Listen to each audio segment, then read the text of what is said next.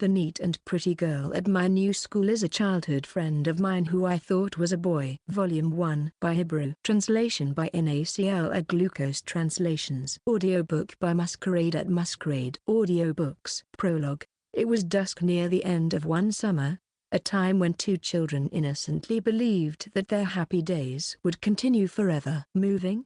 Yeah, to a place really far away. Will we not be able to play anymore? I don't know. Deep in the mountains, beyond the premises of an active shrine, was a secret base made by children in an old and abandoned shrine building. There, two bewildered children, shoulders trembling, fought back their tears as they gazed down at the ground, moving away. Even though they weren't too young to not understand its meaning, they couldn't help but grasp the unavoidable reality of parting. Their minds were in turmoil, with inexplicable emotions coursing through their bodies, scorching their hearts and emotions. They were precious friends. In a mountainous village already suffering from depopulation, they were among the few children around. They played together every day, often accompanied by one of the boys' little sister. They always believed that they would stay together. So, resisting reality became a matter of pride. One of them forcefully entwined the other's pinky, ignoring the confusion of his friend. He couldn't help but do something about the matter at hand.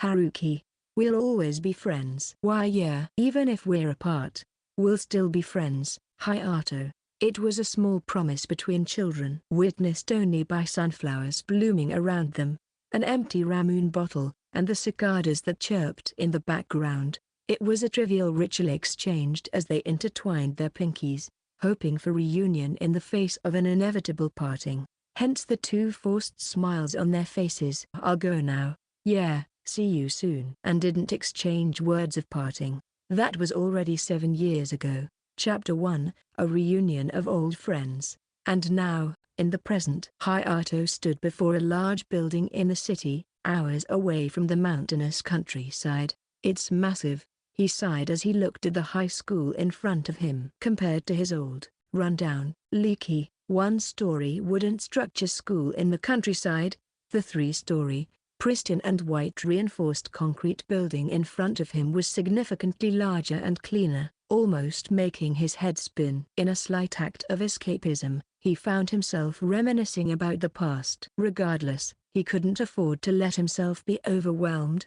so he straightened himself out and headed to the staff room. It seemed like the various tedious procedures of a new student had already been taken care of, as he went straight to the classroom with his homeroom teacher right after. Above the door was a plaque labeled 1A. This seemed to be Hayato's classroom starting today. As he swung open the door, he felt curious gazes piercing him from the entrance, causing him to tense up for a moment. It was a natural reaction. Of course, there were more people gathered in one room here than in his whole school back in the countryside. I'm Hayato Kirishima. I'm a country bumpkin who comes from a place called Tsukino's, where you'll run into monkeys, deer, and wild boars on the road. I'd appreciate it if you all could introduce me to the city, if that's okay. It was a rather self-deprecating introduction. It didn't garner roaring laughter, instead receiving subtly positive responses with chuckles sprinkled around. He had practiced this greeting several times over the past few days. That went well. His classmates' initial reactions about him on his first day at his new school went smoothly, and he breathed a sigh of relief. Moving from the countryside to the city, especially in mid-June, was already a bit unsettling, so Hayato couldn't help but be plagued by a sense of unease. Yet, he also felt excitement. The person he had promised to reunite with in his childhood, Haruki Nikaido, had moved to the same city. There was a possibility of a reunion, and hope that they would. The image of his childhood friend from his memories made him smile inwardly. As for your seat, let's see, is the seat next to Nikaido available? Nicked, eh? Yes.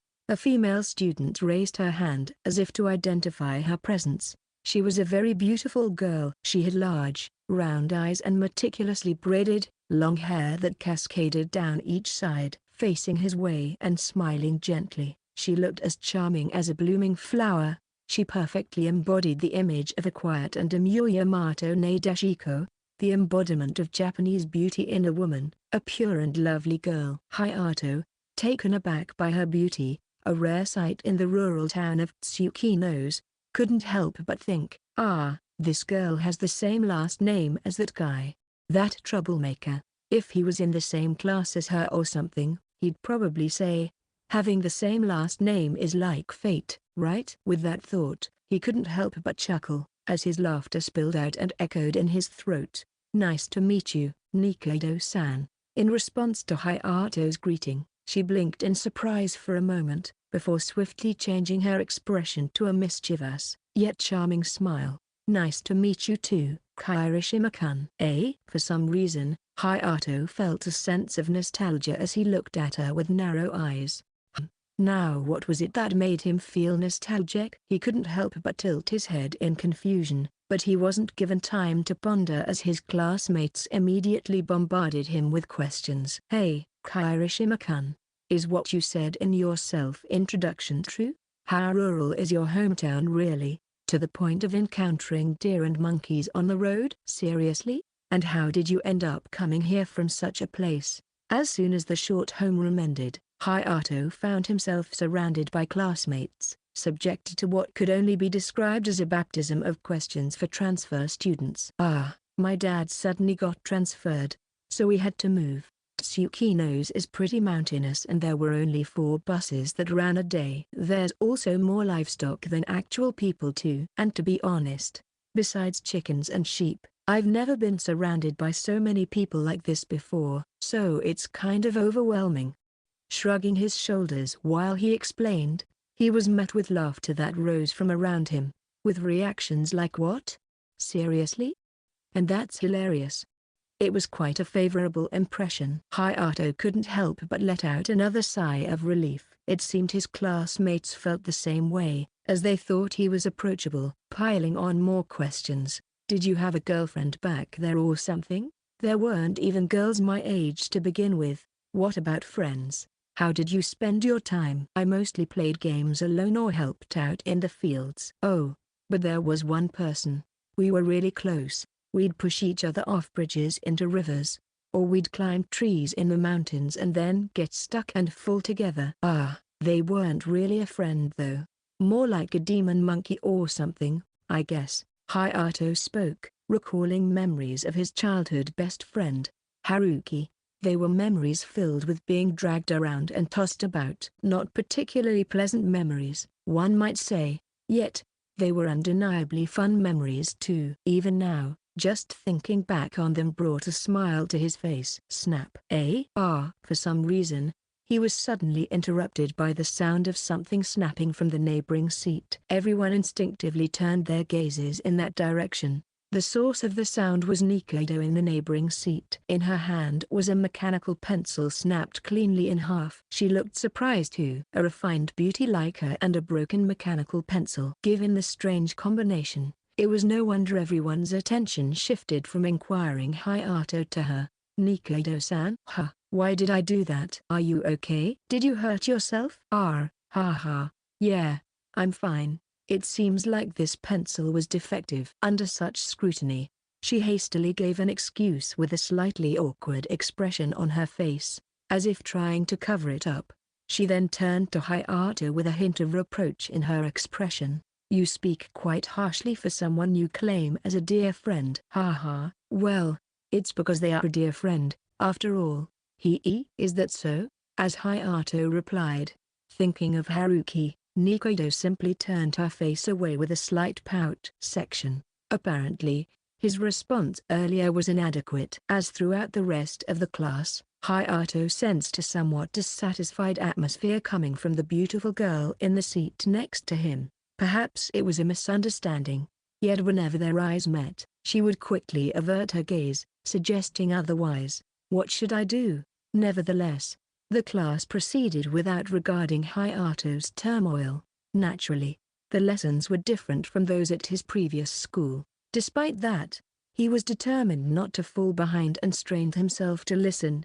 However, there were times where the material was just beyond his comprehension. Sorry, could you pass me the handout from earlier? Meaning that there were times when he couldn't avoid relying on her for teaching materials and such. Whether he liked it or not, he found himself conscious of her Here. Wouldn't it be easier if you brought your desk closer? Oh, thanks. You're welcome. Fortunately, she seemed willing to help, so it didn't seem like he was utterly despised. If anything, she seemed to only just be sulking. He didn't quite understand her.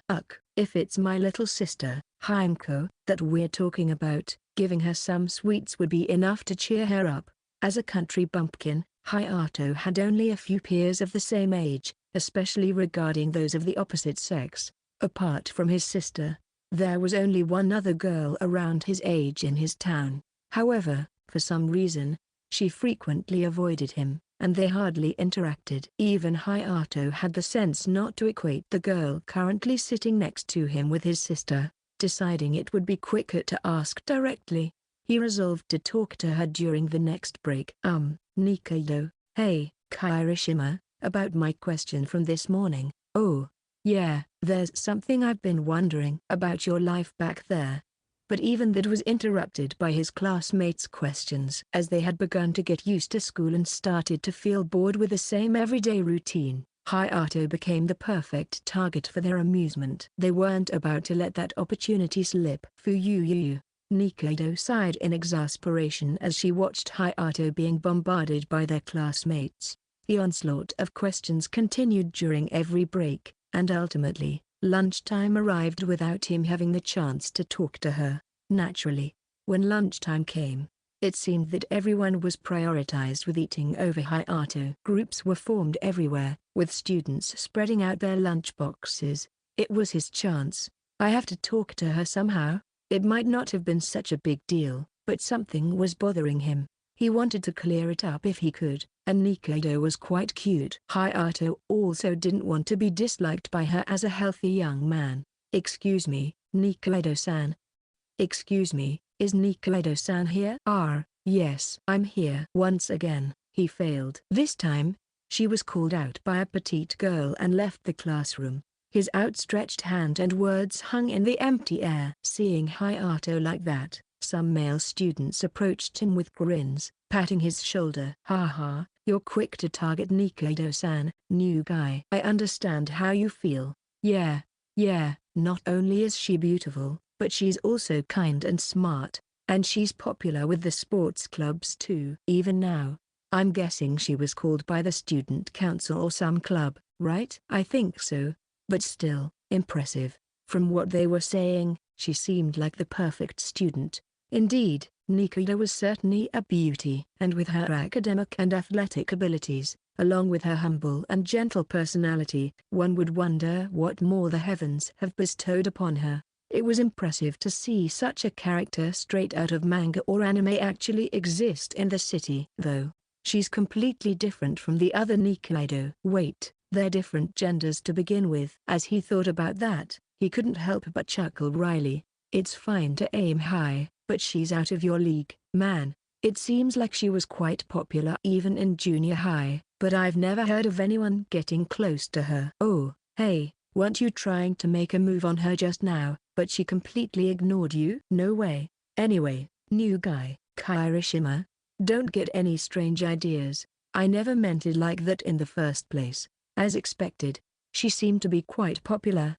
Despite the teasing, Hayato didn't have any desire to date her or anything like that. He did think she was cute, which he wouldn't deny. However, they had just met today, and he didn't know her well enough to form any opinions beyond that. It would likely be the same for Nikaido. That's why it was even more confusing. Why would she give off an irritated atmosphere and show indifference towards someone she just met? I don't get it. No matter how much he racked his brain, he couldn't find an answer. The only feeling growing stronger along with his doubts was the urgency to talk to her soon. Being surrounded by people since morning was tiring for Hayato as well. There were as many people here as there were during a festival back in his hometown. Although he was invited to have lunch together by some boys in the class, he declined, opting to leave the classroom to check out the school store instead. Arriving at the school store a bit later than others, Hayato was taken aback by the peak of the bustling crowd, which was incomparable to the quietness of the classroom. I should probably start preparing my own lunch starting tomorrow, he sighed as he managed to grab a cop pan bread with margarine. It wasn't very flavorful, but it provided enough volume for a growing teenager. He wanted to find a quiet place to eat, at least for now. With that in mind, Hayato wandered around the school building in search of a place where he could be alone. However, he couldn't seem to find such a place. Thinking that there might be no one there, he even went around to the back of the school building, but there seemed to be a female student there that he didn't know. Is that? As he was about to leave, he noticed something very familiar. It was something he shouldn't see in the city, which piqued his interest even more. Moreover, the petite girl with curly hair moving around in front of them reminded Hayato of something. So, despite feeling out of place, he was drawn towards her. It doesn't seem to be growing well. Is the fertilizer bad? Or maybe, is that zucchini? Sorry for surprising you, but those yellow flowers belong to zucchinis, right? And the purple ones next to them are eggplants, and the white ones are the flowers of shishito peppers. Are those also corn plants? Why yes, that's right, you're correct. The girl was tending to a flower bed surrounded by bricks in a long and narrow shape. For some reason, soil was piled up towards the center, creating ridges, of which vegetables were planted there. Hayato wasn't the type to actively talk to girls, especially ones he just met. If there was no reason to talk to them, unlike with Nikaido, he would have just passed by, unsure of what to say. But, inadvertently, he ended up speaking up. Are they pollinated? Zucchinis won't grow big unless you pollinate the female flowers. As for the eggplants, it's good to trim off any excess flowers, and for shishito peppers, removing some branches will help them bear more fruit.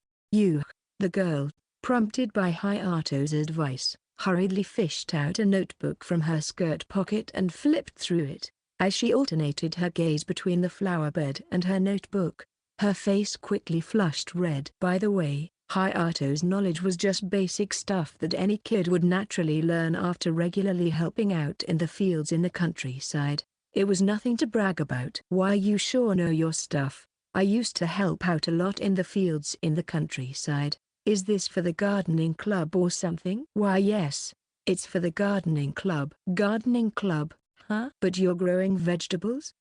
Is that strange? Nah, I think it's cool. I mean, even tomatoes were originally grown for ornamentation purposes, right? And the flowers of certain vegetables can be pretty too!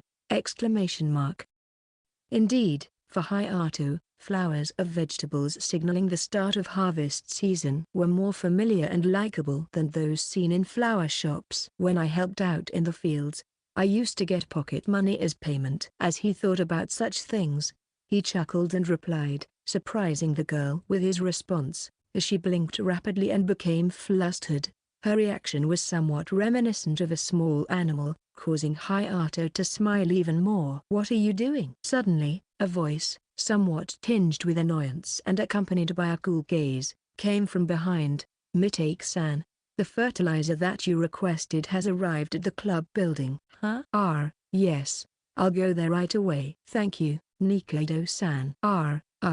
Nikaido-san. The one who had approached them was the beautiful girl who sat next to him in class, Nikaido. As soon as she heard what Nikaido had to say, the girl from the gardening club dashed out of the area as if on springs. After they both watched her leave, Nikaido put her hands on her hips, glared at Hayato with narrowed eyes, and leaned in close to him. So, hitting on girls on your first day here? Honestly, is that the type you're into? Kirishima-kun. No.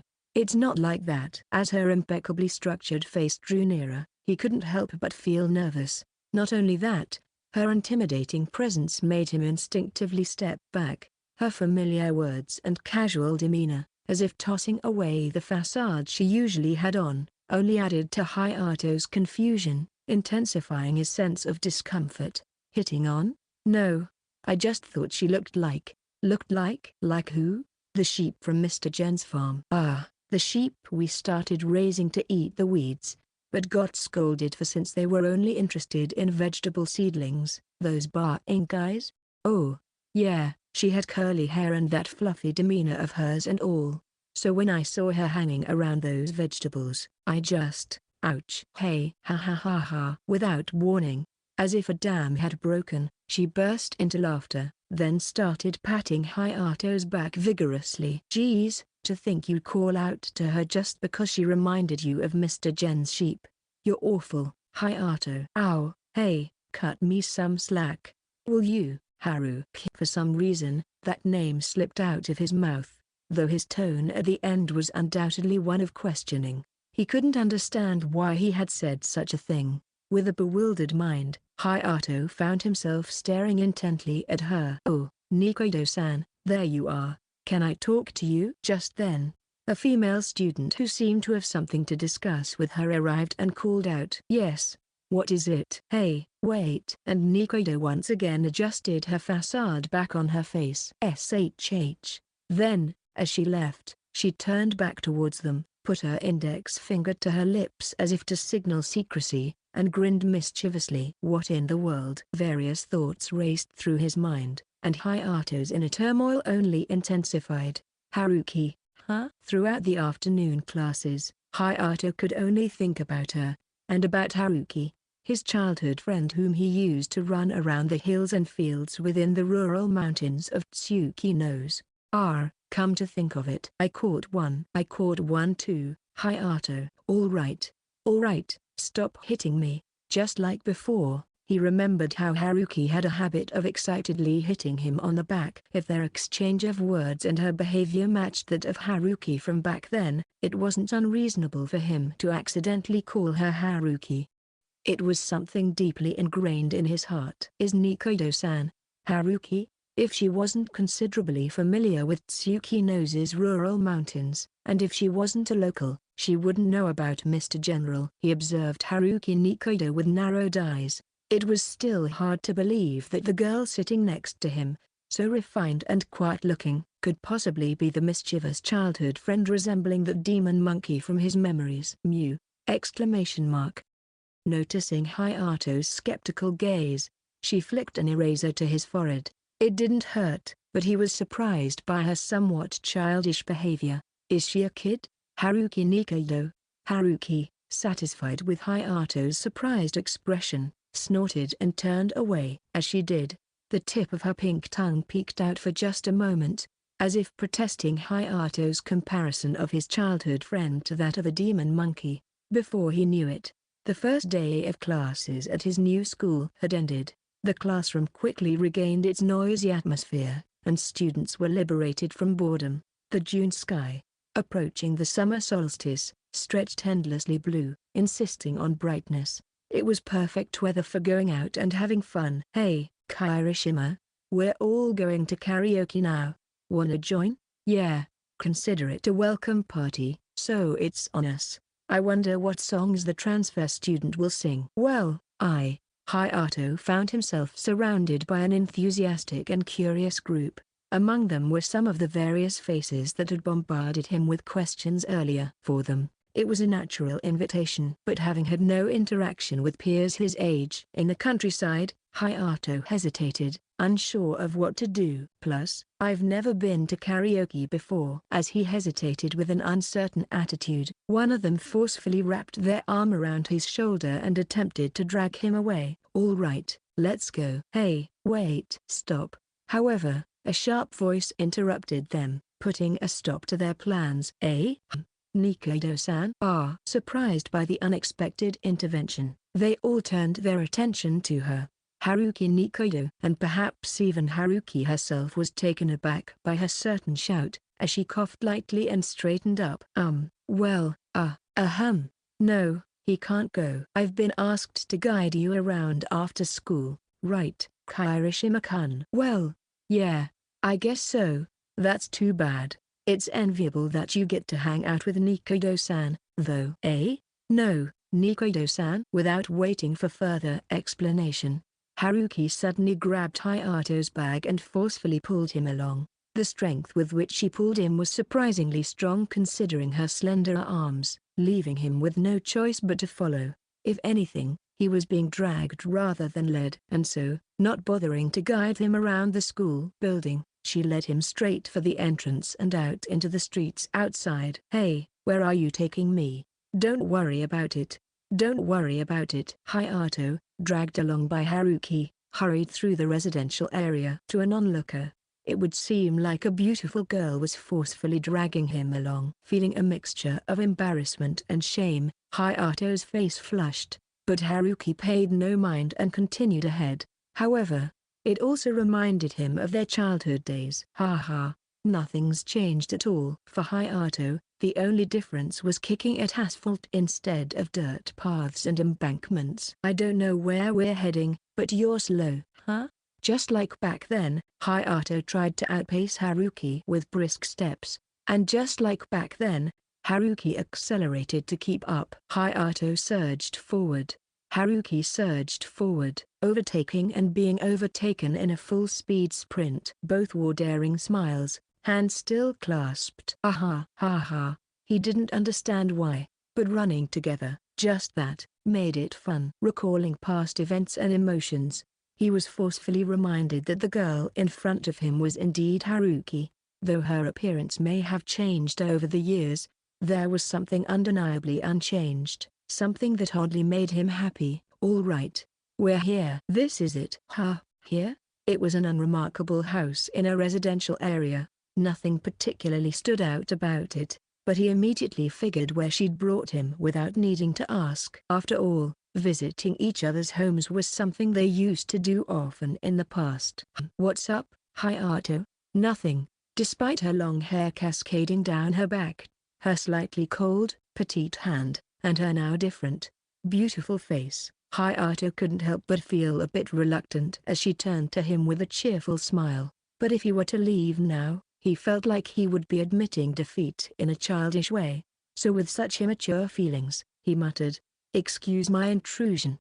Don't worry about it, it's just me here, so you don't need to hold back." Really? As Hayato nervously announced his presence into her house, Haruki responded with casual words as if nothing out of the ordinary was happening. Haruki's current appearance was that of a completely demure and lovely young girl. Being treated with the same straightforward reaction as when they were kids left Hayato feeling a bit flustered. While he was thinking about this, Haruki suddenly exclaimed, "Ah!" as if she noticed something. "Wait right there. Don't move." "Okay?" Oi. Rushing up the stairs in a panicked manner, Hayato picked up the sounds of rummaging and crashing that echoed from her room. She must be tidying up. Seriously, what am I supposed to do? Left behind at the entrance of someone else's house? Hayato couldn't help but sigh. And not only that, because of her forceful hastiness, he caught a glimpse of her boxer-style underwear from under her skirt, devoid of any sex appeal. A strange sense of guilt plagued Hayato. "Sorry for the wait." After catching her breath, Haruki invited him into her room. It seemed like she had just tossed everything into the closet. But at first glance, the room looked tidy. Furniture in black or dark brown, a bookshelf filled with manga, plastic figurines, and various gaming consoles. It was a room that clearly belonged to a more grown-up Haruki. If it weren't for the mirror and makeup cosmetics casually placed on her desk, Hayato's room wouldn't have been much different. "Just make yourself at home. Take a seat." "Oh, Haruki, why don't you take off your socks too? It's hot, isn't it?" "Yeah, but..." As Haruki tossed a cushion towards him, she suddenly started taking off her socks. Unlike in the past, the unexpected sight of her well-shaped, white, feminine feet made Hayato flustered, even though he knew the person in front of him was Haruki. With a thud, she sat down energetically on the cushion next to him. Before he knew it, she had crossed her legs and, while leaning forward, inched closer to him. Without a doubt, her demeanor inevitably overlapped with the Haruki from back then. And because of that, her allure somehow dissipated, and a chuckle bubbled up in Hayato's throat. But Haruki, looking at Hayato like that, had a reproachful look in her eyes. "So, who are you calling a demon monkey?" "Well, you see," it seemed Haruki was holding on to Hayato's words from this morning. Not only was she serious, but she also seemed a bit sulky. But with her pouty lips and her intense gaze, Hayato couldn't help but feel sweat breaking out on his back. "Sorry about that, my bad." "It's, consider it an IOU, for saying that." "An IOU, huh?" "Okay then." Satisfied with Hayato's response, Haruki quickly withdrew her displeased expression. Then, she muttered the phrase "I owe you" as if savoring it and started grinning. "I owe you" held a special meaning for the both of them. It was something, or a favor, to be given by one side to the other, never to be repaid or of the receiver to be considered in debt. It was a rule that existed only between Hayato and Haruki. "Ah, I owe you" brings back memories, doesn't it? I wonder how many IOUs you owe me, Hayato. That's my line. I'm sure you owe me plenty of IOUs too, Haruki. Haha. That's for sure. PFFT. Aha. The two exchanged glances and burst into laughter. In this atmosphere, Hayato brought up something that had been on his mind. "Isn't this a bit unfair, Haruki?" "You mean my face?" What Hayato was referring to was Haruki's appearance, which was far from the tomboyish image she had before. Unfortunately, her true nature had now surfaced, and she was sitting cross-legged, shamelessly exposing her bare feet. "Well, there are reasons for that, and why I'm disguising myself like this." "A disguise, huh? It still seems a bit mysterious, Hayato." "Haha, sorry." "Consider this another IOU." Honestly, Hayato, throughout the years, they had often bickered and had minor disagreements, and each time, they'd resolve it with an IOU and let it go. It was a part that consisted of their pile of memories. It was a word of apology that only made sense between Hayato and Haruki. Feeling a bit annoyed that she might read his emotions even further, Hayato glanced around the room, searching for a topic. His eyes fell on something nostalgic. "Oh, that's still here." "I still have the game cartridges. Probably still in there." "How nostalgic." "All right then, our first match after a long time." "If you lose, you owe me one." "That's cheap. Then let's make it a best of 5. Okay." They often played a certain game together on an old console from 2 generations ago when they were kids. It was a kart racing game with characters resembling mushrooms and turtles, and they had been quite obsessed with it back then. And that obsession hasn't changed even now. "Hey, not fair." "Why are you using that item at this moment?" "Maybe it's because I've been playing fairly lately." "Liar. You've been treating me like a yokai." Haha. Despite only having met for the first time after a long time, they found themselves engrossed in the game, shoulder to shoulder, without much conversation. There were many things they should have talked about, but all they discussed were matters related to the game in front of them. But that was enough. They felt as if the distance between them, which had formed after so many years, was gradually closing. Before they knew it, the early summer sunlight was beginning to wane, indicating that quite some time had passed. "I should probably head back." Yeah, I guess so. It was a fun time." Yet that time that had flown by so quickly. With the end approaching, they couldn't help but feel a hint of loneliness creeping in. Intellectually, they understood. There was a time when they thought this fun would last forever, but that time had suddenly collapsed. With a face like a sulking child, Haruki watched as Hayato put on his shoes. Hayato could sense her gaze. He understood her feelings well because he felt the same way. So, he made an effort to speak cheerfully, as if to dispel that unease. "See you later." It was their usual parting greeting. Everything they felt was packed into those words. Haruki understood that. So, for Haruki, her farewell greeting was, "Yeah, see you later." And "welcome back." Welcome back? Welcome back sounds just about right for me. Haha. What's that supposed to mean? Haruki flashed a radiant smile, like a blooming flower. It was the brightest smile Hayato had seen all day. Hayato's new place was a 10-story family-oriented apartment building not too far from Haruki's house. Like his new high school, it was made from reinforced concrete and drastically contrasted the wooden single-story house that he used to live in. The entranceway of the apartment building had an auto-lock system, quite different from the carefree open entrances of homes in rural areas. The differences between the countryside and the city were many, and adjusting would take some time. "I'm home. Welcome back, Ani." "Himeko, you're exposing yourself too much." "Wanna see?" "I'm telling you because I don't want to see." "Then don't look." "Geez." In the living room of their 6th-floor apartment, she greeted his return with an unenthusiastic voice. She had winsome eyes, hair brightly dyed, had a loose perm, and a school skirt that was shortened just enough to not be indecent. She was the epitome of a fashionable modern girl. Hayato's sister, Himeko. Despite being his sister, Hayato did think that she was quite cute, but right now, all she was doing was lying lazily on the couch, her short skirt rolling up. Even Hayato couldn't help but furrow his brows at her rather pathetic state. Honestly, both Haruki and Himeko, unconsciously comparing the sight of his childhood friend from earlier with his sister's current state, he sighed. Perhaps it was because he was like a brother figure to the both of them that he was able to see them in this way. Thinking this, Hayato couldn't help but feel exasperated. Himeko, where's Dad? At the hospital. He's stopping by Mom's place afterward. I see. What about dinner? Honey, please. I can't do anything else right now. Fine, fine. Himeko was busy fiddling with her smartphone, occasionally making frustrated grunts. Hayato remembered how she had been fervently researching before they moved, not wanting to be seen as a country bumpkin. Surely, she had received the same baptism of fire as him, being a transfer student, so she would have been desperate not to reveal any embarrassing details. If I were you, I would have just come clean about coming from the countryside from the beginning. Stop nagging.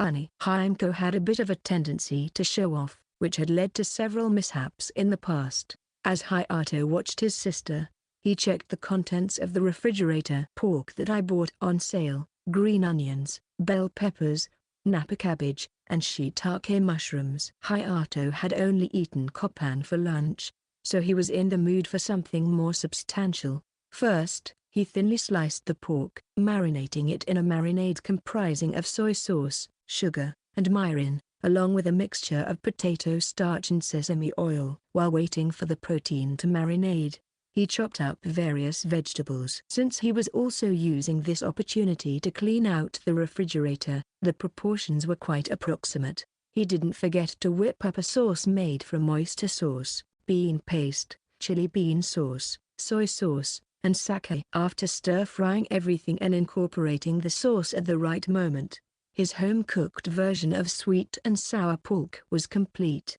and by adding instant miso soup to rice, it wouldn't look too bad in terms of presentation. Himeko, it's ready. Okay. Oh, wow. What's wrong? You're the type to end up making something like appetizers for drinks, honey. But this falls under normal cooking, doesn't it? Well, yeah.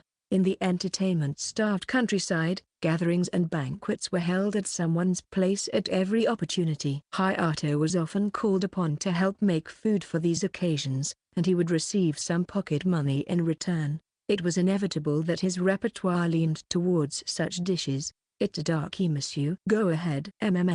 It goes so well with rice. It's dangerously good. Oh, by the way, honey, did you know? I just found out today at school. There are no coin-operated rice mill machines around here. In some rural areas in Japan, rice is often sold unmilled, meaning that you're able to mill it yourself with such machines. What? And you know what? If you walk for about 10 minutes, you'll usually reach the nearest station. That's really quick. Shocked by the urbanity different from the countryside of Tsukino's, the Kirishima siblings shuddered. It seemed that not only Hayato but also his sister Himeko were having a tough time dealing with these cultural shocks right after transferring. So, what's up? What do you mean? You look happy. Why, you've been grinning. Eh? Having his sister point it out, Hayato only then realized that his cheeks had relaxed. It seemed that he was overfilled with joy after reuniting with his childhood friend, Haruki, that it showed on his face. That's why he naturally ended up smiling. I saw Haruki at school today. Haru-chan? Wait, really? That Haru-chan? I was really surprised.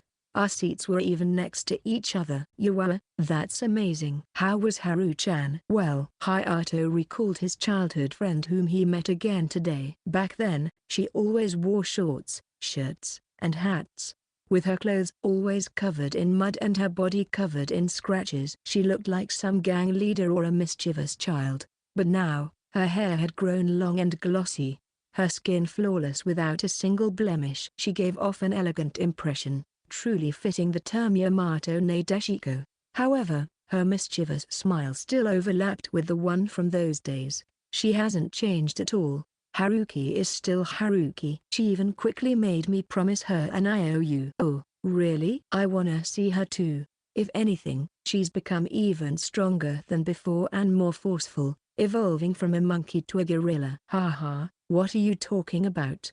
Both siblings blossomed in conversation about their common childhood friend, Haruki, indulging in the many memories that came flooding back. They had promised many IOUs between them. When the sizes of the ice cream they split were uneven. When they competed to catch the most cicadas. When they competed in games like today. They had piled up many memories together. That day, at the end of summer, when the days they thought would last forever crumbled away, the small promise they made at that time still resonated now. They now differed in height by a head. Their hands that used to much now differed by size. They still ran at the same speed, but their strides had changed. Such differences that had emerged during their time apart. Yet surely, they would eventually become insignificant. The relationship they thought had ended was about to begin again, along with summer. Chapter 2, Promise. I overslept. In the early morning, Haimko's piercing scream, far from the tranquility one might expect at this time of day, echoed throughout the Kirishima household. Hayato, hearing her voice, muttered, "Here we go again." While flipping eggs skillfully in a rectangular rolled omelette pan, he was making rolled omelettes with dashi, one of Hayato's specialties, which paired well with the strong flavor of bonito flakes. Of course, it was a dish that was well received at gatherings back in the countryside. As part of his reason to clean out the stock in the fridge, he added chopped Japanese mustard greens. That wasn't the only reason, though, as Hayato felt that it added an enjoyable texture. "Geez, why didn't you wake me up? I mean, look at the clock, it's already 7:30. Isn't that plenty of time?" "Even if I dash." "Oh, right. That's true. Unlike back there, school is nearby, right?" Still sporting bed hair, Haimko giggled and stuck out her tongue playfully. The both of them had mixed feelings about the sudden move. However, it was without a doubt that the significant reduction in commuting time was something to be happy about. "Honey, what's that?" "It's a bento. I whipped up some dashi omelets and added them to last night's leftovers. I looked at the school cafeteria and, well, you know." "Oh, got it. And what about mine?" "Oh dear big brother, here you go, Haimko." "As expected of you." Hayato felt a slight chill remembering yesterday's crowded school cafeteria. The sight of everyone rushing to buy food was like a scene reminiscent of a battlefield. It might be common for city students. However, Hayato, a country bumpkin, had never experienced something quite like it before. Although he felt that he could handle it if it wasn't a frequent occurrence, he didn't have the courage to charge into such a battlefield every day. Thinking his sister was probably the same, he had prepared 2 portions in advance. Hayato was somewhat of a caretaker. Even though there was plenty of time left, he couldn't afford to relax too much. Quickly finishing breakfast and preparations, Hayato and Haimko left the house simultaneously, locking the door behind them. "It's hot." So hot. As soon as they stepped outside, the siblings both uttered the same lines. Unlike in the countryside, there was no exposed ground. Instead, the asphalt absorbed the heat. There were no trees to block the sunlight, and the early summer sun was scorching. And the temperature in this city was much higher when compared to Tsukino's. The siblings walked the school route with weary feelings in the early morning. "Well then, I'll be heading this way." "Got it." After parting ways with Haimko, Hayato couldn't help but yearn for the coolness of the countryside. The crowd of people and the lack of greenery forcibly reminded him of his relocation to this new place. It wasn't something he had particularly wished for. It seemed like it would take quite some time to adapt. Oh, speaking of which, thinking about the countryside, he remembered something that caught his attention. It was the flower bed behind the school building that reminded him of Tsukino's, where he had been yesterday. Zucchini flowers bloom in the morning and wither by noon. Therefore, they must be pollinated in the morning. In his mind, he pictured an earnest, yet flustered girl. "I wonder if she's okay." As Hayato passed through the school gate, he found himself heading towards the flower bed without realizing it. The location of the flower bed, though behind the school building, was a sunny spot with few people passing by. It seemed ideal for growing plants on campus. Even from a distance, he could see several large yellow zucchini flowers blooming. In front of them stood a girl with curly hair reminiscent of the sheep of Tsukino's, looking flustered. "Good morning. What's the matter, Kaya?" "Oh, from yesterday. The flowers are blooming." "Huh? Have you pollinated them?" Well, it's easier if you use a cotton swab." "I don't have one." The girl from the gardening club blushed shyly and gazed at the floor. It seemed she had been careless in her preparations. If left unattended, the zucchinis wouldn't grow properly, and Hayato wasn't heartless enough to just walk away after speaking up. "Oh, the one with the green fruit is the female flower, and the one without is the male. Can I pluck them?" "Eh?" "Oh, yes, please." "Thank you very much. Since the petals are in the way, you should peel them off. Then, rub the exposed stamen against the pistil. Got it?" "I'll try." "Like this." You don't have to pollinate all the flowers one by one. One stamen can pollinate 2 or 3 pistils." "Why yes." With Hayato's guidance, she began pollinating as well. Though smaller than a field, the flower bed was quite sizable, though there wasn't much time left until morning homeroom. Despite the rush, Hayato felt his heart buoyed by the return to farming after a long time. His lips naturally loosened. "I always thought vegetables just grew on their own. Stamens and pistils come together, and through that interaction, fruits are born." "Ah, that means these plants are alive too, aren't they? And we're eating them." "That's right. Yeah, you're absolutely right." For Hayato, working in the fields was a part of everyday life. Tsukino's had many farmers, so this sort of thing was commonplace. He had simply regarded it as another task. That's why the opinion of the girl from the gardening club seemed fresh to him, and he found himself inadvertently gazing at her face. When she noticed Hayato's gaze, she blushed and then suddenly stood up, flapping her hands in a panic. It's weird, right? Stamens and pistils, isn't that, like, lewd? Wait. No, I mean, the stamens and pistils, they're for reproduction." "Calm down." Caught off guard by her sudden outburst, Hayato didn't know how to respond. He was someone who absolutely lacked the ability to deal with girls his age. A red-faced Mitake-san talking about stamens and pistils. "What have you exactly done to her, Kirishima-kun?" "Nikido-san, Haru." Nikido, as if interjecting into the situation between the two. Haruki appeared on the scene. Her eyes held a sharp gaze, and being naturally beautiful, she exuded an odd sense of intimidation, causing both Hayato and the girl from the gardening club to step back. Well, good morning, and excuse me." Unable to bear the atmosphere anymore, the girl, clearly overwhelmed, fled like a startled rabbit. Left behind, Hayato found himself alone with an amused Haruki. "This is, Fufu, that girl really resembles those sheep that run away when Mr. Gen gets mad, doesn't she, Hayato?"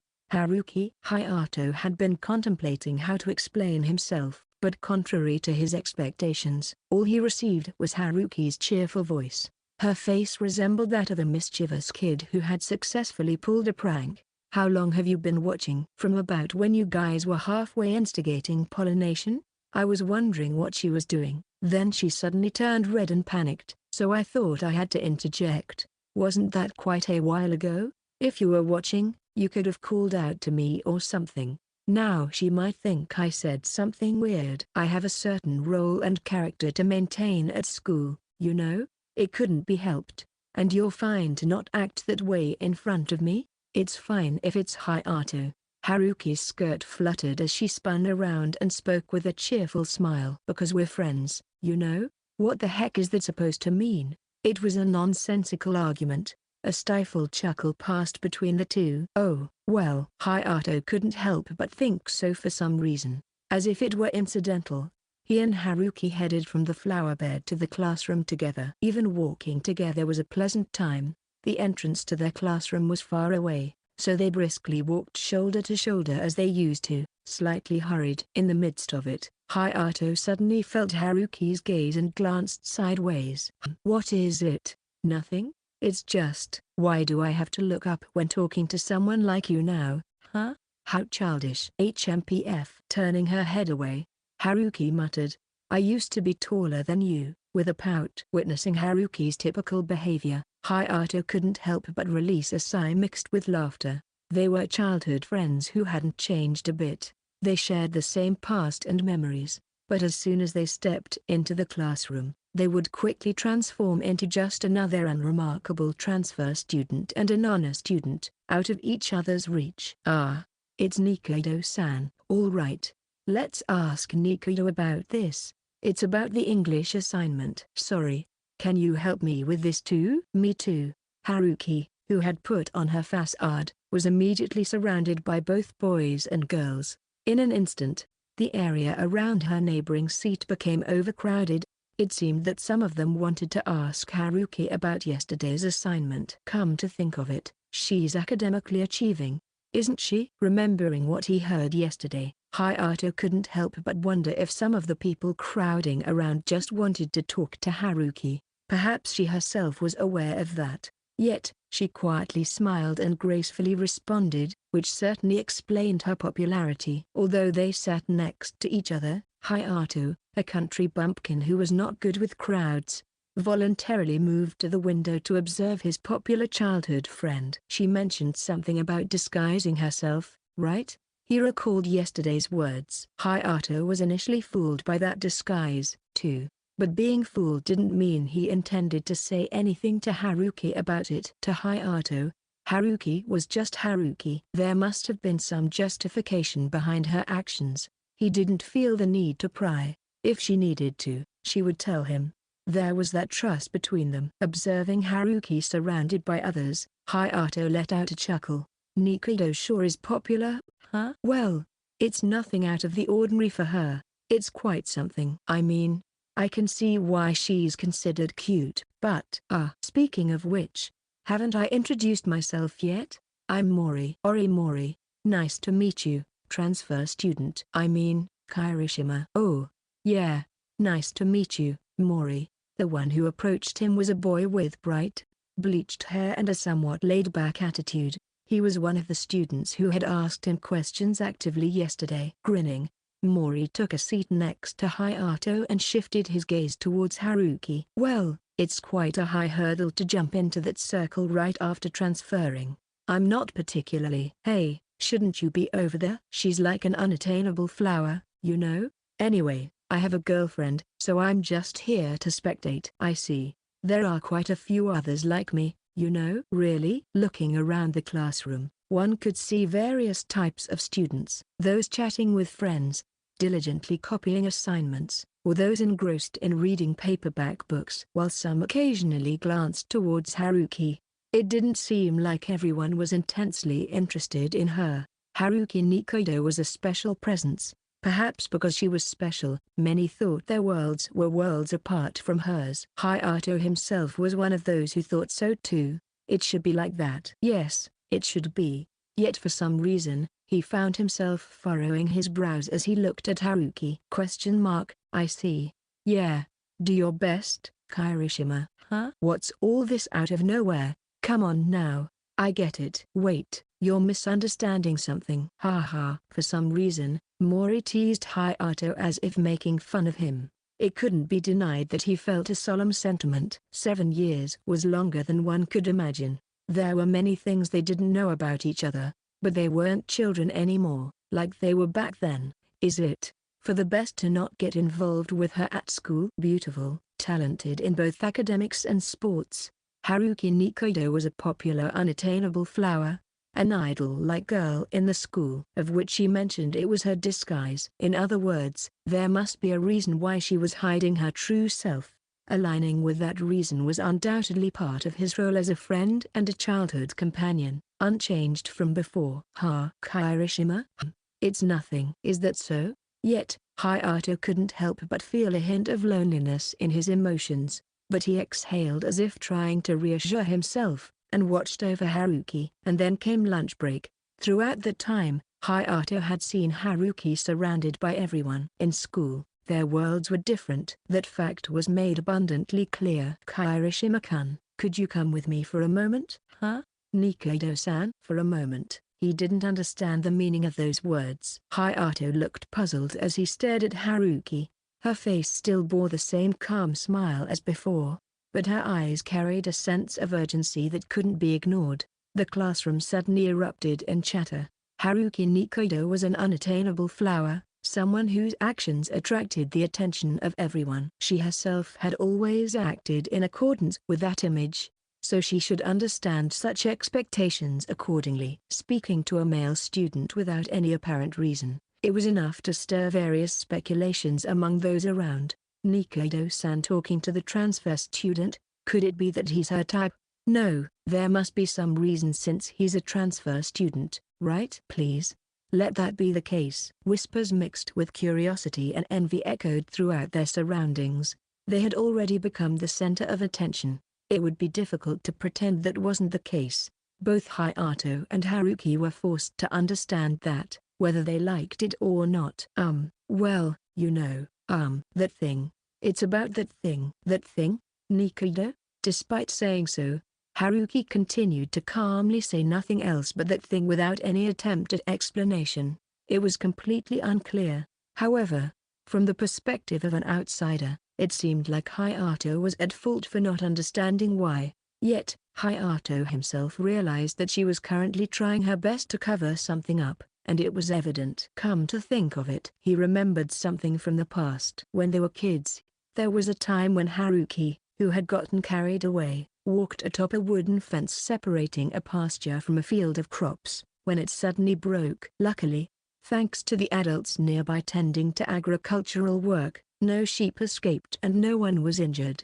It was because their wooden fence had started to rot. There was no blame or injury to Haruki, but at that time, Haruki convinced herself that she had messed up, and she just kept saying it's, you know, the thing. Endlessly. Despite her composed demeanor, Hayato couldn't help but see that Haruki was currently doing the exact same thing as she was back then, with those pleading eyes reminiscent of that time. Seriously. Suppressing a chuckle that was threatening to rise from his throat, Hayato carefully chose his words. Right. That thing about the flower bed this morning! Oh, why yes, that's it. I wanted to get it done quickly. Is now okay? Yeah, got it. Oh, could you take my bag too, please? Sure thing. It was an adlib delivered in the spur of the moment, but with this, they succeeded in portraying a scene of hurrying to complete a favor they were asked to do. The surrounding atmosphere shifted to one of relief, with murmurs like "Oh, I see" spreading, as their classmates gradually lost interest. Even from Hayato's perspective, Haruki clearly showed a relieved expression on her face as she hastily left the classroom, leaving him sighing in relief.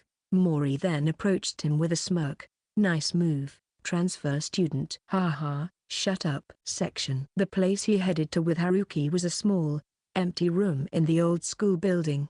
It was about a quarter of the size of their classroom, narrow and wooden, giving off a run-down vibe that hinted at its history. However, the floor was spotless, showing signs of careful maintenance. What's this place?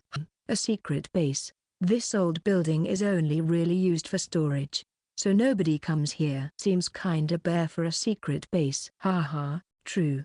I'll bring something next time. It doubles as shelter, anyway. Shelter, huh? Perhaps because there were no eyes around, Haruki switched to her true demeanor.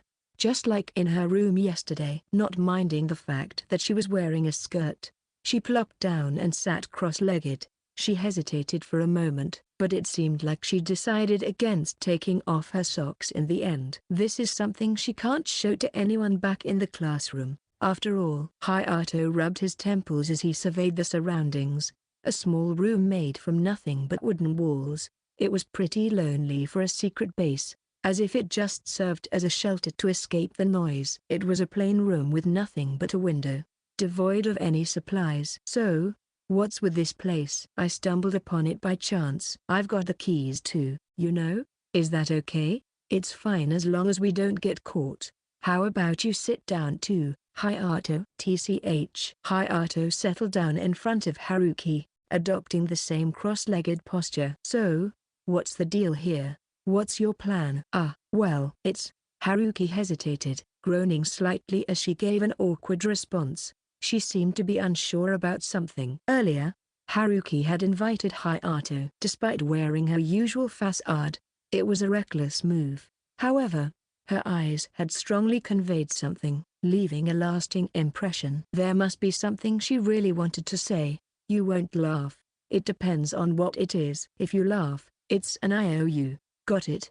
Haruki's serious gaze locked onto Hayato. He also turned to face her, ready to listen to whatever she had to say. The truth is, I always dreamed of having lunch with a friend. Huh? Hayato couldn't help but let out a dumbfounded voice. Misinterpreting his reaction as exasperation, Haruki raised her eyebrows in protest. Geez, it's really important to me, you know? I mean, I'm like, people have argued over who could eat with me, you know? So I've been alone all this time, and that's why. Her last words trailed off almost to a whisper. It was easy to imagine what Haruki was saying.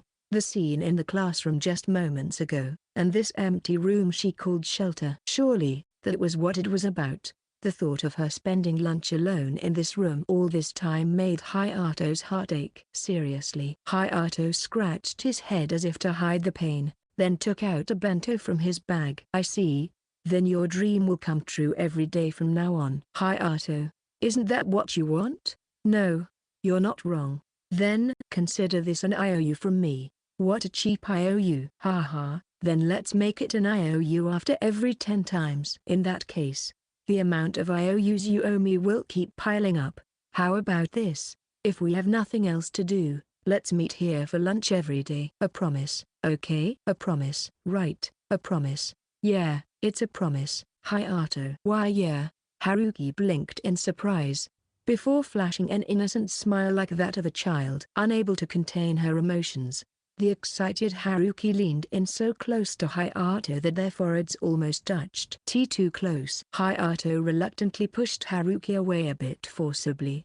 Haruki was a very beautiful girl, a fact that Hayato couldn't deny. To see her, who normally wouldn't show such a radiant smile to anyone else, approaching him this closely naturally made his heart race. Hayato couldn't help but feel a twinge of frustration at the thought of Haruki sensing his inner turmoil. Back off. Sorry. So, Hayato somewhat forcefully pushed Haruki away and bluntly extended his right pinky finger. He was aware of how childish he must have been. A promise, okay? Yeah, a promise. He. Intertwining their pinkies, sharing a trivial secret promise. Laughter leaking from the both of them. Once again, just like back then, memories were made between the two. Chapter 3, An Ordinary Dining Table. The Kirishima family had just moved recently.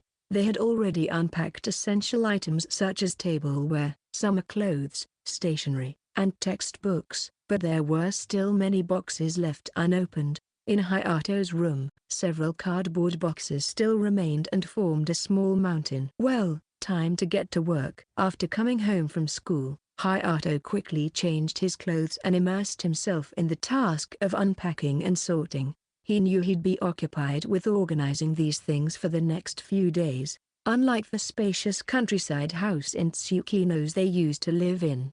Their new 3LDK apartment posed a challenge with its limited space. Ani, are you there? I'm coming in. Without waiting for a response, Haimko entered the room. She was still in her school uniform and had her phone in one hand. Dad sent a message. He said he's going to Mom's place again today. Looks like it's just us for dinner then.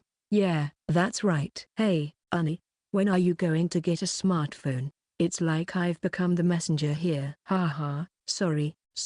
Seriously. Hayato shrugged off Haimko's exasperation and headed to the refrigerator. Since yesterday and this morning, he had been using up the remaining ingredients for the sake of clearing his stock, so the fridge was quite empty. It's empty. Did we have anything in the freezer? Hey, Ani. His shirt was suddenly tugged from behind. When he turned around, he saw Haimko's face, tinged with a hint of melancholy and anxiety, as if she was holding back something. It reminded him of a certain time in the past, but she immediately put on a bright voice as she made her request to Hayato. Hey, I really feel like eating Annie's stuffed hamburg steak today. That takes a lot of effort, you know. And we'll have to go shopping for ingredients. I know. I'll help too, okay? Fine. Hayato couldn't refuse when faced with such a pleading look from his little sister. Himeko already had the household wallet clutched in her hand, eager to go.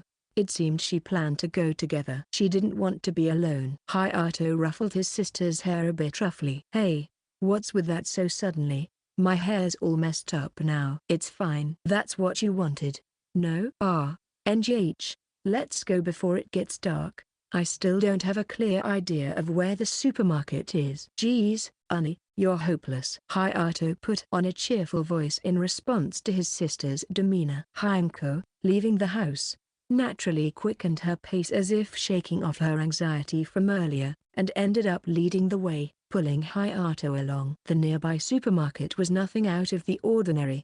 It displayed an array of vegetables, fresh meats and fish, milk, a variety of beverages, condiments, colorful snacks, and small goods. It was just an ordinary supermarket, with nothing remarkable.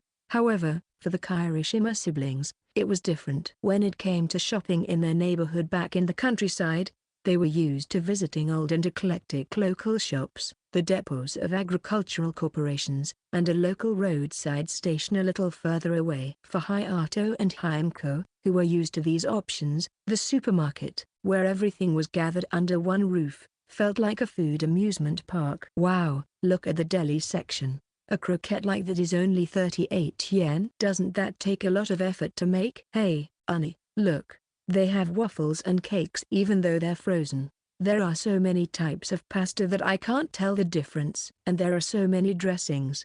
I don't even know what's what. Hayato and Himeko struggled to control themselves from overspending. So on that day, a Kirishima family rule was established. Limit spending on snacks to 200 yen at a time. By the time they had returned from shopping, the sun had already set. They turned on the kitchen lights and started cooking right away. Himeko, could you help me dice the vegetables? I'll start on the mushrooms. Got it, but man, vegetables are so expensive here. Really putting the stuffed in Annie's stuffed hamburg steaks? Huh? Haha, back in Tsukino's, we got so many vegetables and mushrooms for free from our neighbors to the point where we couldn't finish them all. Hayato's stuffed hamburg steaks were hamburg steaks filled with plenty of vegetables. In addition to the onions he often stuffed them with, he added cabbage and eggplants too, enhancing the flavor of the meat with the sweetness of the vegetables. While in the past, he experimented with whatever vegetables they had received as gifts.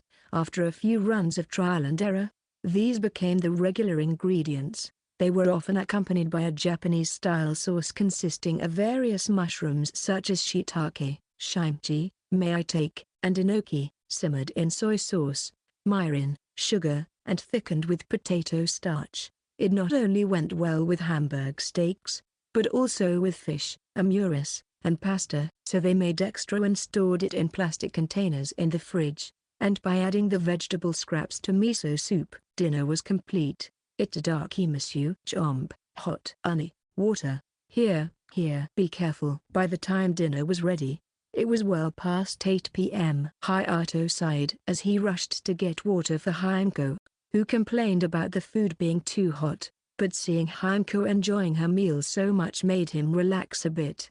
The well-seasoned stuffed hamburg steaks, accompanied with white rice, dissipated their hunger easily. Annie, your sauce would go really well with alcohol, but you've never drunk alcohol before, have you, Himeko? Well, I've had adults tell me that it goes well with dry shochu, traditional Japanese distilled spirits or hard liquor. Well, it's delicious. Yeah. Weren't stuffed hamburg steaks the first dish you ever made, Annie? It's like a nostalgic taste for me. Or rather, I've noticed that you've become quite good at cooking. Yeah. So, let's keep it up from now on, Annie. You remember that too, Himeko. If it's frozen or instant, I've got it covered. Seriously. Hayato and Himeko, brother and sister, the dining table was filled with their cheerful voices, but it felt too spacious for just the two of them. It was a somewhat lonely sight, but for them, it was just an ordinary scene. Chapter 4, Unfamiliarities and Difficulties. Hayato, who had just transferred, still had many things he wasn't used to. Unlike in Tsukinose's countryside, he passed by no tractors on the way to school, nor did any deer or wild boars enter into the schoolyard. Even the fact that the classrooms were full was something he needed to get accustomed to. This was also true for physical education class. The ball went that way. No way, can you make it in time from there? You're always so easy to catch out from feints. On this day, groups were formed with the neighboring class, with several different groups for boys and girls participating in various ball games. Incidentally, Hayato's group was playing football. His physical abilities, honed by rural fieldwork, stood out even among his peers, surprising those around him. Despite that, it seemed that he was easily susceptible to his opponent's feints and techniques, astonishing them, albeit in a different way. The surrounding students warmly welcomed the new transfer student with laughter. Good job, Kirishima. Well, you're pretty amazing in many ways, huh? Ha ha. Shut up. It's my first time today, Mori. There weren't enough people in my school back in Tsukinose to play ball sports. I see, that explains it. Huh? What do you mean? Suddenly, a loud cheer erupted from the direction of the gymnasium. With limited space between the ground and the gymnasium, not everyone could play at once, so half of them had to watch. Most of those spectators seemed to have gathered around the gymnasium. More people than at a festival back in the countryside were crowding around, piquing Hayato's interest. Oh, the goddess of victory has descended. Goddess of victory? Encouraged by Mori, Hayato headed towards the gymnasium. There, like a goddess soaring through the sky, or, in Hayato's subjective view, like a monkey, was a girl. How's she doing that? She's been in the air for too long. Is she really flying? Try to pass the ball to Nikaido-san as much as possible. She always has 3 defenders marking her, right? It was a girls' basketball game. The way the game constantly shifted between offense and defense, centered around one girl, was gripping.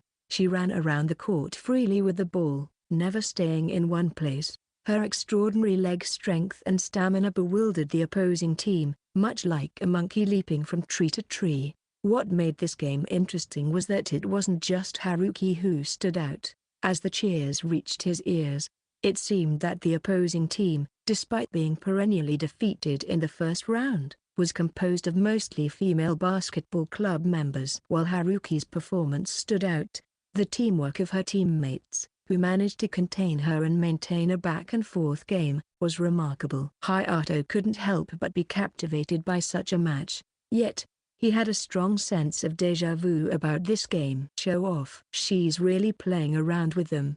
Haruki had always had a habit of showing off, not just in games but also when jumping into rivers, jumping over fences, or swinging sticks. She found. Even now, despite the opposing team being visibly out of breath, Haruki maintained a relaxed expression, as if she had plenty of energy. Hayato involuntarily furrowed his brow and let out a strange sigh. Phew, Nikaido is really amazing, huh? Kirishima? Yeah, I totally think so too, Mori. Besides basketball, she's amazing in that department too. At what? When Hayato looked at Mori's face, he saw a sloppy, expressionless look. And when he shifted his gaze slightly, he saw many boys with similar expressions. Following their puzzled gazes, he ended up at one point. Huh? It's, amazing, right? That.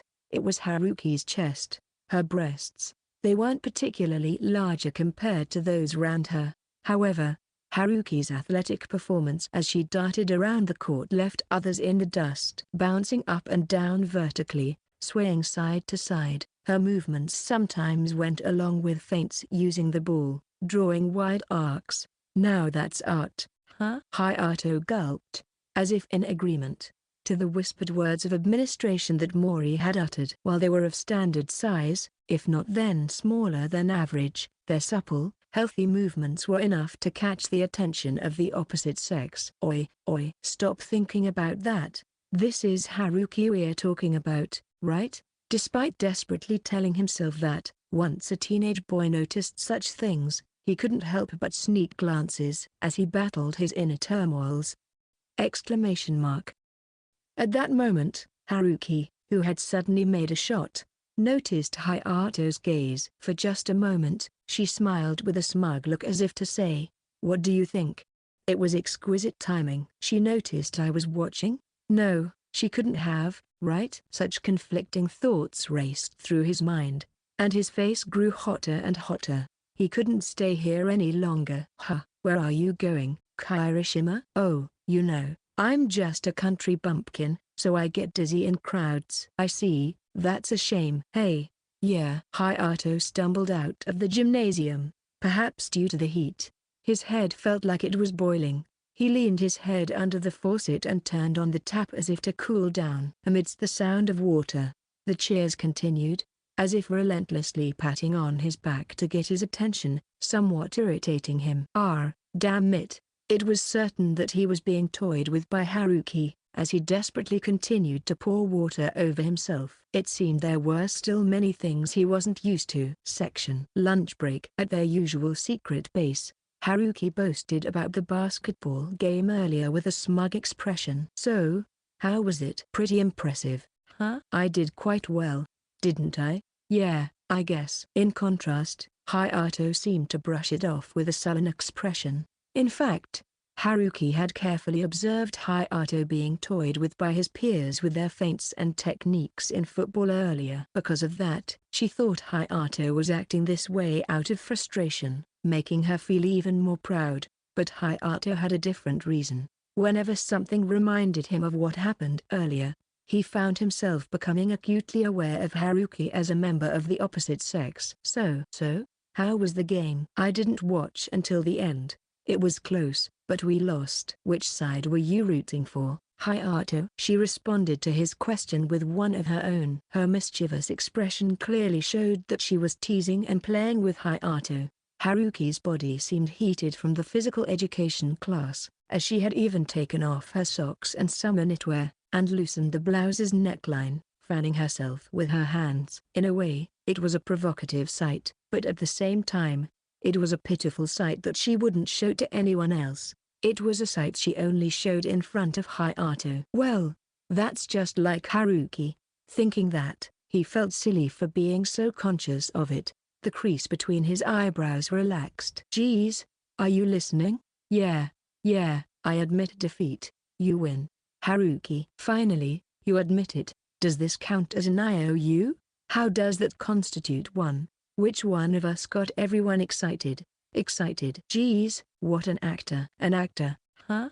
Haruki?" The atmosphere around Haruki suddenly changed. The playful lightness she had just moments ago had dissipated, replaced by a solemn mood. Though she wore a smile on her face, it seemed like she was enduring some kind of pain. It was almost distressing to watch. Hayato couldn't understand what had caused this sudden shift. The only thing he knew was that he had stepped on some kind of landmine, and he was left unsettled. "Hayato, you're completely different from me, aren't you?" Wait. Haruki? In an instant, her smile changed once again, as she crawled on all fours towards Hayato like a predator eyeing its prey. She placed her hand on Hayato's chest, moving her fingers provocatively as if confirming something. "This area feels really firm here. Is it muscle? Is it because you work out? Or is it because you're a boy? We weren't so different in the past." Stop it, Haruki. "Why? There's no need for this." Hayato's face flushed a bright red in response to Haruki's fingers. Her supple and gentle fingers traced his chest independently as if they had a will of their own, sometimes slipping inside the areas between his buttons, touching his bare skin. Hayato eventually found himself unable to endure the unfamiliar sensation brought on by his childhood friend's fingers. "It's ticklish, stop it." Peeling Haruki off forcefully, Hayato glared at her with tears forming in the corner of his eyes.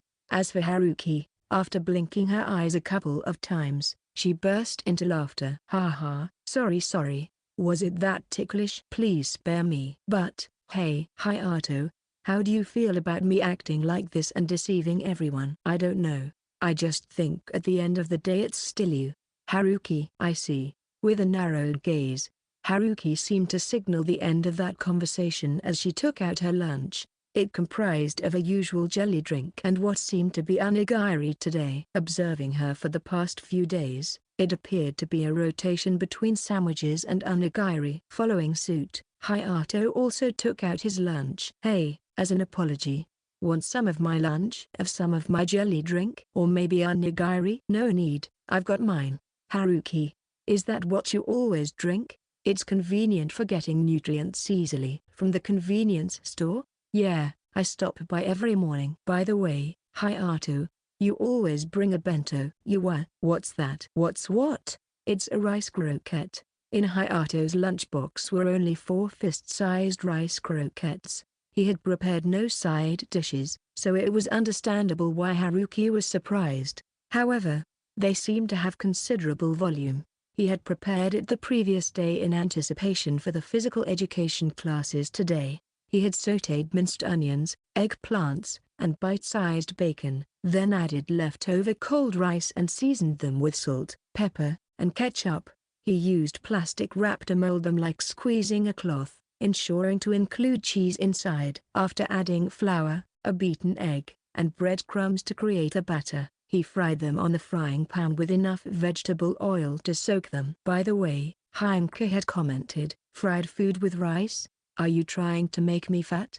But despite her protest, she would sneakily take 3 croquettes for her own lunch. Wanna trade halves? You sure? Here you go. Then, I'll take up your offer. Offering some rice croquettes on his lunchbox lid, the space it left was filled with some of Haruki's onigiri chopsticks. It's okay, I'll just use my hands.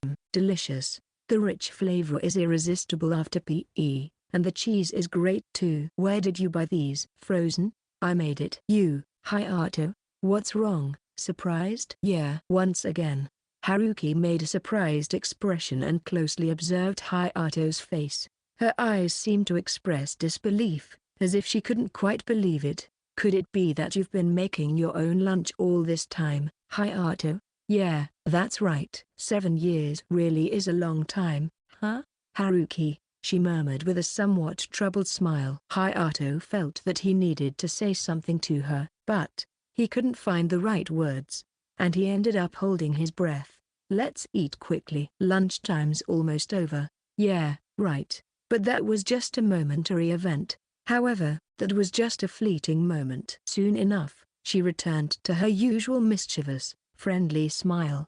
Yet Hayato couldn't help but feel something nagging at his heart, so he directed his attention towards the window as if to distract himself. The early summer sky was annoyingly clear blue. Since moving into the city, Hayato had been bewildered by various unfamiliar things. It seemed that there were things in the world that one would never quite get used to, no matter how much time passed. That is, after school that day, Haruki was caught up in a noisy group of girls.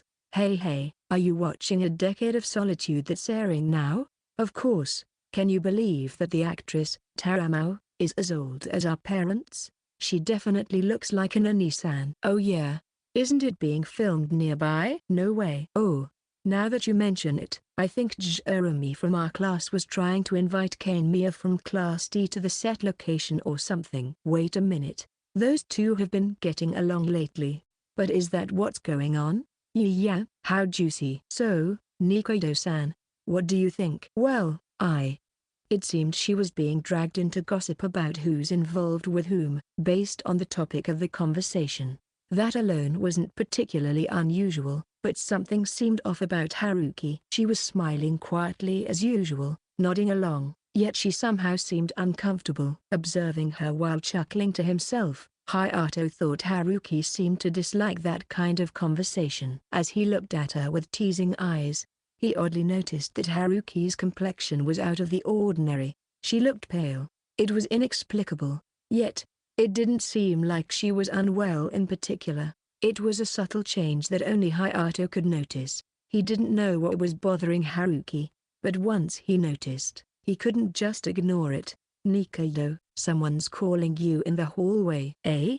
It seemed like they were in a hurry. They were headed toward the storage room. Maybe you should hurry? Oh, yes, all right. Receiving a meaningful wink from Hayato, Haruki quickly gathered her things and stood up. Sorry, something came up, so I'll be going now. Haruki Nikaido was a model student. It wasn't unusual for someone to ask her for something, Indeed, the girls surrounding Haruki didn't seem particularly concerned as they bid her farewell with casual remarks like "see you later" and "good luck." Observing this, Hayato also stood up and headed towards the old building where the room used as their secret base was located. "Thanks, Hayato. It's nothing." As Hayato peeked in a little late, he was greeted by the sight of Haruki sitting against the wall, hugging her knees with an exhausted expression. It seemed she had correctly understood Hayato's intention. Haruki tapped the floor next to her lightly. She had indeed slipped away under the guise of helping someone, so she couldn't just leave immediately. Feeling reluctant to leave Haruki alone like this, Hayato sat down next to her. There was no way that he could leave Haruki, who looked in a somewhat weak state, alone. As he sat down, Haruki let out a conspicuously heavy sigh. Why do girls always love gossiping about who's crushing on who? Well, isn't that just because they're girls? Himeko is also hooked on those kinds of shows as well. Hime-chan too, huh? Personally, I prefer talking about things like which character matches which mecha, or rumors about a game developer recruiting new staff, or the suspicious movements and changes in the development team, rather than which actor is paired with which actress or whose relationship is blossoming. But so what? Aren't there people who like talking about those kinds of things? Those who like that are mostly boys, right? Well, it's because of a misunderstanding in junior high that, PFFT. Hey, Hayato, come on, don't act like it's just someone else's problem. I've been more careful with who I talk to since then, you know? Hey, you're hitting my back too hard. But I guess even the popular Nikodo-san has it tough. Yeah, it's tough. Haruki buried her face in her knees, casting a shadow over her tone. Faced with such a serious tone, Hayato found it difficult to tease her and became speechless. And then, Haruki, showing even more bitterness and disgust, revealed her feelings. "I'm bad at gossip," she muttered to herself, as if not intending for anyone to hear. It was an expression of the emotions shaping Haruki at the moment. And as Hayato looked at her somewhat lonely face, he felt a strong feeling surging within him, urging to say something to his close friend. However, the haze left behind from 7 years apart blocked the words from forming in his mind. He could have brushed it off with a simple "I see." However, to Hayato, that lost expression was reminiscent of his past with Himeko, and before he knew it, he impulsively placed his hand on Haruki's head and ruffled her hair. "Whoa, Hayato, what's with you all of a sudden?" Sorry." Himeko always blushes it off and lets me get away when I do this, so, geez, now my hair's a mess. Styling it takes a lot of effort, you know. My bad. Upon Haruki's protest, Hayato quickly withdrew his hand. Yet, at the same time, Haruki let out a needy, plaintive voice and looked up at Hayato. "I am not like Hime-chan, okay? I won't let you get away with doing that." Even if you say that. Hayato found himself unintentionally looking down to meet Haruki's slightly upward glance. This posture was not something Haruki intended, but rather a coincidental natural result of a boy and girl that had formed over 7 years. Despite this, Hayato couldn't help but be drawn into her moist gaze. Up close, her large eyes retained a hint of her childhood self. Yet, the breath escaping from her plump lips, and her well-structured face, even after considering the fact that she was his childhood friend, made his heart race. Frantically averting his gaze, he noticed her slender shoulders, delicate enough to break with a touch, and her slightly modest chest, less pronounced than the average girl's. Unavoidably, these details began to make Hayato increasingly aware that Haruki was indeed of the opposite sex, whether he liked it or not, as he involuntarily gulped. Could it be that Haruki is pretty cute? Their gazes intertwined. Hayato, despite realizing the impropriety of his action, reached out with the hand he had just withdrawn, just then. "So, what exactly is going on here?" I had a little request for senpai! Exclamation mark. From outside the window, the voices of a boy and a girl could be heard. Both Hayato and Haruki instinctively froze in place. "Geez, what do you want to borrow this time?" I can't lend you the next volume of that manga from the other day since I'm still reading it. And if you're asking for money, I'm kinda broke right now. Oh, and you still need to return that game you borrowed. Please lend me senpai's life from now on. My what? MPFH, MPHH, NGGH. What are you? Why you just bit me? I am sorry. That was my first time kissing someone. That goes for me too. Senpai, it was your first time too. That's good. I like you. Exclamation mark. No, that's why you so suddenly. Senpai. The old school building, which also served as storage for old documents, was unpopular. Therefore, it was inevitable that it would become a confession spot. Hayato and Haruki listened to the muffled but affectionate voices coming from outside the window, blushing furiously as they held their breaths. They didn't know what to do, yet they couldn't help but compare their situation to the one they were hearing from outside. The atmosphere between the two of them was undeniably awkward. Senpai. Oi. Watch it. It's hard to walk like this. As the people outside left, Hayato and Haruki immediately separated from each other and turned away. That was something, wasn't it? Why yeah, it was something. Thanks to the tension they had created by what happened in front of them, they couldn't help but feel restless and fidgety. Even though they both knew it was pointless, they repeatedly rummaged through their bags and meticulously repacked them. As some time passed and they calmed down slightly, Haruki muttered softly, I guess I'm really bad with this kind of thing too. Funny, I'm the same way. They exchanged glances and shared a wry smile. Chapter 5, Hayato, you idiot. One day after school, at the nearest supermarket, Hayato heard a familiar voice. Why you? His response was awkward, to say the least. And with good reason, as Hayato was in a situation where he didn't want to be seen. He was bent over in a corner of the stationery and toy section, diligently searching for something. Capsule toys? No, it's more like. You see. She had caught him while he was deeply engrossed in his search. Hayato meticulously examined each item, shaking them to see if they contained what he was looking for, as well as pressing on the boxes to see if he could figure out what was inside. It was obvious that he was taking this very seriously. Haruki, being who she was, couldn't overlook something so interesting. She smiled like a child who had found a fascinating toy, making Hayato flustered. It's quite a coincidence running into you here. It feels weird meeting outside of school, doesn't it? Are you on your way home? Dinosaur fossils and mineral specimens. Oh yeah, Hayato, you used to like collecting unusual rocks, didn't you? Speaking of which, I was in the middle of shopping. I really need to buy something and get going. Oh, by the way, I made a diorama with the Showa-era Dagashiya series. Dagashiya are stores that sell dagashi, cheap candies and snack foods, and the Showa era goes from 1926 to 1989. Seriously? Yeah, seriously. Look at this. Haruki showed him a picture on her phone. It depicted a small shop resembling a wooden shack with a cola sign, filled not only with dagashi but also vending machines, gachapan machines, ice cream freezers, and even bug-catching nets. It was a perfect representation of a Showa-era retro dagashi. Wait, isn't this Granny Morao's shop? Yeah, I made it while reminiscing about her. That's amazing. How did you do the ground and the trees and everything? I got everything from a 100 yen store. From the boards to clay stone, watercolor, glue, tape, brushes, everything. Whoa. A 100 yen store. So they really do exist?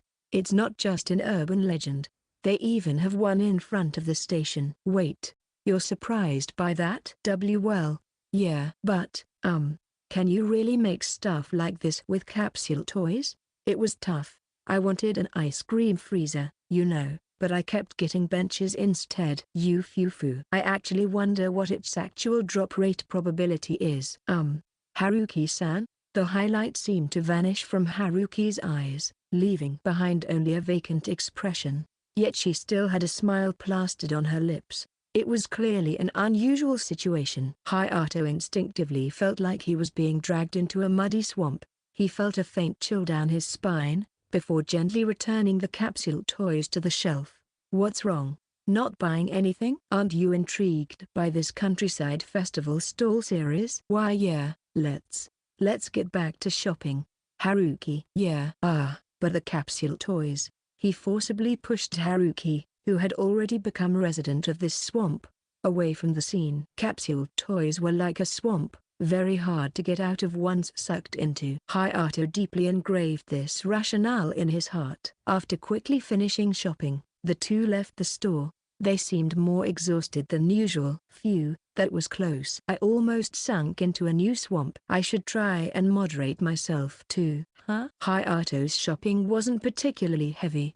Besides the chicken and konjac needed for tonight's chicken stew, along with some burdock, the only other thing he bought was a piece of salmon. It was an amount that even a small child wouldn't have trouble carrying. On the other hand, Haruki had bought so much that her hands were practically full. She kept switching between her bags repeatedly, looking like she was having difficulty walking. So, for Hayato, what he did next was something natural. "Here, let me carry that." "Oh, it's quite heavy." "Huh?" Hayato. "You can handle the rest yourself." Yeah. Hey, most of the things you bought are frozen, so we should hurry a bit." Hayato somewhat forcefully, yet naturally, took Haruki's bags and urged her home. It left her surprised and deeply confused. There had been many people who offered to carry her bags before, like at school. However, they always had some ulterior motive behind it. Never had she experienced someone reaching out to her just because she was genuinely in need, like Hayato was doing now. Indeed, Hayato was not like the others. If he were to overlook someone struggling with their bags back in Tsukino's, it would immediately become fodder for gossip throughout the town. That's the terrifying part of the countryside. It was like an ingrained local habit. However, for Haruki, it felt different. Her chest was hit with a mixture of surprise and joy at this first experience, mingled with confusion and questions, inevitably making her conscious of Hayato. "Hey, do you always buy this much?" Well, yeah, I'm a bulks buyer." "I see." "Yeah." The conversation ended there. They walked shoulder to shoulder in silence, just like they had used to, but with a difference of one head in height now. Haruki occasionally stole glances at Hayato, but he continued to walk without paying her any attention. His unwavering profile somehow felt annoying. Haruki wanted to say something, but she felt like it was okay to leave things as they were. Her emotions were too complicated. They walked along the dusk-lit road, the only sound being the echo of their footsteps. Yet, it was strangely comforting. Well, maybe it's because it's Hayato after all. And so, they arrived at Haruki's home, devoid of any light. It had been 7 years since anyone had welcomed her home, with the house remaining a lonely pitch dark, so returning home with Hayato felt somewhat strange. "We're here." "Where should I put these?" "Just leave them in the doorway. I'll unlock the door." "Okay." "Well, then, I'll head back." Wait. No, It was a spontaneous remark, a voice she had intended not to leak out, but because of that, it came out mixed with her true feelings, greatly unsettling Haruki. "Your number." "That's right. If you have a smartphone or use social media, tell me your ID. Now that I think about it, we haven't exchanged contact information yet. Have we?" Sorry." "Huh?" Despite trying to cover up her agitation, Hayato's response left her mind blank. She never expected to be rejected. As her mind started to reject any understanding of the situation at hand, the loneliness she had locked away in her heart began to resurface. She felt as if someone was squeezing her heart so tightly to the point where it might burst. As she felt like something important to her was slipping away, Hayato blurted out, "I actually don't have a smartphone." "Hayato, you idiot." Her cry of relief was louder than ever. Chapter 6. Just as I said, right? The rain was relentless today. The persistent drizzle that had been going on all night casted a gloomy atmosphere. It was rare to find anyone who wanted to go to work or school on a day like this. My hair isn't cooperating. Even the Kirishima household espoused protests against the dreary weather in the early morning. As expected. Hayato, as if treating Haimko's complaints as white noise, thought to himself as he prepared their packed lunches. Today's lunchboxes contained reheated frozen chicken nuggets, leftover kimpira, a side dish usually comprised of sautéed and simmered carrot and burdock, from last night's dinner, and some cherry tomatoes on the side. I hate rainy days. The humidity makes my perfectly styled hair so flat. I kinda like it. It acts as natural irrigation and prevents droughts. We don't have fields over here. Right. Anyway, according to the weather forecast app, the rain should stop by early afternoon. Maybe I should bring a foldable umbrella in case I don't need it later. Smartphone? Yeah, exactly. It's pretty accurate and convenient too. I see. It's convenient. It's rare for Ani to show interest in something. Haruki scolded me for not having one.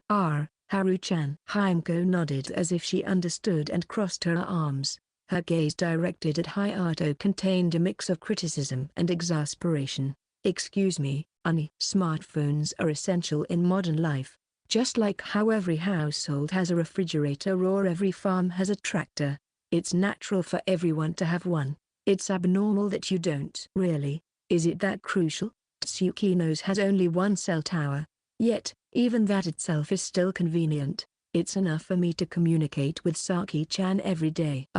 With Morao-san. Saki Morao. Someone around their age, something rare in Tsukino's. She was Haimko's classmate and friend. A quiet and reserved girl who played with Haimko often since they were young. But for some reason, whenever Hayato was around, she would always quickly hide behind Haimko. It was as if she had a strong sense of shyness towards strangers. She was thus perceived as the shy friend of his sister, which was a recognition for her extreme shyness. Yet, she was an important childhood friend to Haimko. I see. Haimko and Saki Morao were separated by the Kirishima family's move to the city. On top of that, it would take several hours by car between here and Tsukino's. It's not a distance one could easily travel to and from. For Hayato and Haimko, who didn't have driver's licenses, better yet a car, traveling back was a significant gap that would require a whole day to bridge. Which is why for young children, moving was akin to an eternal farewell. Yet even now, Haimko was able to actively stay in touch with Saki. Though one might say that a connection through mere palm-sized devices was a fragile one, it certainly felt like the two of them were connected. Nevertheless, is that so? How is Morao-san doing? The same as usual, I guess. Oh, but she seemed quite concerned about Ani. Did you do something? Me? I mean, well, wasn't Morao-san usually uncomfortable around me? Yeah, right? That girl has always been a bit strange whenever she's around Ani. Maybe it's an instinctual thing. Cut it out, Haimko. That kinda hurts. Okay, then I'll throw in some compliments to balance it out. Please. With that, Haimko started typing a message to her. Watching her, Hayato couldn't help but think that if he and Haruki had stayed connected through smartphones since childhood, perhaps their future would have been different. Such thoughts crossed his mind. While typing her message, Haimko spoke to Hayato. I think Haru-chan was happy to see you after so long. You're still friends, right? You geese must have loads to catch up on, and she probably wants to talk to you more, don't you think? Yeah, maybe. To be honest, Hayato didn't understand why Haruki had shouted at him like that yesterday. Come to think of it, there were many things he didn't know or had yet to understand about Haruki. Her being a girl was one thing, and her passion for dioramas and capsule toys was another. And while there may be even more misunderstandings or miscommunication between the two of them down the road, for Hayato, Haruki was still a special and cherished childhood friend. Maybe I'll be able to understand her even more if I had a smartphone. Hayato started to consider smartphones in a more positive light. Section. The early summer rain drummed on the asphalt of the school route. Looking around, colorful umbrellas dotted the landscape, with many of them being visually striking. My femininity. Using a practical, plain black foldable umbrella, Haimko headed towards her junior high. Watching his sister's figure disappear, Hayato, impressed by the paved roads that spotted no mud or puddles, passed through his school gate. Then, at the edge of his vision, he caught sight of a familiar flower bed. Several days had passed since they had pollinated the zucchini that day, and it was about time for the plants to bear fruit. With that in mind, he became more and more curious about their condition. Deciding to check it out, he approached the flower bed. There, he was greeted by the sight of a female student with distinctive curly hair, not minding the rain, taking care of the vegetables. "Oh, they're growing nicely. Looks like we can harvest some soon." "Ah, what's up?" Please look. The zucchinis have grown nicely, and the pruned tomatoes and eggplants." Could you lend me the pruning shears? Let's harvest these ones. Do you have a bag or something?" "Yes, I have a plastic bag." In addition to the zucchinis, there were several other fruits growing, some of which were already overripe. She probably missed the right opportunity, probably not knowing when to harvest them. So, with the borrowed pruning shears in hand, he explained when she should harvest each plant as he harvested them. It was a mundane task for Hayato, but it seemed to be the girl's first time. Her serious expression as a testament to this fact. Although the flower bed was relatively large, it didn't take long to harvest the plants since it didn't exceed the level of the vegetable fields back in the countryside. Despite this, the amount harvested was sufficient enough to fill the plastic bag plenty. The girl from the gardening club looked at the contents of the bag with deep emotion as they held them in her hands. It was their first time successfully growing these, so surely, she was deeply moved. "Oh, take half." "Would you mind taking half of it?" Is it okay? I'd appreciate it, but it's thanks to you that we were able to harvest them. It's not a big deal." "But thanks." "Yes," she replied with a very nice smile. Seeing her overflowing with joy, Hayato couldn't help but feel happy too. After she diligently divided the vegetables into spare plastic bags, she took a deep breath. Then, with a somewhat nervous and desperate look, she peered up at him. What?" Hayato hardly knew any girls his age, none at all. So, when a girl his age peered up at him with a shy expression from below, it was difficult not to feel nervous. He couldn't take his eyes off her earnest gaze. "Could you, give me your contact information or social media ID? I, don't have anyone else to consult with, and there are a lot of things I want to ask." I know it's sudden for me to say something like this to you, but if it's okay, I won't do anything that would bother you. So, she was speaking very quickly. With a red face and a serious expression, she tightly gripped her smartphone, her hands turning red. The desperation in her plea is painfully evident. Surely, his answer would be significant for her, but Hayato had only one answer for her. I'm sorry." "Oh, is that so?" "No, that's not it. It's not that I don't want to." "Phew, I don't have a smartphone. I'm a transfer student from the countryside which doesn't even have proper cell phone reception." Now it was Hayato's turn to desperately make excuses. With gestures and all, he appealed earnestly that it couldn't be helped because he didn't have one. Perhaps his feelings got through to her, as she was initially taken aback but gradually started to chuckle. Feeling awkward, Hayato scratched his head vigorously. "I'm Mitake from Class C. Mitake Minamoto. I'm Hayato Kirishima from Class A. I'll give you my contact details once I buy a smartphone." "Okay, I'll be waiting. It's a promise, okay?" Yeah, it's a promise." The word promise unexpectedly startled him. For Hayato, promises held a somewhat special meaning. So, for a moment, he hesitated to answer honestly. Haruki's face flashed through his mind. But it would have been unnatural to object here. After all, they were just talking about exchanging contact information. It didn't hold much significance. Hayato told himself that as he accepted the vegetables. Well then, see you later. Yeah. Approaching the end of June, amid the early summer rain at a time of which only the flowers of the vegetable garden bore witness, an unexpected vow was made. Hayato arrived at his classroom 5 minutes before homeroom started. Since he had also been harvesting without an umbrella for a while, he was reasonably soaked. "You're quite the drenched man, Kirishima." "Shut up, Mori." "So, what are you holding?" Vegetables. Someone gave them to me. How the heck did you manage to do that? Don't people normally share? No way. They exchanged such banter as they took their seats, though the rain wasn't heavy. His uniform was wet enough to stick to his shoulders, and a few drops of water dripped from his hair onto the desk. It was a bit uncomfortable, but he'd dry off soon enough. Are you all right, Kirishima-kun? Yeah. Seeing Hayato like that, Haruki spoke with a worried tone. She was known not only in class but throughout the school for her kind heart and pleasant demeanor. And given that their seats were next to each other, it was quite natural for someone like Haruki Nikodo to strike up a conversation with him. However, her eyes conveyed a slight sense of mischief, like a child who had found a new toy. This was something Hayato didn't miss, and he braced himself, thinking she might be up to something. You didn't have an umbrella? If you'd like, you can use this if you like. No, it's fine. I'll dry off soon enough if I just leave it be. No, you can't. You'll catch a cold. Wait, Haru, Nikodo. To his astonishment, Haruki took out her own handkerchief and forcibly began to wipe Hayato's face.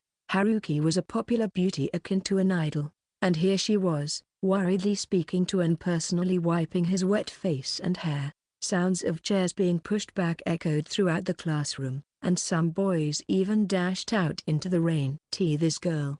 Haruki's lips curled into a smug smile, as if she had accomplished something. She was completely deliberate in her actions. Jealousy, astonishment, agitation. Various mixed gazes from around the classroom pierced through Hayato. Unable to bear it, he hastily snatched the handkerchief. Thanks. I'll wash and return it to you. It's okay if you just return it as is, you know. What? I mean, I can't just do that. I see. Then, to make sure that you return it without any hiccups, could you give me your contact information? Wait, hold on a second. It was quite the forceful development. There were many points that one could easily retort, like the fact that they were sitting next to each other, meaning that it would be easy for him to return it tomorrow, or that he didn't have a smartphone. But somehow, Haruki Nikodo had managed to turn this trivial matter into an opportunity to ask for the transfer student's contact information. The gazes from those around them felt like needles piercing Hayato's skin. The only one who could see Haruki's smirk, so incongruous with her words, was Hayato. Sorry, I don't have a smartphone. I mean, I see. I'm sorry for suddenly asking you something like this. That's not it. I really don't have a smartphone. It was more of an excuse to the people around him. Whispers like he's really going to such lengths just to avoid exchanging contact information with Nikodo. And poor Nikodo-san filled the air. No matter how much Hayato insisted he didn't have one, they all looked at him with disbelief. This only further fueled their emotions, especially among the boys. Kirishima, let's talk for a moment. Since you're new here, it seems like there's still a lot we don't know about you. Don't worry, we just need you to answer a few simple questions. Wait a minute. Mori, you traitor. Haha. Alas, Hayato was dragged along by the boys who had plenty to talk about. Watching Hayato like that, Haruki had a slightly refreshed expression as she stuck out her tongue and gazed at him. After school that day, Hayato was immediately taken to Haruki's house. See, as I said, it's weird for Hayato not to have a smartphone. Oh, take that. Yeah, I get it. I got grilled pretty hard because of that. And the fact that Haruki's popular too. Oops. Hey. Well, I'm pretty popular, you know, because I've been working hard. My HP. Wow, you're nitpicking too much. Restore. Wait, I don't have any MP. By the way, they were currently trying out a new action RPG together. Though it felt weird to play an RPG with just the two of them, it seemed that Haruki only planned on progressing when they were playing together. It was a remake of a game released before they were born, and Haruki was controlling what seemed to be a beastman martial artist while Hayato played as a mercenary swordsman. On the other hand, it seemed like the healer was left to the controls of the CPU. Anyway, as they forcefully progressed like that, they ended up wiping out. They laughed, realizing they were both too forceful. By the way, Hayato, what's with those vegetables? I got them from Mitake-san as a thank you. Want me to share some? I'm good. I wouldn't be able to finish them alone anyway. Is that so? Her words seemed to strike a chord, but Haruki immediately redirected the conversation as if nothing had happened. Speaking of which, why don't you have a smartphone, Hayato? Some sort of family policy or something? It's not like that at all. Haimka has been using it expertly. Oh, speaking of which, she wants to see you. Come over to my place sometime. Haim-chan? Yeah, I'll go. Still, why don't you have a smartphone? Well, it's, still well, it's just, don't need one, I guess. Huh? Haruki's outrageous voice echoed throughout the room. As an embarrassed-looking Hayato averted his gaze. Why wouldn't you have one when it's so convenient? And I'm sure a lot of people use it over there too? Oh, there were quite a few people using apps for managing their fields and uploading videos of plowing. Could you please listen without laughing? Haruki-san? Very well, what is it, Hayato-kun? Speak up. Well, there were so many options, so I couldn't decide which one to choose. So, PFFT. Awaha, ahahaha. Don't laugh. I'm seriously struggling here. Consider you owing me 5 IOUs. Sorry. I see, so you were too indecisive and couldn't decide which to buy. Huh? Sorry about that. The timing just wasn't right.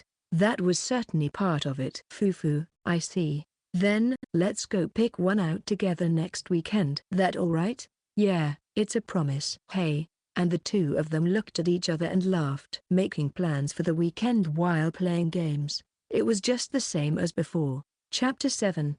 Only child. During dinner that day. Honey, I want to go buy ice cream. Huh? Don't we have some already? Haimka had suddenly brought up such a request. Not understanding what she meant, Hayato casually ignored his sister's words, twirling pasta around his fork, happily savoring its taste with a satisfied expression. Tonight's dinner was pasta in ratatouille sauce, starring the tomatoes, eggplants, and zucchinis he had received earlier this morning, with plenty of garlic infused in olive oil, as well as paprika and celery. It was a visually colorful dish. Honey, I don't want to eat ice cream. I want to go buy it. Sorry, Haimko. I don't quite get what you're saying, but why don't you just go if that's the case? At a 24/7 convenience store! I want to go shopping at a 24/7 convenience store during nighttime. What? The 24/7 convenience store? For Hayato and Haimko, who only knew of small privately owned convenience stores that opened at 11 a.m. and closed at 7 p.m., it held a special meaning. In Tsukino's, there were no stores open at night. As such, it was natural that they didn't get the opportunity to develop the habit of shopping when it was already dark out. To go out at night just to buy something unimportant, it held a special significance for these siblings and excited their hearts. Honey, you'll come with me, right? The 24/7 convenience store? Huh? Well, I guess I should experience it at least once. I am getting nervous. What should I wear? Our school uniforms are a safe option. But it's already so late at night, so wouldn't we get stopped by the police or something? Can't you search for that stuff on the internet? I wonder. With oddly spirited determination, the two of them got ready. It was still before 8 p.m., although Tsukino's would already be pitch dark by this time. It was still dusk in the city, a time known as twilight. For Hayato and Haimko, it was a time they rarely ventured out unless absolutely necessary. With a sense of guilt, as if they were doing something wrong, but yet with the thrill of embarking on a new adventure, their hearts raced with excitement. The nights here don't require flashlights. Huh? It's bright, but you can't see any stars. But Haimko, that outfit. She wore a cute off-shoulder top, exposing her shoulders for a summery look, paired with a flared mini-skirt. Her makeup was light but noticeable, giving her outfit more of a date-night feel than what you'd expect from someone taking a trip to the convenience store. It was a stark contrast to Hayato's simple shirt and denim attire. Yep, I'm all dressed up. Can't have anyone thinking I'm just a country bumpkin.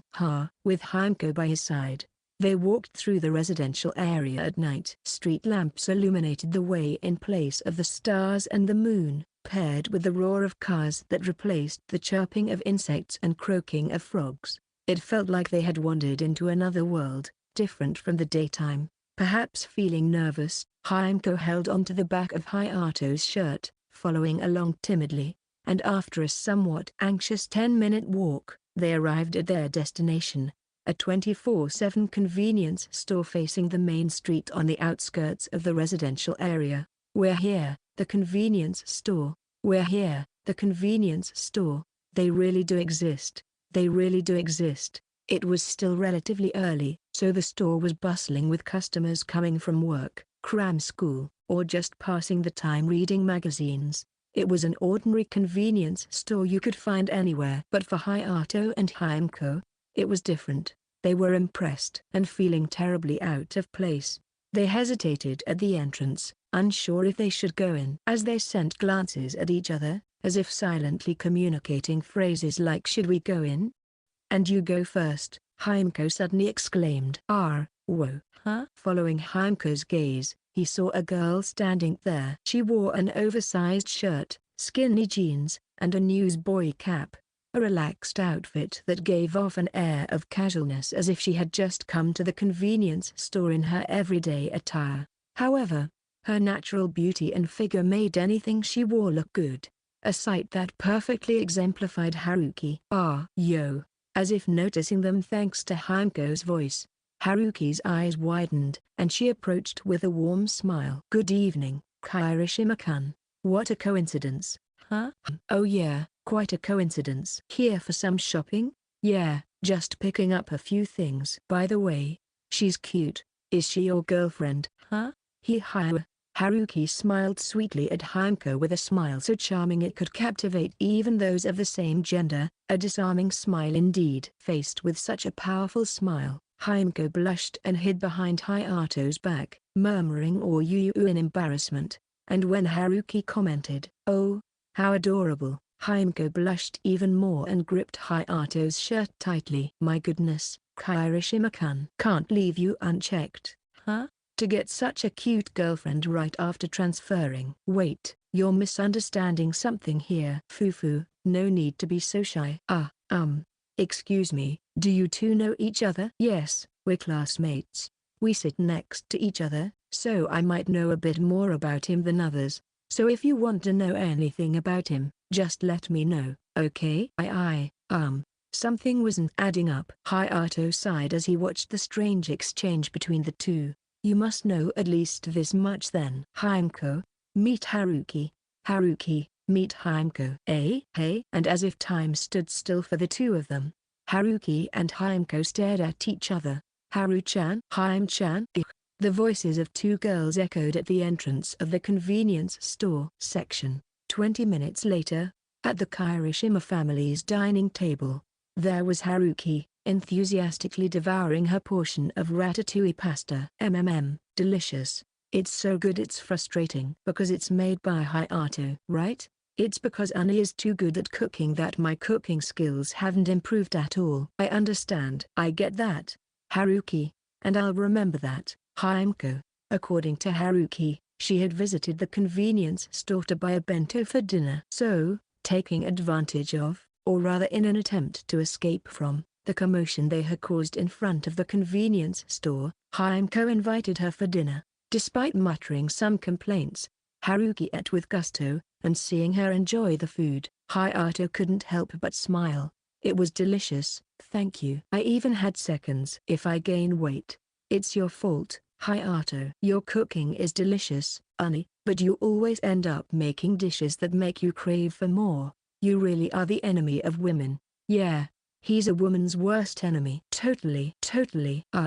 Haruki and Haimko nodded in agreement. The tension and unfamiliarity they felt when they first saw each other seemed to have disappeared completely. Despite not having seen each other for a long time, their conversation flowed as if they were lifelong friends. For what it's worth, Haimko and Haruki were among the few children of the same age Tsuki knows, and they always both often chased after Hayato's back to play with him. The bond they had back then, even though 7 years and distance separated them, was still palpable. Realizing this, The faces of the three naturally broke into smiles reminiscent of those days. But seriously, Haru-chan, you've become such a stunning beauty. I didn't even recognize you at first. I was so surprised. Haha, my disguise is pretty good, right? Yeah, I totally fell for it. You know, Haru-chan, I actually thought you were a boy. And Uni said you hadn't changed from before, and that you even evolved from monkey to gorilla.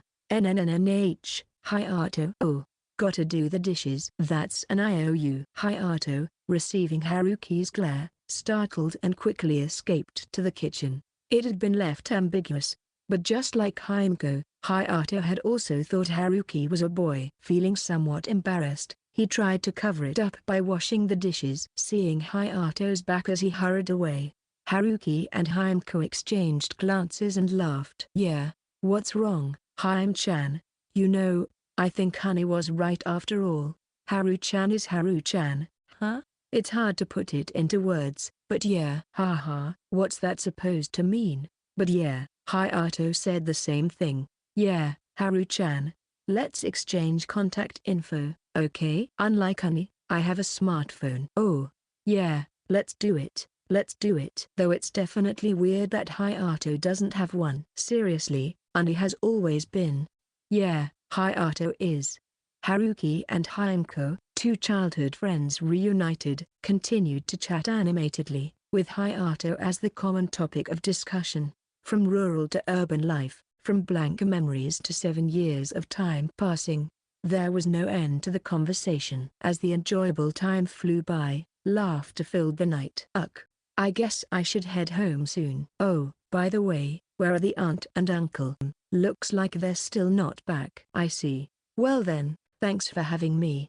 Yeah, let me know when you get home, Haru-chan. It was a little past 9 p.m. when Haruki felt it was time to leave. Not only was she reluctant to do so, but Himeko and Hayato felt the same way. I'll walk you back. Hire too? At the sudden offer, both Haruki and Himeko were taken aback, their faces showing surprise. They couldn't understand why he had said such a thing. Despite both wearing dumbfounded expressions, Himeko seemed impressed. Yeah, Hayato, make sure to see her off properly. After all, Haru-chan is so cute. Yui? Well, it's okay, really. I mean, it's just around the corner, so I'll be fine on my own. Well, yeah. This is, you know, a perfect chance to repay that I owe you from earlier. Hayato. Hayato made that somewhat lame excuse and hastily exited on his own. Haruki followed suit, leaving the Kirishima residence behind. Seriously, forcibly making me accept your IOU like that? Honestly, despite grumbling complaints, her face looked somewhat happy. Unlike the road leading to the convenience store on the main street, the residential area where Haruki lived was quiet, with only a few people or cars passing by. However, lights spilled out from the houses, indicating that families were spending time together inside. Now must have been around the time for family gatherings. Walking side by side, Hayato and Haruki felt a strange sensation. But it wasn't a bad feeling at all. By the way, yeah? Hime-chan has become so cute. Really? I'm not so sure about that. How nice. I wish I had a younger sibling like that too. It's not all sunshine and roses, you know. She sleeps in and I have to wake her up every time. She has quite the attitude and is spoiled, and she hogs the living room TV and won't let me watch anything. Haha, that sounds exactly like Hime-chan, right? But you know. Oh, we're here. Yeah, they had arrived at Haruki's house. It was a very ordinary and common single-family home he had visited several times already. But for some reason, with no signs of any lights being turned on, it looked off to Hayato. It's a bit enviable, isn't it? Hime-chan has you, and you have Hime-chan. It makes me kinda jealous. Haruki. Saying that, Haruki took out her keys from her pocket, seemingly unfazed, and disappeared into the darkness. I'm an only child, after all. She turned back, smiling somewhat sadly. Hayato wanted to say something, but he couldn't find the words to say to Haruki. Good night, Hayato. See you later. Yeah, see you, Haruki. As the door closed, Hayato raised his hand in a goodbye gesture, then absent-mindedly scratched his head with it, feeling a sense of unresolved unease lingering in his heart. Chapter 8, Getting Cheeky. It was early in the morning. Haimko's room, adorned with pastel-colored furniture, cute accessories, and cardboard boxes scattered around the floor, served as a fierce battleground between the Kirishima siblings. "Get up, Haimko, seriously. Wake up. It's already past 8 o'clock. MNN, cold shabu salad udon. I get it, I'll make it for dinner tonight, so please wake up. Sesame sauce." Haimko occasionally overslept. On such occasions, it was always Hayato's duty to wake her up, but today, she was particularly stubborn. Despite calling out to her and shaking her, there was no sign of her waking up. Only when he finally threw her onto the floor with her futon did she wake up with a startled fudge. After that, they hastily got ready and dashed out of the house together. "Ugh, my hair's a mess, and I'm starving. It's only morning but I'm already sweating. This is the worst. That's why I told you to go to bed early last night." But still, the cause was Haimko staying up late. Although Hayato had reminded her to go to bed early several times, he had heard the notifications from her smartphone continue uninterrupted from next door late into the night. It was entirely her own doing. "Damn it. Next time I'll force her to eat raw tomatoes during dinner." Hayato vowed to himself to at least serve something Haimko disliked for dinner as revenge. Hayato rushed into the classroom just before the start of class bell rang. "Yo, Kirishima." "Overslept? It wasn't me, Mori. It was my sister." "You have a sister? How old?" "She's a year younger, in the 9th grade." "So, what's going on over there?" "Well, it's hard to explain." Where Hayato and Mori were looking was a scene reminiscent of a pilgrimage, with classmates taking turns visiting a single girl. The subject of their attention was Haruki, whose face seemed to carry a hint of melancholy. Everyone was offering their concern one after another, sensing something was wrong. "Nikaido-san, are you okay? If something's wrong, please let us know." "I'm fine. I just couldn't sleep well last night." However, despite Haruki responding with a quiet smile, her swollen eyes made it apparent that something was bothering her.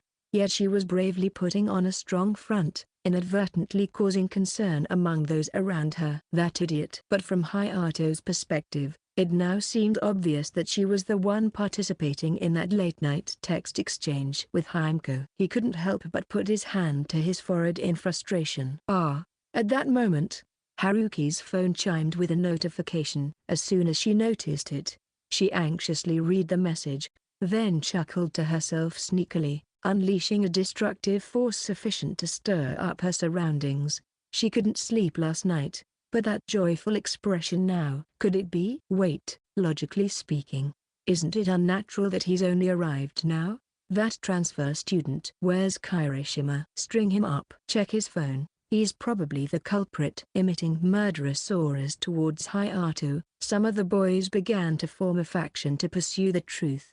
Finally, Haruki realized how her words and actions were creating misunderstandings around her. Furrowing her eyebrows, she inadvertently locked eyes with Hayato. What should I do? Geez, consider this an IOU. Seeing Haruki nod subtly, Hayato let out a deliberate sigh and headed back to his seat. "Morning, Nikaido. You seem pretty happy staring at your phone. Did you manage to get a lover?" Lover? No, it's, not that. It's just that." Kirishima-kun. "I mean, look. It seems like you're fretting over someone, like meeting someone you've been waiting for." Well." Haruki was taken aback by the sudden change in topic, and now, the surrounding classmates watched her with bated breath, anticipating her answer, which seemed to be exactly what they wanted to know. Hayato, with a meaningful wink, directed his gaze at Haruki. After exchanging a meaningful look, she understood his intention and smiled slyly, showing him the screen of her phone. "That's right. Look at this. Isn't she cute? She's my childhood friend I recently reunited with, and we spent last night reminiscing." Oh, yeah. Your cute childhood friend? The photo displayed was a picture taken when Haruki visited Hayato's house last night. At that time, Himeko was dressed up in date-worthy clothes and makeup. Having had the determination to go to a 24/7 convenience store at night. She didn't look bad in that photo either. Even accounting for Hayato's biased perspective, it could be said that she was quite a beautiful girl, from peering over Hayato's shoulder or from behind him. Their classmates chimed in with comments like, "Oh, she's cute, you two seem close, and which school is she from?" It seemed that Himeko's appearance was well regarded by everyone. Gradually, the interest of those around shifted towards Himeko, and the uneasy atmosphere surrounding Haruki dissipated, eventually vanishing entirely with the arrival of the teacher's admonition. "Quiet down, take your seats." As attendance was being taken, Haruki moved her lips towards Hayato in the adjacent seat.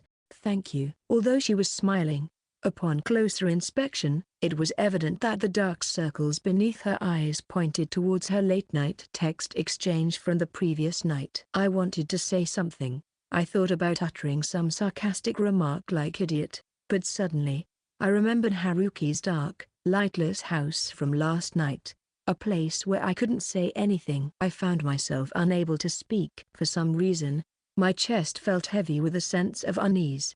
"Let's not get too carried away." That was all I could softly mutter. Haruki returned a sheepish, embarrassed smile.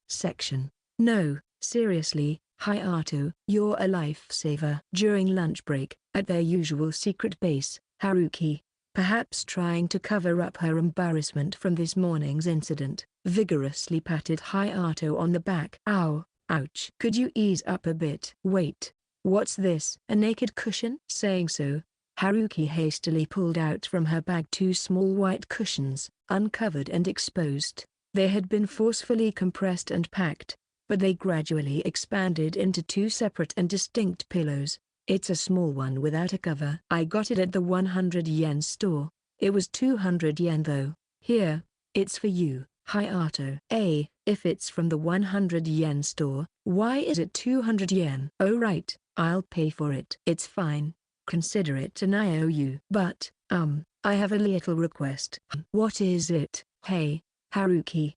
Holding the naked cushion intended for Hayato to take, hugged it to her chest, her cheeks flushing red as she shyly leaned closer with a sidelong glance. It was a cute gesture, very much befitting a girl. However, her eyes sparkled mischievously, clearly indicating her intention to tease. Yet even knowing it was just playful banter, she exuded an inexplicable charm that made Hayato's heart race. Hayato exaggeratedly recoiled to conceal his inner turmoil, and Haruki couldn't help but smirk at his reaction, as she leaned in closer as if to continue her playful assault. "I want." "Hayato, what are you talking about? Wouldn't you like to hear it from my own lips?" Haruki, you." When teased with suggestive words, even in jest, Hayato couldn't help but become increasingly flustered. As if aware of this, Haruki, after sensually touching her lips with her finger, gently traced Hayato's hand, who was holding his bag. A tingling sensation ran down his spine, an indescribable feeling. Even her mischievous eyes, capturing Hayato, seemed inexplicably enchanting. Feeling like he couldn't resist anymore, Hayato swallowed nervously. Hayato, grew. And then, a loud rumble echoed through the room. The atmosphere from just a moment ago seemed to vanish into thin air. Hayato looked at Haruki, who was now covering her embarrassed face with the cushion, with a disappointed yet understanding gaze. It's because, I was barely able to eat this morning. I skipped breakfast and didn't even have time to buy lunch." "Well, I owe you an IOU, don't I?" "But, although I'm fine with sharing, I don't have chopsticks. I can't really lend you that." "Oh, it's okay. I've got some extras from the convenience store leftovers in my bag." "I see." With a mixture of disappointment and relief, Hayato placed half of his lunch on his lunchbox lid. Sharing half a lunch when he himself was hungry was tough, but there was no helping it. More than that, there was something bothering him. Previously, he had noticed Haruki buying a large amount of frozen food at the supermarket, and last night, she mentioned going to the convenience store to buy dinner. He also recalled her dark, seemingly empty house he saw when they parted ways last night. Once he started thinking about it, beyond her eating habits, not many positive thoughts came to mind. This veggie stuffed hamburger is delicious. Did you make this, Hayato? Yeah.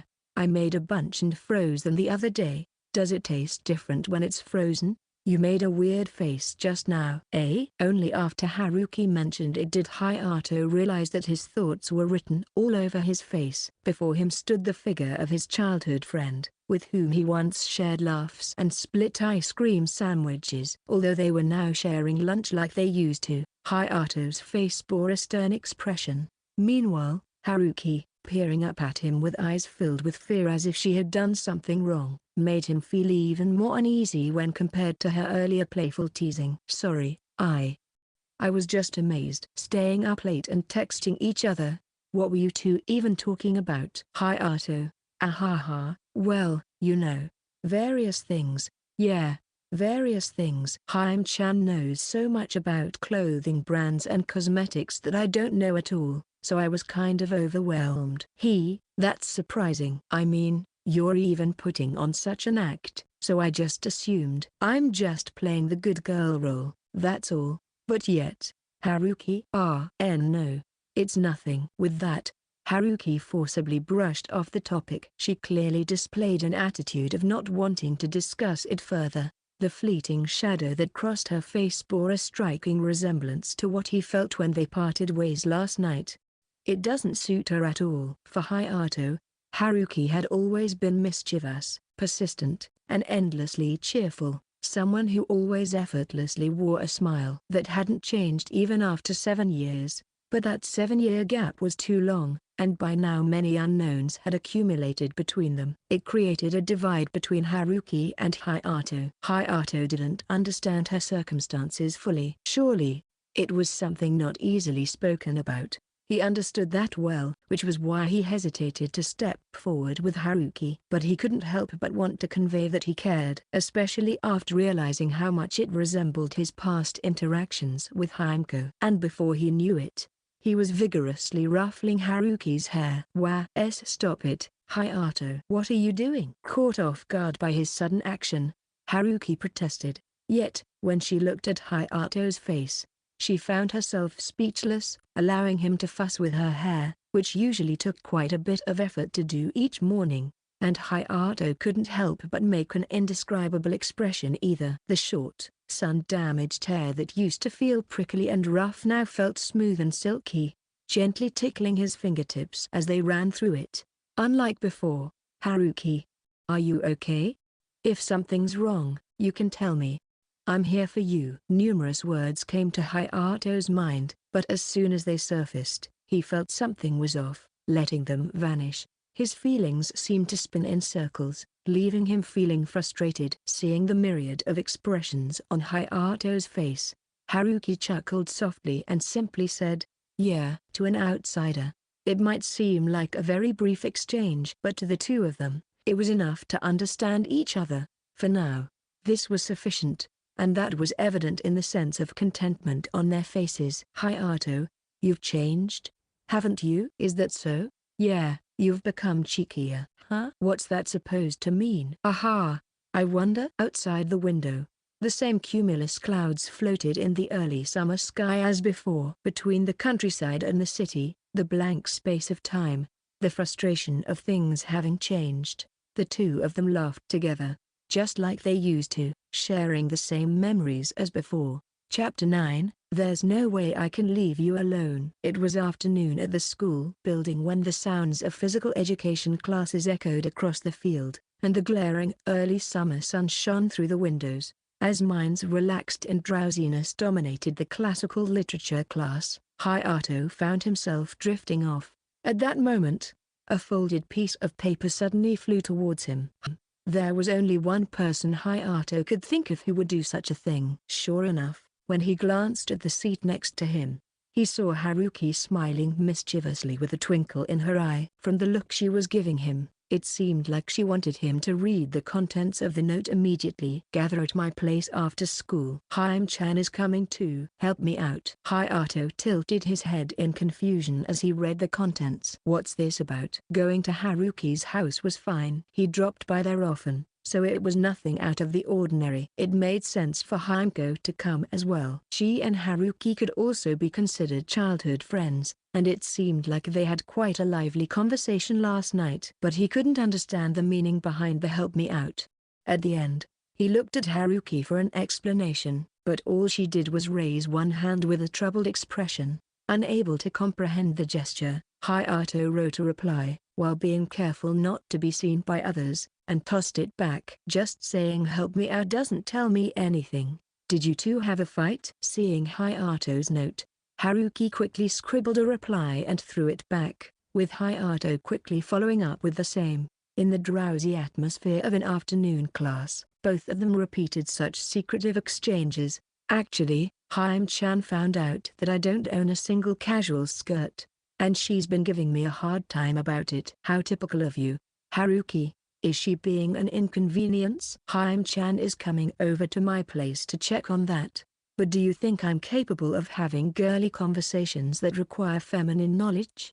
I highly doubt it. Talking about secret techniques for lighting charcoal at a barbecue would probably be more exciting for you. That's right. Wait, what? I'm curious about that now. But you'd need a wide open space in the countryside to try something like that. Yeah, and if you arrange the charcoal in a cylindrical manner, the air circulates better. Hey, do they still mostly cook wild boar and deer? It depends on what gets caught in the traps set in the fields, but a lot of the time it's wild boar, sometimes even badgers. The conversation continued to veer off track as the initial topic drifted away, yet strangely, the conversation only kept getting livelier. For Hayato and Haruki, such aimless chatter seemed incredibly enjoyable. As their excitement grew, their vigilance towards the surrounding eyes began to wane. Nikaido, has something been up with you and Kirishima since earlier? Exclamation mark. Exclamation mark. At the teacher's voice, the two were pulled out of their own world, shoulders involuntarily flinching. Looking around, it seemed that they had garnered quite a bit of attention from their classmates. Some of them seemed to have noticed the animated conversation between the two of them, drawing interest whether they liked it or not. The two glanced at each other for a moment. Then, Haruki, with a genuinely apologetic expression, raised her hand. Sensei. Kirishima-kun has been fidgeting strangely since earlier. I thought maybe he needed to use the restroom. Kirishima, if you need to go, just say so. Hurry up and go. And next time, make sure to go before class starts. Laughter erupted throughout the classroom, and among the laughter, he heard some of the boys whisper, "How long has he been holding it in? And what an embarrassing guy." Haruki Nikaido was elegant, academically and athletically gifted, and popular. Nobody doubted her words. This girl, she used me as an excuse. Hayato blushed with embarrassment and glared at Haruki, who shut one eye and teasingly stuck out the tip of her pink tongue. Sorry, Hayato. You owe me one. Unable to protest, Hayato, with his face red as a tomato, headed towards the restroom while appearing as though he had barely been holding it in all along. The bell signaling the end of the school day rang. As if on cue, the entire school building erupted with noise, and each classroom regained its bustling atmosphere. Freed from the boredom of classes, everyone began discussing their plans for after school and calling out to friends. Sorry, I have plans with a friend today. It was the kind of excuse you could hear anywhere, yet, when Haruki Nikaido used it, it caused a stir among those around her. Nikaido-san has plans with a friend. But who? I can't imagine her hanging out with anyone. Maybe the childhood friend she mentioned this morning? Voices like these could be heard from all around. Popularity sure comes with its own set of troubles. Watching them whisper like that, Hayato got up from his seat, intending to head home separately from Haruki.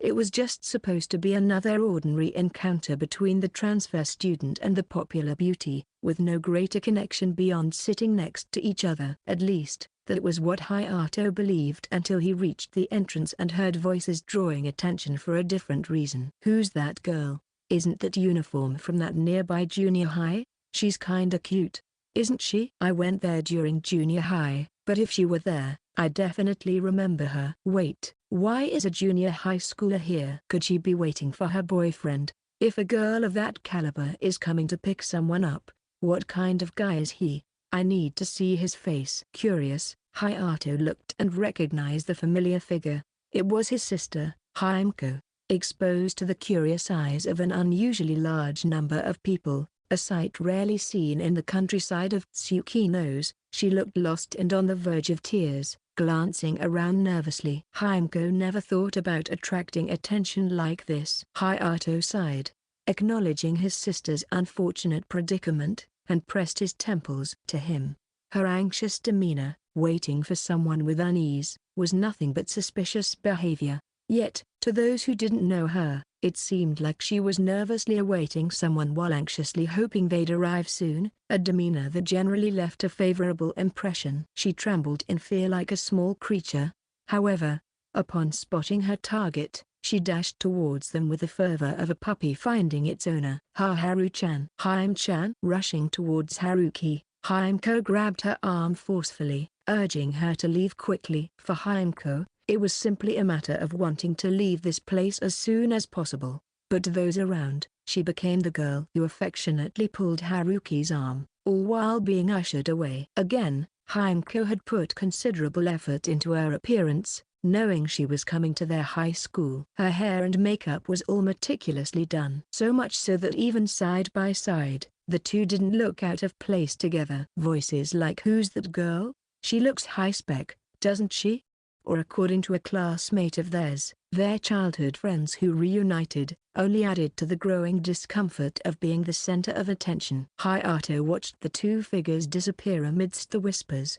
Then, a bit later, made his way to Haruki's house. Yet for some reason, his heart was pounding. There was an inexplicable unease clouding his face. As the early summer sun still stood high, wispy clouds began to cover it. And on the ground, Hayato headed towards Haruki's house unaccompanied. Hot, heat waves rose from the asphalt, and the occasional breeze offered no relief, just a lukewarm sensation. Hayato couldn't tell if his uneasy mood was due to the unpleasant weather or his immature jealousy. He simply dragged his feet along slowly, as if hesitating to find the answer. Nevertheless, Hayato eventually arrived at Haruki's house as he walked himself along. It was an unremarkable, ordinary house located in a residential area Hayato had visited several times before. At least, that's what it should have been. But as he reached for the intercom, memories of Haruki disappearing into the darkness of this very house just the other day flashed through Hayato's mind. For some reason, he hesitated, his hand stopping midair. Damn. It's too hot. Hayato vigorously scratched his head as if trying to dispel his line of thought, and then pressed the intercom with renewed determination. The doorbell rang loudly, breaking the silence for a moment, and the door swung open with a loud thud. "Look, Hayato's here." "See? Catch Haru-chan." What? At the sudden sight of Haruki springing out the entrance like a bullet, Hayato, as instructed by Himeko, caught her in a form resembling that of an embrace. "Gah." "Hayato, you traitor." I don't get what's going on, but calm down, Haruki." Hayato was bewildered in many ways. He had no idea what was happening between the two. Furthermore, the fact that Haruki's petite body fit snugly in his arms, the softness and warmth of the arm he caught, and the sensation of Haruki's chest and thighs when she struggled all left him confused. "Fufu, just keep holding on to Haru-chan like that and bring her along." Okay. I'll kill you." Himeko's strange intimidation, which suggested that it would be better not to oppose her, contrasted sharply with Haruki's dejected state as she was dragged back. However, her relaxed demeanor, even as she muttered such threats, suggested she was at ease. Perhaps this was just some kind of playful banter. Hayato instinctively took a step back as he tried to enter Haruki's room, which he had become somewhat accustomed to visiting recently. Spread out on her desk were fashion magazines lined up side by side, along with cosmetics that Hayato recognized from Haimko's room. It all together created an atmosphere that seemed to scream no boys allowed. Indeed, it was no wonder Haruki wanted to escape. And as if trying to prove a point, plain and unattractive shirts, shorts, and pants were laid out neatly on the bed, prompting Hayato to glance at Haruki. "Uni, what do you think of these casual clothes that are certainly far from stylish and sexy? Even from my perspective, they're pretty rough." Haruki shifted her gaze to Hayato with an expression of disbelief, as if looking at a traitor. However, he returned it with a look befitting the sighting of a pitiful creature, causing Haruki to flinch. Then, the Kirishima siblings began inspecting Haruki's disastrous taste in casual clothing. "Haru-chan, these are all black, dingy, and plain. And many of them look worn out. This shirt doesn't even fit you properly, does it? These are like clothes you don't mind getting dirty, or something you'd wear when you were a kid." "So that time the other day was a miracle, huh?" "Yeah, a miracle." Facing the harsh criticism of her childhood friends, Haruki teared up as she hung her head in shame. She even let out a feeble cry.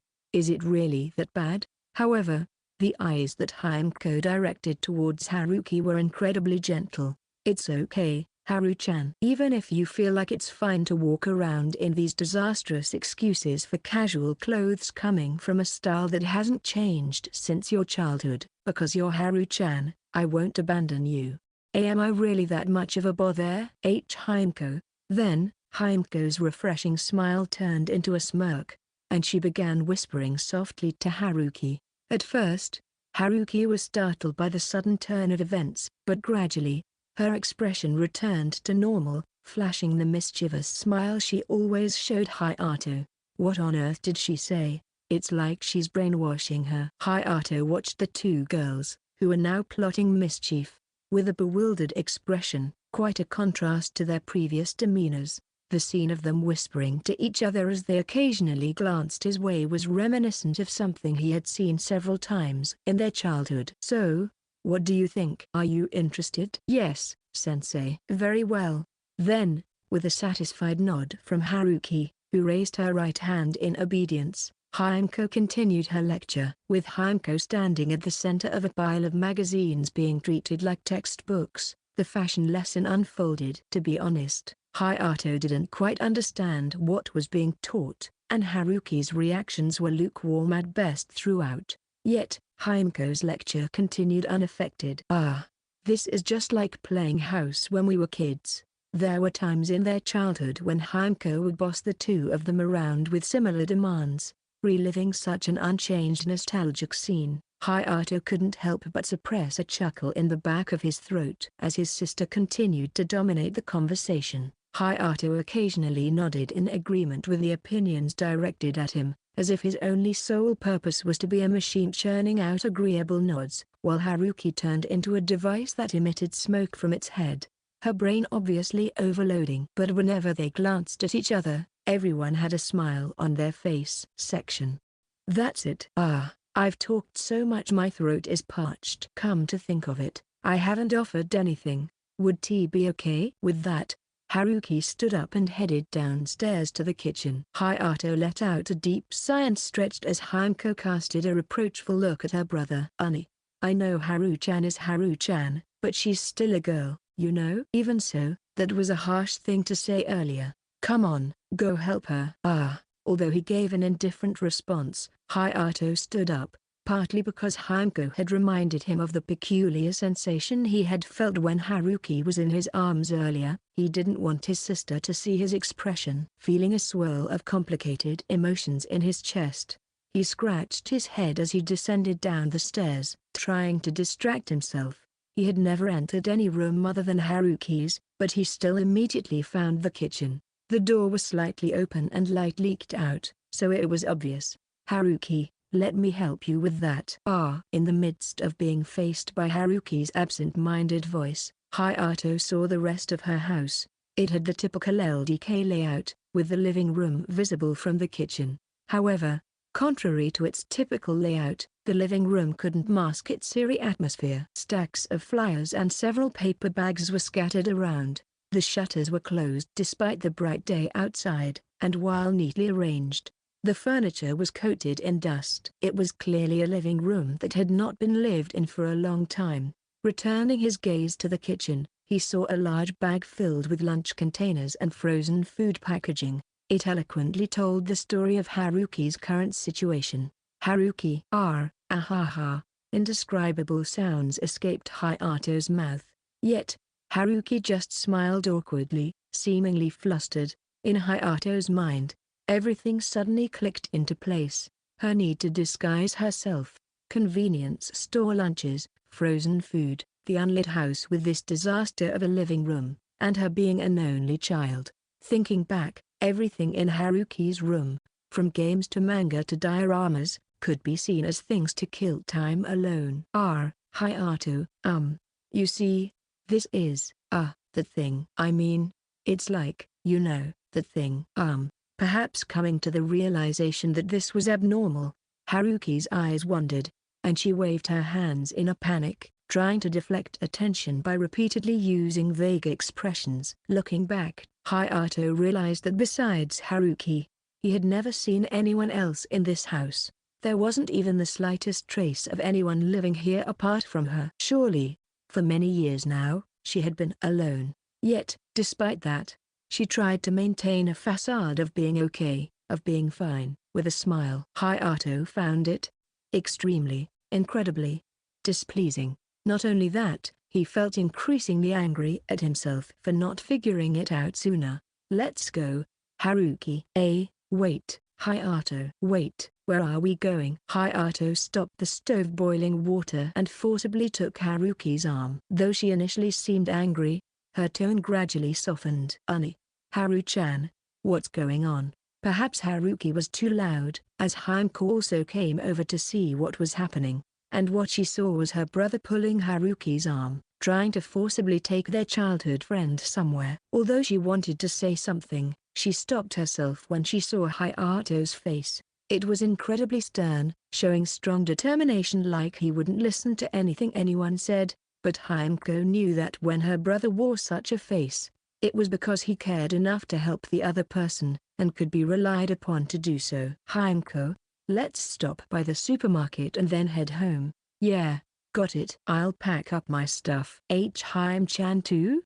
Haruki, still confused, was led away by her forceful childhood friends. She didn't understand why things had turned out like this, but she understood that their actions were for her sake, and strangely, she didn't mind it.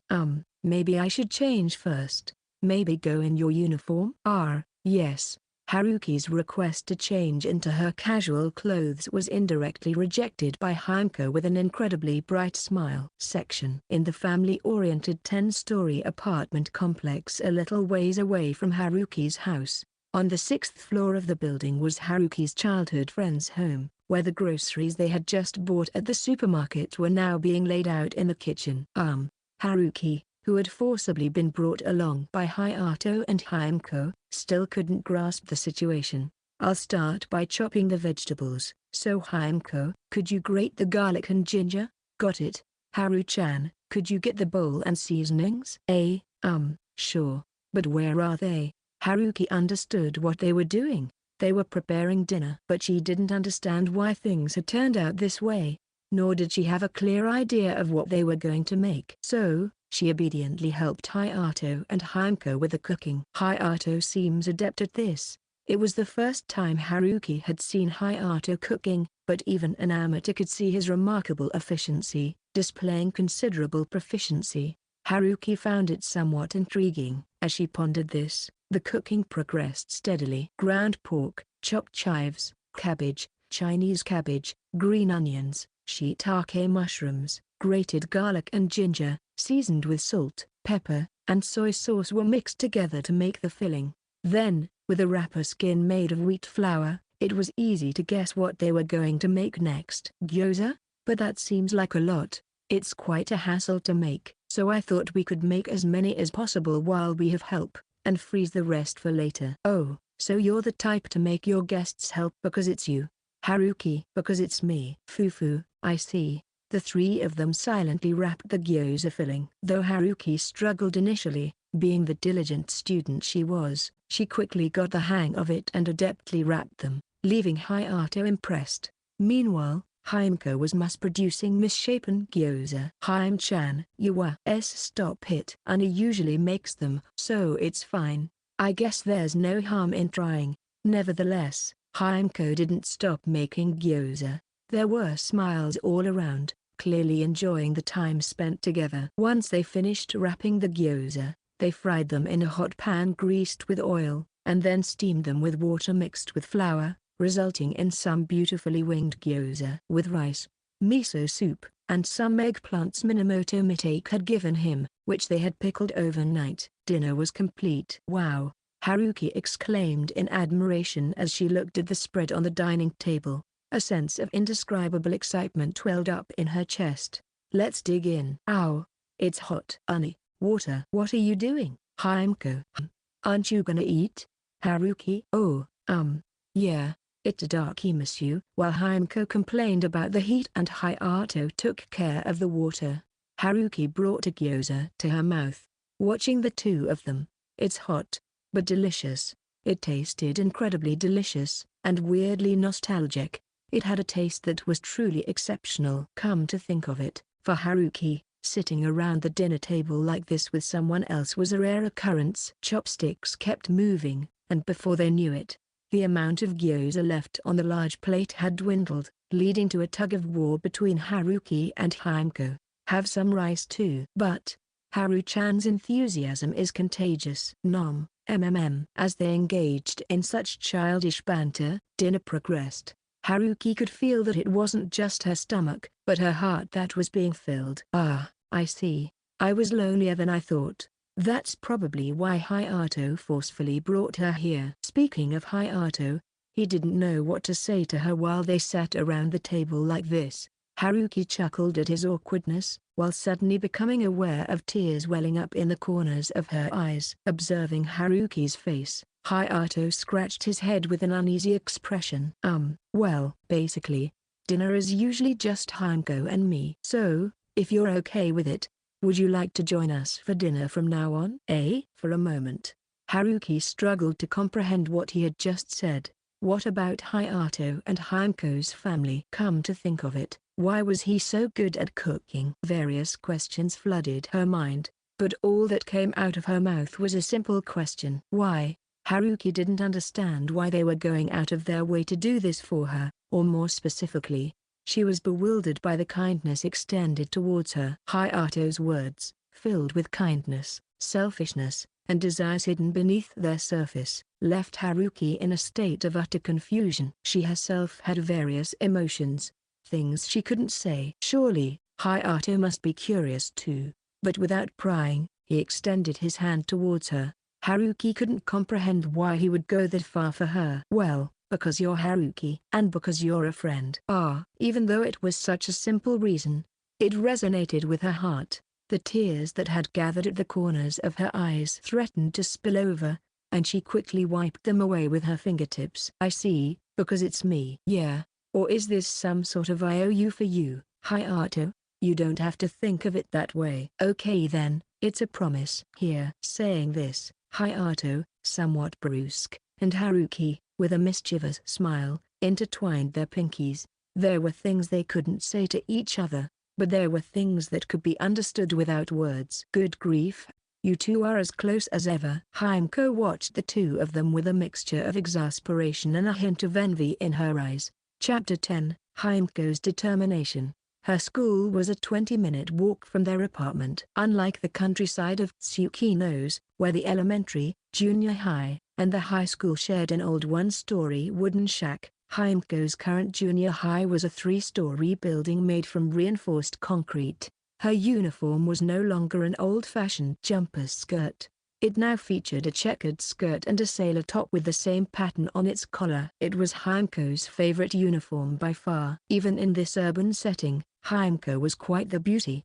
With her spirited, round eyes, loose wavy hair, and her slender figure, apart from a few aspects that hinted at future growth, she was not too shabby at all. On top of being a transfer student, she naturally attracted a lot of attention. So it was quite conspicuous when she dashed into the classroom, barely avoiding being tardy. As she let out a sigh, her classmate and newfound friend, Ragai, immediately approached her with concern. Himeko-chan, is something wrong? Yeah, just a little. Did you panic again because the TV schedule was wrong? I did freak out about missing the week's episode, but it's okay now.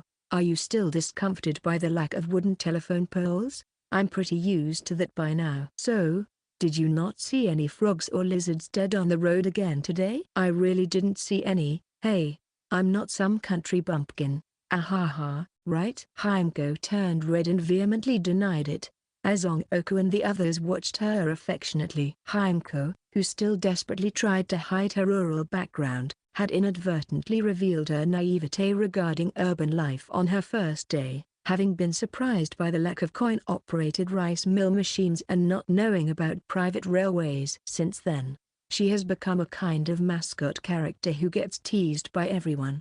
Ironically, Himeko still believes that her rural upbringing has not been exposed yet. So, what's up? Did something other than urbanity surprise you? Yeah, something like that. But this time it's not a thing. It's a person. A person? One of Ani's old friends. It had been a few years since I last ran into them, and they've changed completely. It's just, I don't know. It's been bothering me. What were they like? Well, we used to mess around the countryside a lot together, always getting into mischief and often getting scolded for it. They always cared about me and played with me. They were definitely a mischievous kid, but now, they play the role of a perfect student. I see. Did you like them? Yeah, maybe. Maybe I did.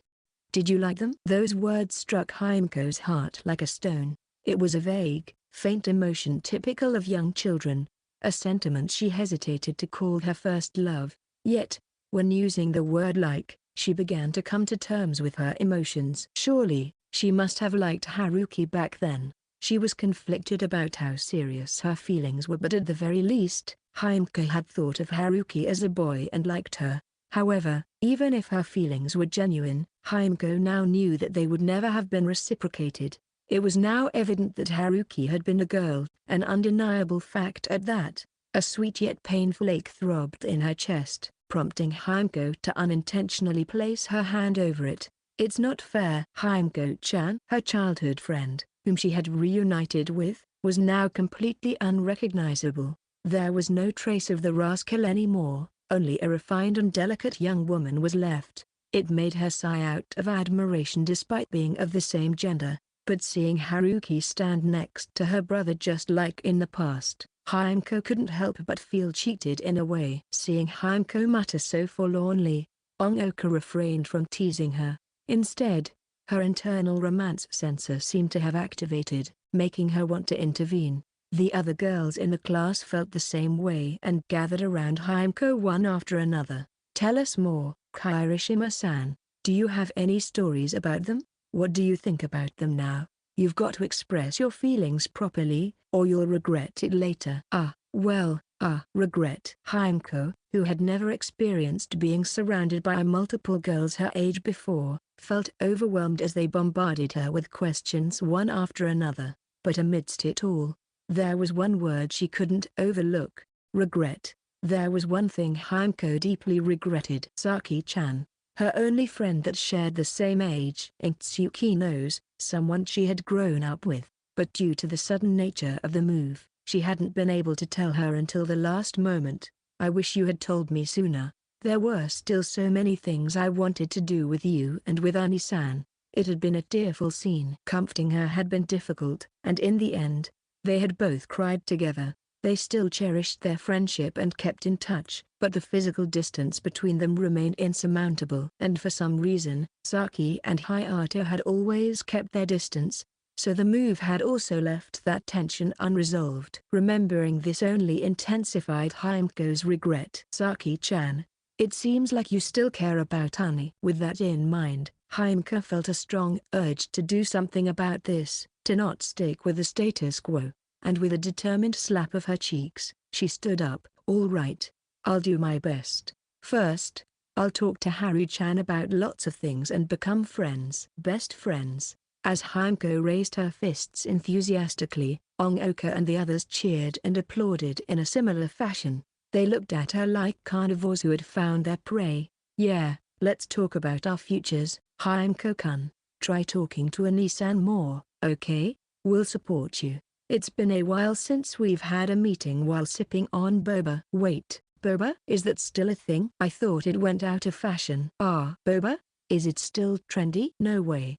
I want to have some. Boba, which had gone out of fashion for a while, became the subject of discussion. Although the other girls had only mentioned it offhandedly, Himeko eagerly latched onto it. She was living proof of the fact that trends took a while to reach the countryside. Yeah, that's our Kirishima-san. All right. I'll treat you guys. Himeko-chan, never change, okay? Huh? What do you mean, everyone? Himeko was bewildered by the reactions of her peers. The faces in the classroom were incredibly kind and heartwarming. Some were even suppressing their laughter with shaking shoulders. And thus, Himeko continued to solidify her position as the class mascot. Section. It was a Friday evening, the day before they had plans to buy Hayato a smartphone. The humidity from the morning persisted, showing no signs of letting up even as sunset approached. I'm home. Honey, ice cream. It's in the freezer, help yourself. Ah.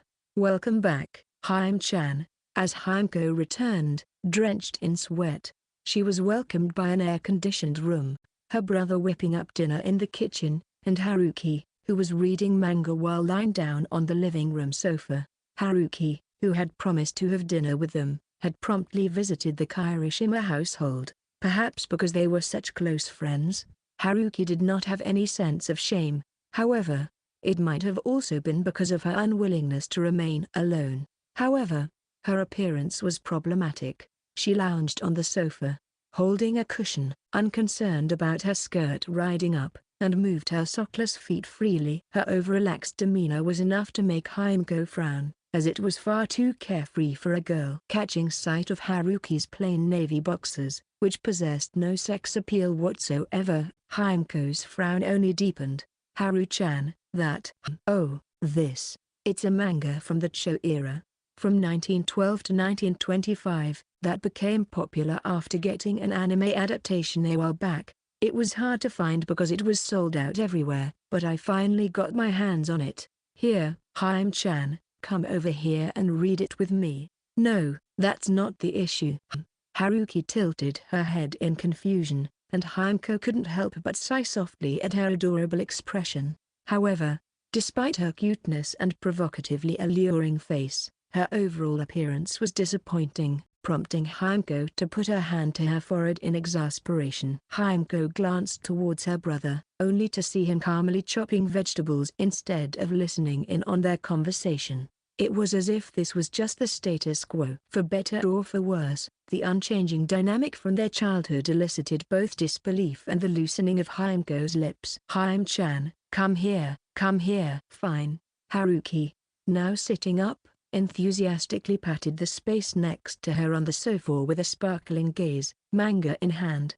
It seemed like she wanted to read together. Despite letting out a sigh, Himeko decided to read the manga with her. It was a shonen battle action manga, but it seemed to resonate deeply with the two girls, captivating them completely. Haru-chan, where's volume 2? Here you go. Welcome to the swamp. What are those two doing? In the end, the two of them remained silently immersed in the world of the manga until dinner was ready. Let's eat. Ah, honey, this. Eat your tomatoes, don't leave any. Tonight's dinner was cold shabu salad udon. The udon noodles had been firmed up, having been chilled with cold water, topped with watercress, baby lettuce leaf, scallions, cucumber, radish sprouts, and tomatoes, accompanied with pork belly slices. It was complemented with ponzu sauce, sesame sauce, and various other dressings. The relentless heat had hurt their appetites, but they managed to devour the light meal with ease. Himeko had also reluctantly swallowed her raw tomatoes with a sour expression under Hayato's strangely pressuring gaze. While taking a tea break after finishing their meal, Himeko suddenly exclaimed as if she had just realized something. Oh, that's right, honey. Can I borrow Haru-chan tomorrow, on Saturday? Me? Yeah, you can get him his phone on Sunday. She knew that both of them were going out to buy Hayato a smartphone this weekend. However, Himeko couldn't ignore Haruki's catastrophic fashion sense as a girl her age. Yeah, let's go on a date, Haru-chan. A friend date. Date? With me? I've never been on a date before. Haruki blushed and panicked at the mention of the word date. While suppressing the urge to tease her, Himeko continued, it's not that big a deal. Haru-chan, you've been on plenty of dates with Ani before, haven't you? Like hiking dates, or jumping into rivers and getting soaked, or endurance contests where you two competed in catching cicadas for 6 hours, right? Oh, yeah, just like those. There'll be absolutely no hint of romance in this date. Ah, I see. Haruki clapped her hands together as Hayato recalled these memories with a stifled laugh deep in his throat. So, it means Haim-chan and I are going to play together, right? Yeah, exactly. Okay, so what are we going to do? And Hayato, is that okay with you? You'll be left out, won't you? I mean, wouldn't it be better for the three of us? Clothes. For the three of, we're going shopping for Haru-chan's clothes. Himeko-sama. Himeko's eyes showed no hint of sarcasm. Rather, they were tinged with a strong sense of duty, accompanied with a predator's grin as if she'd found her prey. Haruki felt a chill run down her spine as her smile froze. Hayato. Well then, I should get started on the dishes. Traitor. Despite her desperately seeking his help, Hayato fled to the kitchen, seemingly desperate not to get caught in the crossfire. His retreat practically screamed. It'd only get in the way if there were a man around. So vehement was its assertion.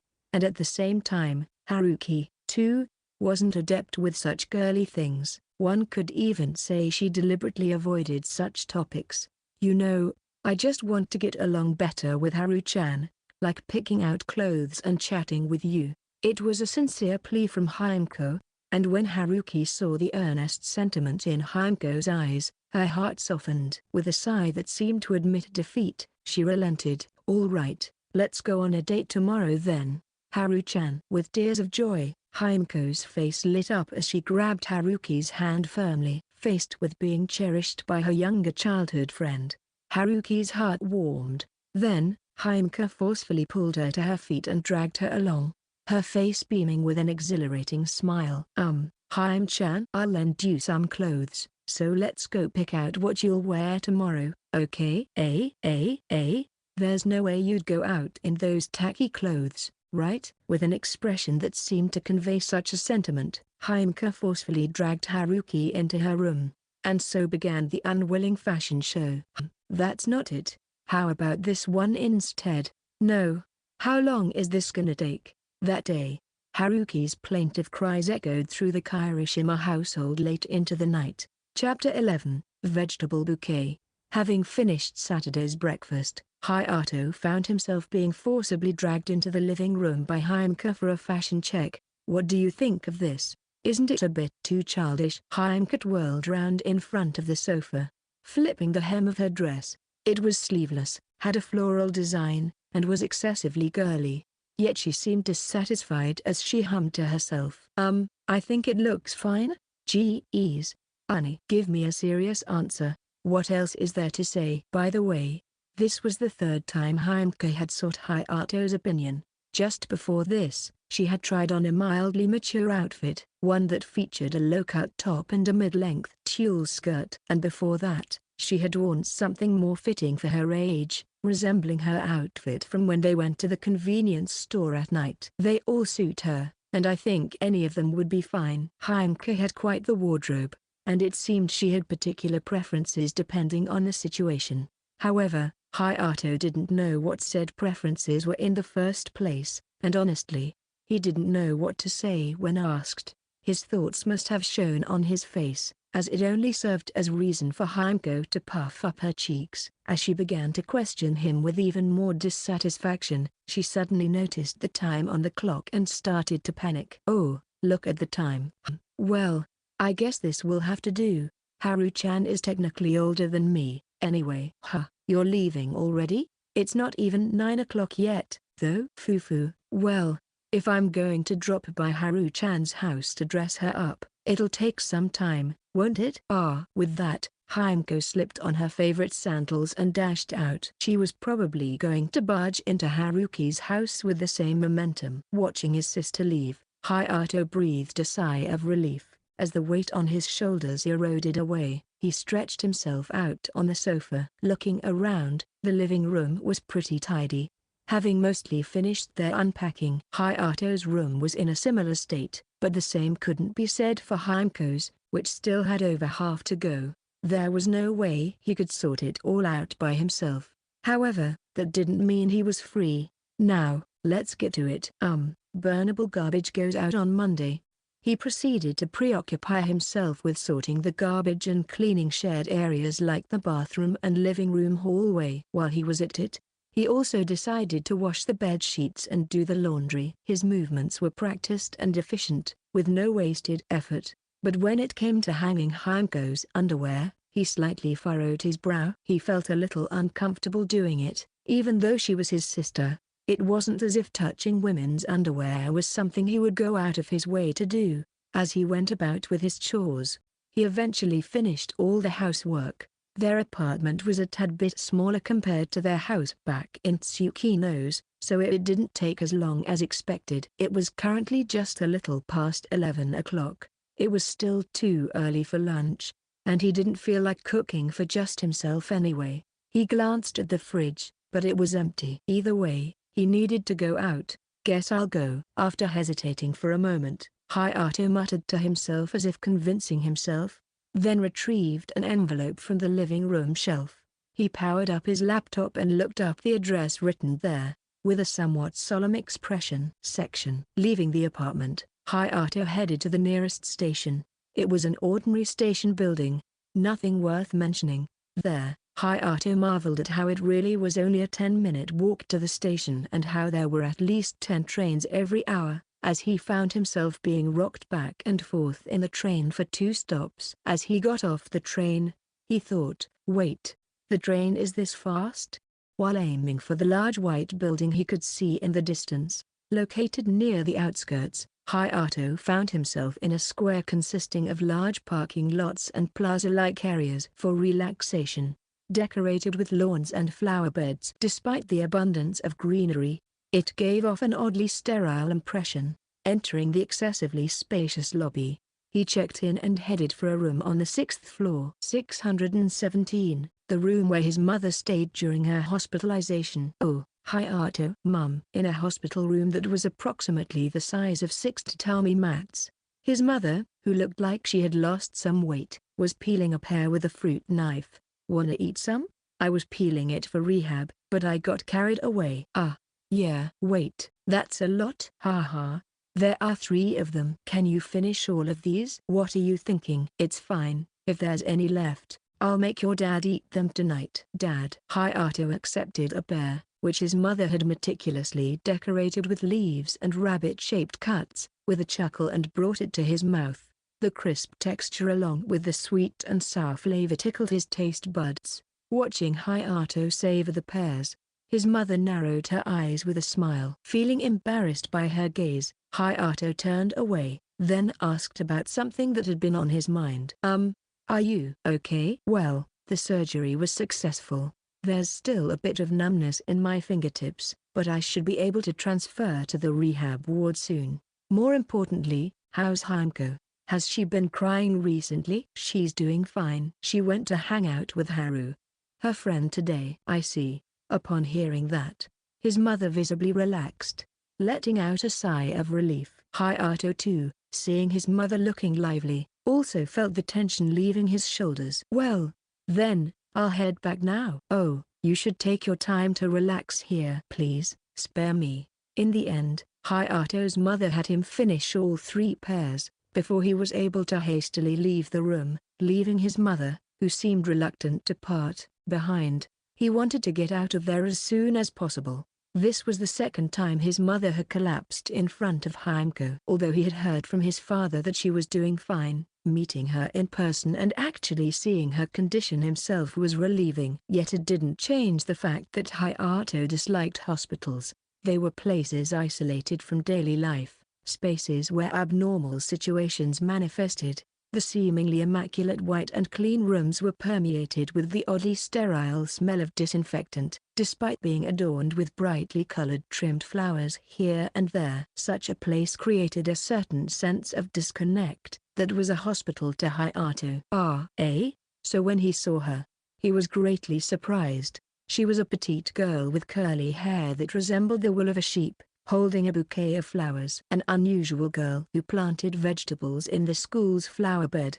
Mitake-san, Kirishima-san. It was a familiar sight, a vibrant bouquet of white, yellow, and purple flowers, vegetable flowers, to be precise. The flowers were tightly compacted in a circular arrangement, with their zucchini flowers at the center, accompanied with small white, yellow, and purple flowers belonging to eggplants and tomatoes woven around them, giving the bouquet a lively appearance. Even though Hayato didn't know much about flowers, he could tell that it was a very intricate creation, and above all, how lovely. These flowers make a pretty lovely sight. Haha, looking at vegetable flowers like this gives off a completely different impression. That's because I wanted to use the prune ones. I thought if I did this. I see, you're amazing, Mitake-san! Hayato was genuinely impressed. Why vegetable flowers? Why is Mitake-san here? These were the initial various thoughts that swirled in his mind. But for Hayato, those thoughts were blown away by how vibrant the vegetable flower bouquet looked. He couldn't help but admire Mitake Minamoto, the creator of such a bouquet. However, the person in question looked perplexed. Being unexpectedly showered with praises like lovely and receiving such looks from the opposite sex left her mind blank. All she could do was whimper while tears welled up in her eyes. She really does resemble them. Hayato couldn't help but feel that she reminded him of the sheep that would bleat in surprise from an angry Mr. Gen, suppressing the laughter in his throat. Thinking she was being laughed at, Minamoto blushed even more and squirmed in embarrassment, right before something flew towards Hayato with great force. Whoa! Kaya! What hit him with a thud turned out to be a cola bottle. Yet to realize what was going on, he looked around to see who threw it, and saw an elderly man in a hospital gown. His face was flushed red like a boiled octopus, still trembling in the form of his throwing motion. What are you doing to my Minamoto, you brat? Grandpa. Wow! The elderly man, now with the bouquet in his hand, closed in on Hayato. As Hayato looked between the bouquet and the elderly man, he sensed the situation. Hey, brat, stand still. You made Mitake cry. What the hell did you do? Regardless of your answer, I won't go easy on you. No, I didn't do anything. Wait, Grandpa. He didn't do anything. Yet, the elderly man swung his walking cane. Both granddaughter and grandfather had faces flushed in the same crimson color, and Hayato couldn't help but think that they really were related. However, the intensity and sharpness of his gaze made him look like a skilled hunter from a guild rather than a grandparent. In fact, the force with which he swung the cane was so fierce that it seemed uncharacteristic of an elderly man's strength. How dare you make my granddaughter cry? It hurts. Ow. Grandpa. So, unraveling this misunderstanding would require quite a bit of effort. Section. A few minutes later, in a large hospital room nearby, there, Hayato found himself on the receiving end of an apology. Young man, my apologies. All right, are we good now? Why yes. Mitake, if you're that indifferent, Minamoto-chan will get mad at you. Yeah, you old fart. Minamoto-chan might stop talking to you altogether, you know? Sorry. Forgive me, young man. Why yes. Yet, his demeanor remained unapologetic, as if he was only apologizing as a result of being pressured by his friends. He still held an obvious sense of dissent, and it was clearly conveyed. Now, Mitake. By the way, are you the sensei that has been teaching Minamoto-chan about planting vegetables lately? Boy. Sensei, thanks to you, Minamoto-chan has been pretty happy lately. Thank you. Even that old geezer is grateful deep down. I see. The gaze that Minamoto's grandfather directed at Hayato was oddly sharp, with no intention of hiding his hostility. He seemed like a difficult person to approach. but considering the teasing from those around him, perhaps it was only this way when it concerned his granddaughter. It was obvious that he cared deeply for Minamoto, which was probably why she visited here so oftenly. "So, young man, you're a transfer student." "Why, huh? Why did you talk to our Minamoto?" "Well, I understand that Minamoto is cute. I would go as far to describe her as an angel without wings. I can understand the desire to talk to her." "So were you flirting just for fun? If so, that's not it." What came next was a force carrying extraordinary intensity. Without a moment's hesitation, a cane was thrust in front of Hayato, and all he could do was let out a gasp in surprise. Depending on his answer, his life could be in danger. It was hard to laugh it off as a joke, so he couldn't help but speak his thoughts out loud. She reminded me of a kid from my old neighborhood. She was helpful, and she looked exactly like Mitake-san when she panicked, so I couldn't just ignore her." "Oh, really? Like Minamoto? What kind of child is she?" "She's an 8-year-old girl with similarly curly hair. And you talked to her because of that, huh?" "Why yes." Minamoto's grandfather wore a slightly puzzled expression. However, others in the hospital room murmured affirmatively. "I get it. She's got a careless side. Makes you want to give her candy, and so on."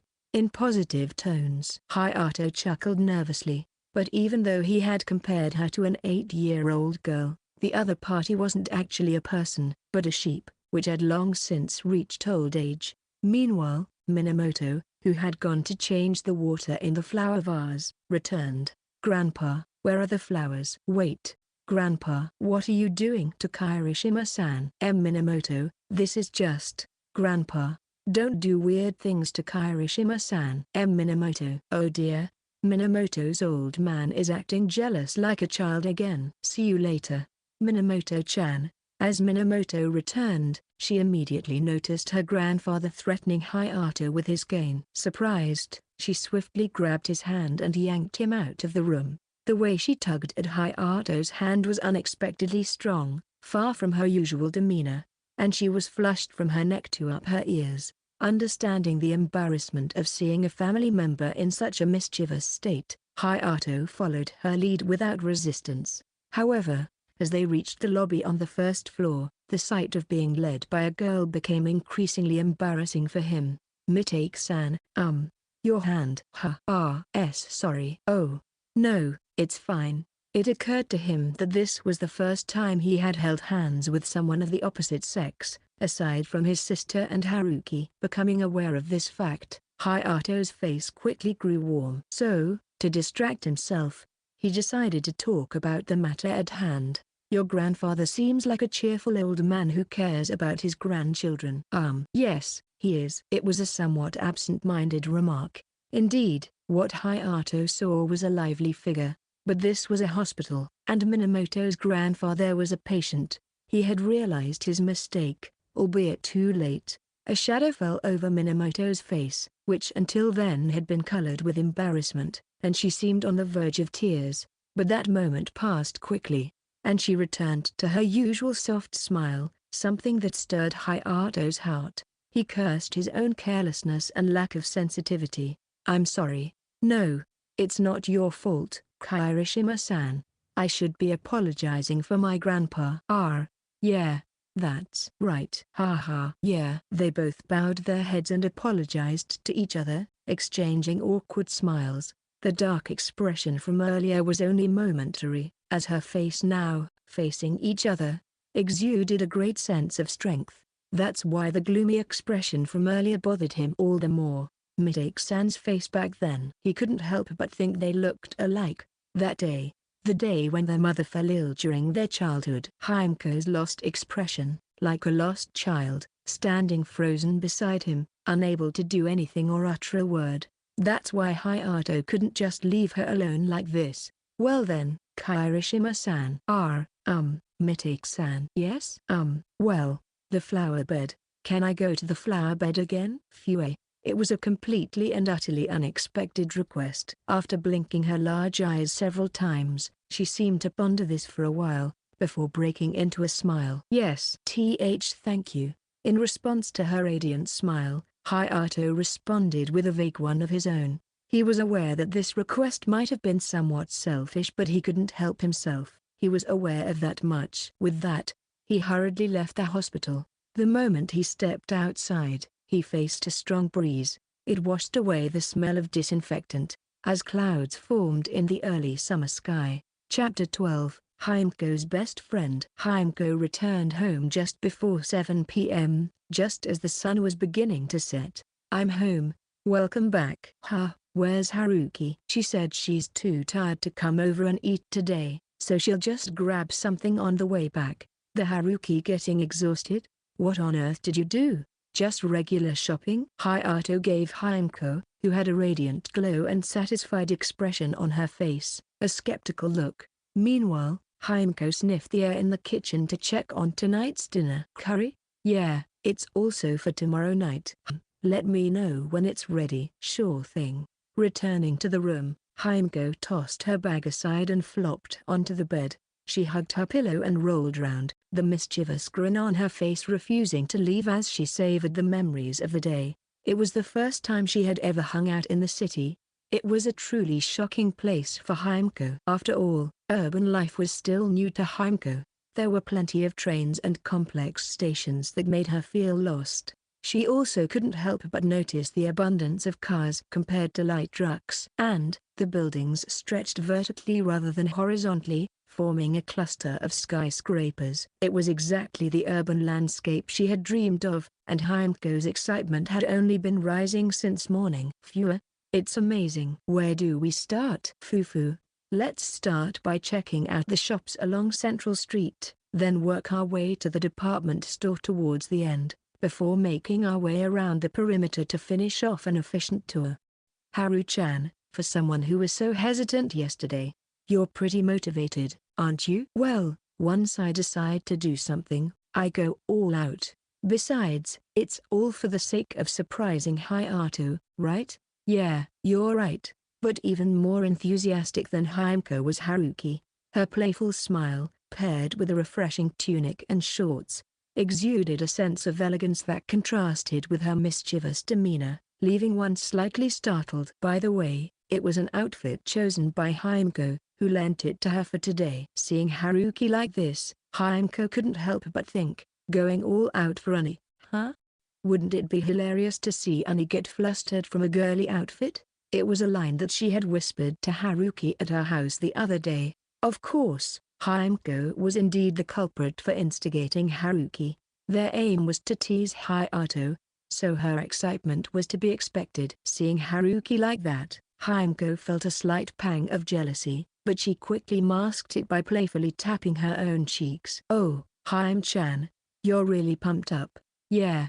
Let's thoroughly check out every shop." "Yeah." And so, the two high-spirited girls proceeded to explore various stores, occasionally getting drawn into arcades, shops selling yellow submarines, and gachapon corners, much to their amusement. At a popular fruit parlor along the way, they each devoured jumbo fruit parfaits the size of their faces while engaging in lively chatter. Haruki and Haimko followed a logical route for their shopping spree, with the only miscalculation being frequent back and forths between different shops selling items that paired well together, something that significantly delayed their schedule. And considering the fact that Haruki's energy had been through the roof the whole day, she ended up completely depleting her batteries by the time they boarded the train back home. Leaning her head on Haimko's shoulder. Seeing Haruki in such a vulnerable state, Haimko couldn't help but feel her cheeks loosen. Today was so much fun. Oh, lost in the lingering memories of the day, Haimko returned to reality having heard a notification from her smartphone. It was a message from Saki, her best friend from Tsuki knows. "What were you up to today?" "I was so bored. I ended up watching videos of scenic train rides from around the world all day." "Wow, aren't we in 9th grade?" "You should focus more on studying for entrance exams. It's so weird. I tried to study, but ended up like that when I sat down at my desk." "Well, I was shopping all day too." "Really? What did you buy?" "Well, more like picking out outfits." "Oh, right.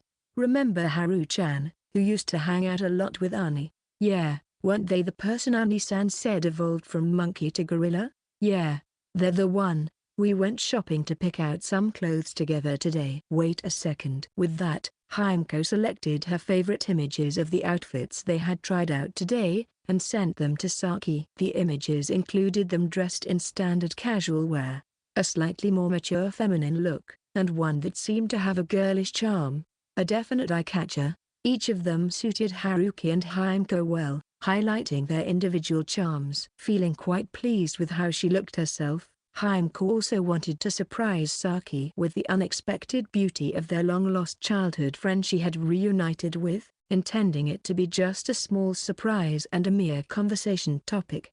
So it was completely unexpected when, immediately after sending the images, she received a call.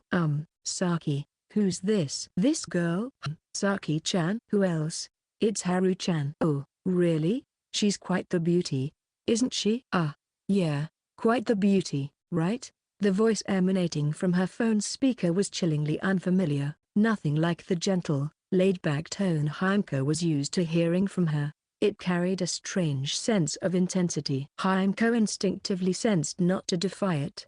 Her back straightened, and she found herself sitting up straight on the bed. Heim-chan, I wonder if you lied to me? I thought you said she turned into a gorilla. Oh, yeah, that's still true. She's still the same as she was back then, you know. Even with Ani right in front of her, she's still laid back and rough around the edges.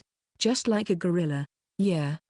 Just like old times? Saki-chan. Heimko was completely perplexed. It was the first time she had heard such a disturbed voice from the usually mild-mannered Saki, and she had no idea what could be causing it. Through the phone call came tearful phrases like, "Where do you plan on studying? Are you coming over for summer break?" And high school boys are such beasts. Leaving her at a loss as to what to do. Oi, Heimko, dinner's ready. So Hayato's call was truly a godsend. Sorry Saki-chan, I have to go for dinner. Heim-chan? Ani, I'm coming. While apologizing in her mind, Heimko took advantage of the opportunity to leave the room. Still puzzled about what had happened to her friend until the very end, she tilted her head. Chapter 13, But We Promised, right? It was currently Sunday, the day that Hayato had made plans to choose and buy a smartphone with Haruki. Heimko, who had commandeered the Kirishima living room TV since sunrise, looked puzzled when she laid eyes on her brother, who was supposed to be heading downtown. Ani, seriously, a straw hat? I mean, heat stroke and all. The abundance of buildings blocks direct sunlight, and you can easily find plenty of air-conditioned shops to rest at. It's not desolate like Tsuki knows where there's nothing around, you know? I see. He donned a plain shirt with jeans. That in itself was fine. It was a safe outfit, for better or for worse. But wearing a straw hat made him look like a farmhand, and Heimko couldn't help but comment on it. Despite it being her brother, she couldn't help but facepalm at his lack of fashion sense. Oh, by the way, what's the point of meeting her there? Our houses are close, so we could just go together. Wow. Hayato's naive comment convinced Heimko. Suppressing a wow, he really doesn't get it. She instinctively lowered the volume of the TV and turned to face Hayato with such intensity, causing him to flinch. Yesterday, Haru-chan and I went shopping for clothes. Remember, Ani? Oh, right. Which means it'll be the first time she'll be showing you that outfit we picked out. So there needs to be a proper time and place for such an unveiling. Doing it in front of her house lacks any sense of occasion. Do you understand? Is that how it is? That's how it is. Heimko let out a big sigh at the sight of him struggling to grasp the concept. Maybe asking Ani to understand a girl's heart is too much. And besides, Haru-chan is Haru-chan. Heimko pondered about her brother and childhood friend, then sighed again as she turned back to the TV. Oh, Ani, don't forget the documents on the table. This is a parental consent form and Dad's account? Yeah, I downloaded the form and got Dad's signature. You're okay with the same carrier as mine, right? Carrier? The mobile company. You don't even know what that is? Sorry, is it okay if I... Wow. Both the Kirishima siblings uttered strange noises, their gazes fixed on the TV. The drama program that had been playing just reached its climax. It seemed to be a scene where a knife-wielding woman barges into a room where her husband and another woman were embracing each other on the bed. It was quite intense, so it was no wonder Hayato uttered a strange sound. Even Himeko, feeling awkward, blushed and froze in place. So, what's this, like? A trendy show? Well, it's a drama called 10 Years of Solitude. It's something a classmate recommended. The actress in it is amazing. It's rumored that she's actually a divorcee, but it's precisely because of that her performance is so intense. And Himeko, I'll make sure to focus on my studies. This time, it was Himeko who found herself subjected to Hayato's glare. Section. Their rendezvous point was a local station. It was 3 stops away from the one near where he lived. A little over 20 minutes away. Haruki and Himeko had met up in the same spot yesterday, and it boasted the largest station building in the region. Right in the heart of the city. Where's the east exit? But to Hayato, it was like a complex maze. It featured multiple private railways and underground passages. He was already astonished when he went to the hospital yesterday, but this complexity went beyond surprise and delved into anxiety. Oh crap. I'm running out of time.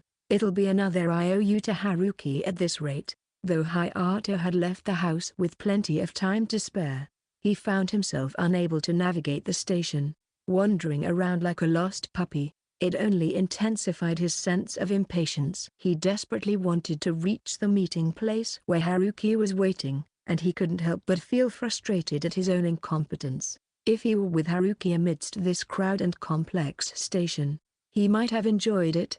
But that wasn't the case. He couldn't help but feel like it was a waste. Above all, he just wanted to see Haruki as soon as possible. By the time he finally reached the vicinity of their meeting place near the statue of a bird, he was a good 5 minutes late. It was a Sunday, after all. The place was teeming with people, making it difficult to pinpoint where Haruki was. Again, Hayato finally understood the need for a smartphone. Oh well. With no other option, a distressed Hayato prepared to raise his hand and call out loudly, when suddenly, there you are. Eh?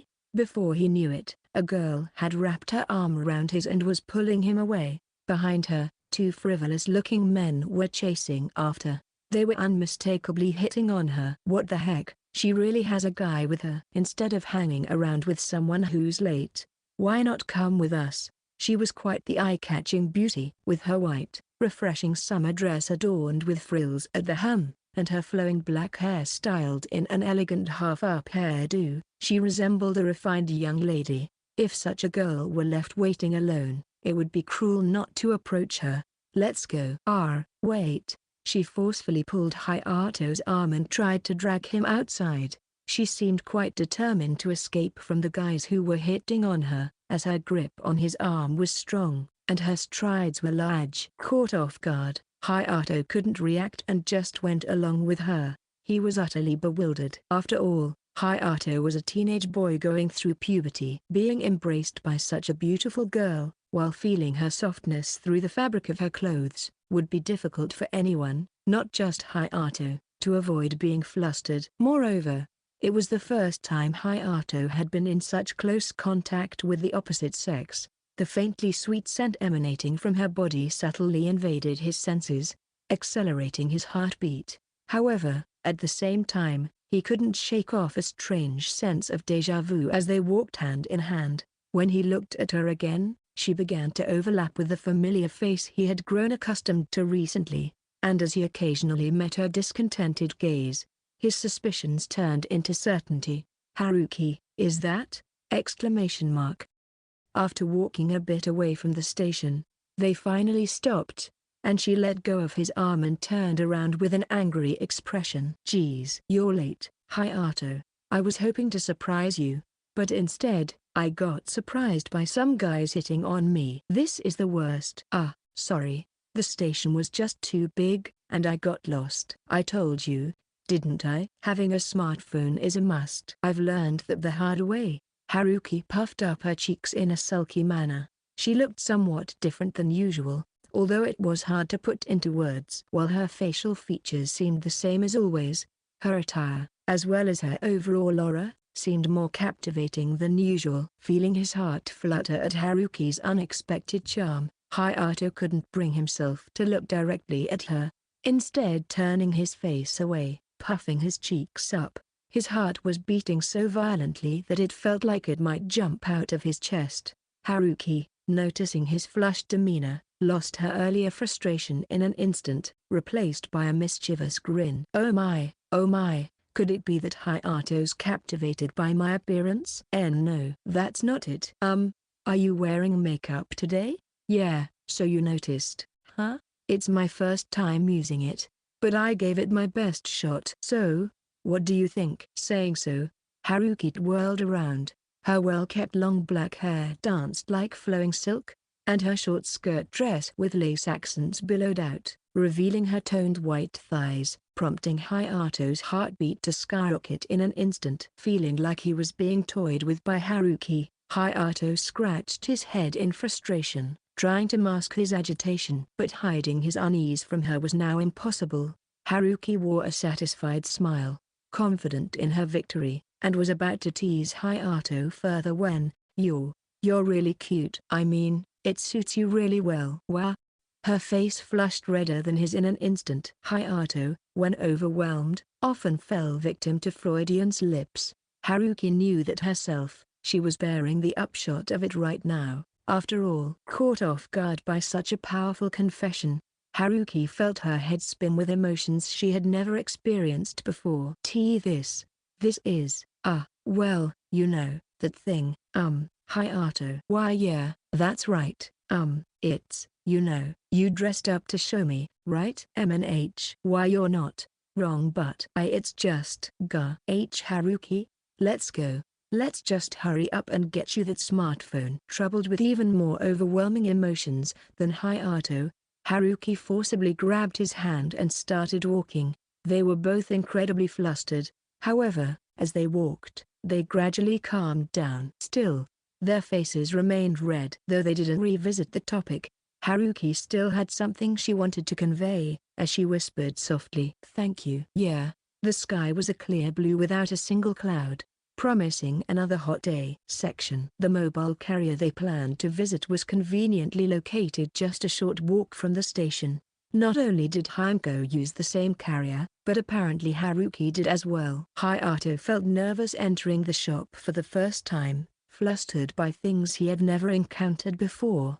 Unfamiliar objects, unfamiliar phrases, various plans, and so on. He was completely overwhelmed. Haruki? Yeah, about this. In fact, he was so overwhelmed that even Haruki was hesitant to tease him. Although she was the carefree type, she was still an honors student. She responded to Hayato's plea by explaining the shop attendant's words in an easy-to-understand manner.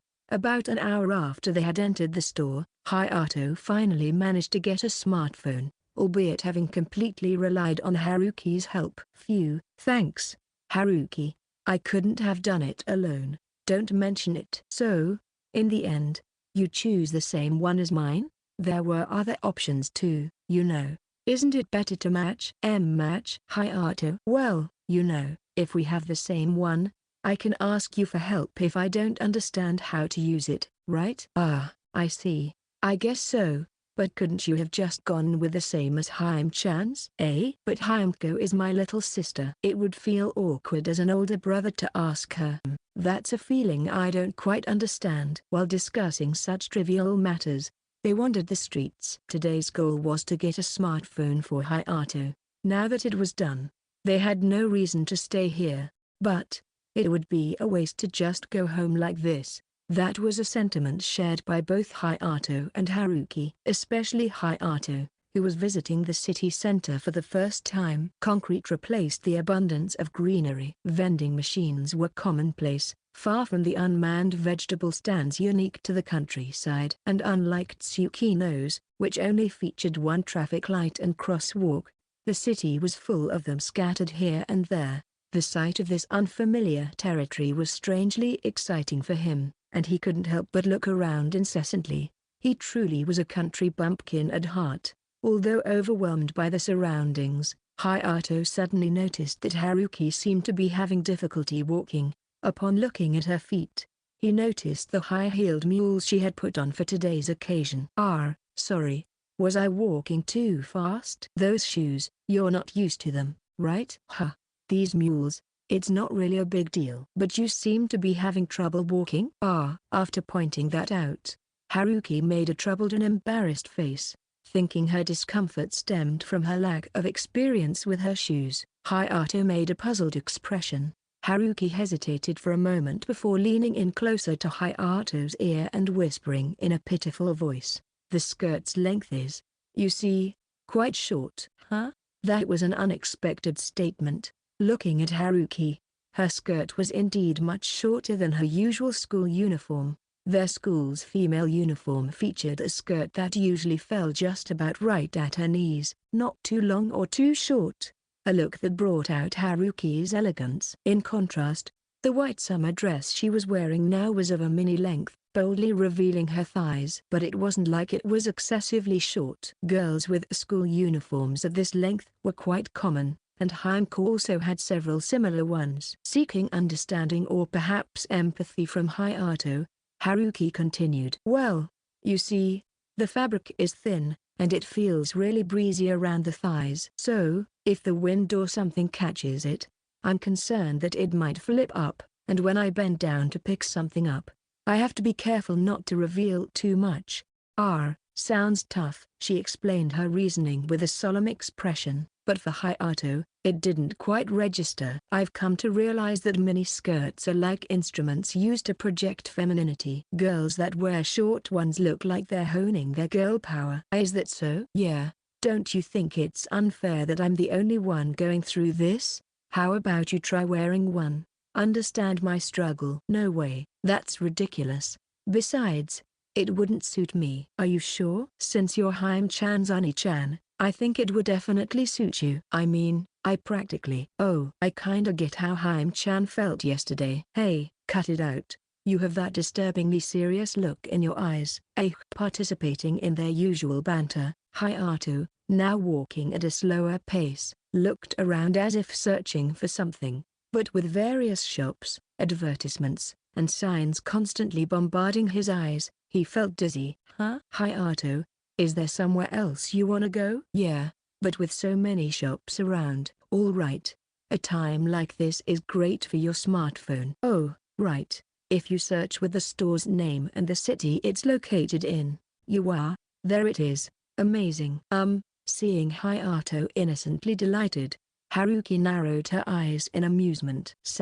After a 10-minute walk from the station, they arrived at the outskirts of the city.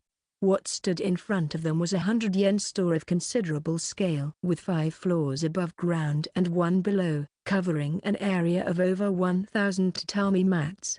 It ranked among the largest in the country. "It's huge." "I heard it was big, but this is beyond what I imagined."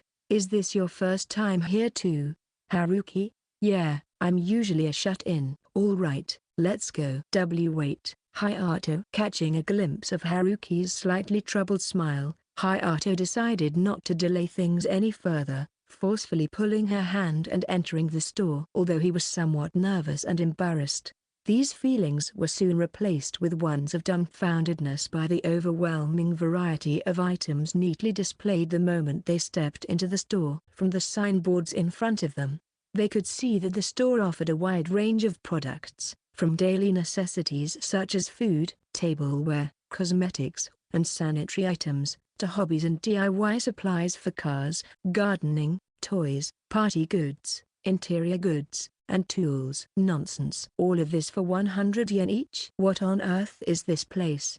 But look at the food section. Oh, I see. Supermarket sales are still cheaper. Fufu. Exactly. While exchanging such remarks, Hayato was drawn to various items of interest. It was his first time experiencing such a wide range of products lined up like this, and he felt a desire to buy something, almost as if it was his duty to do so. I want to buy some tableware. I want to replace the ones back home. I want to have various ones for different purposes.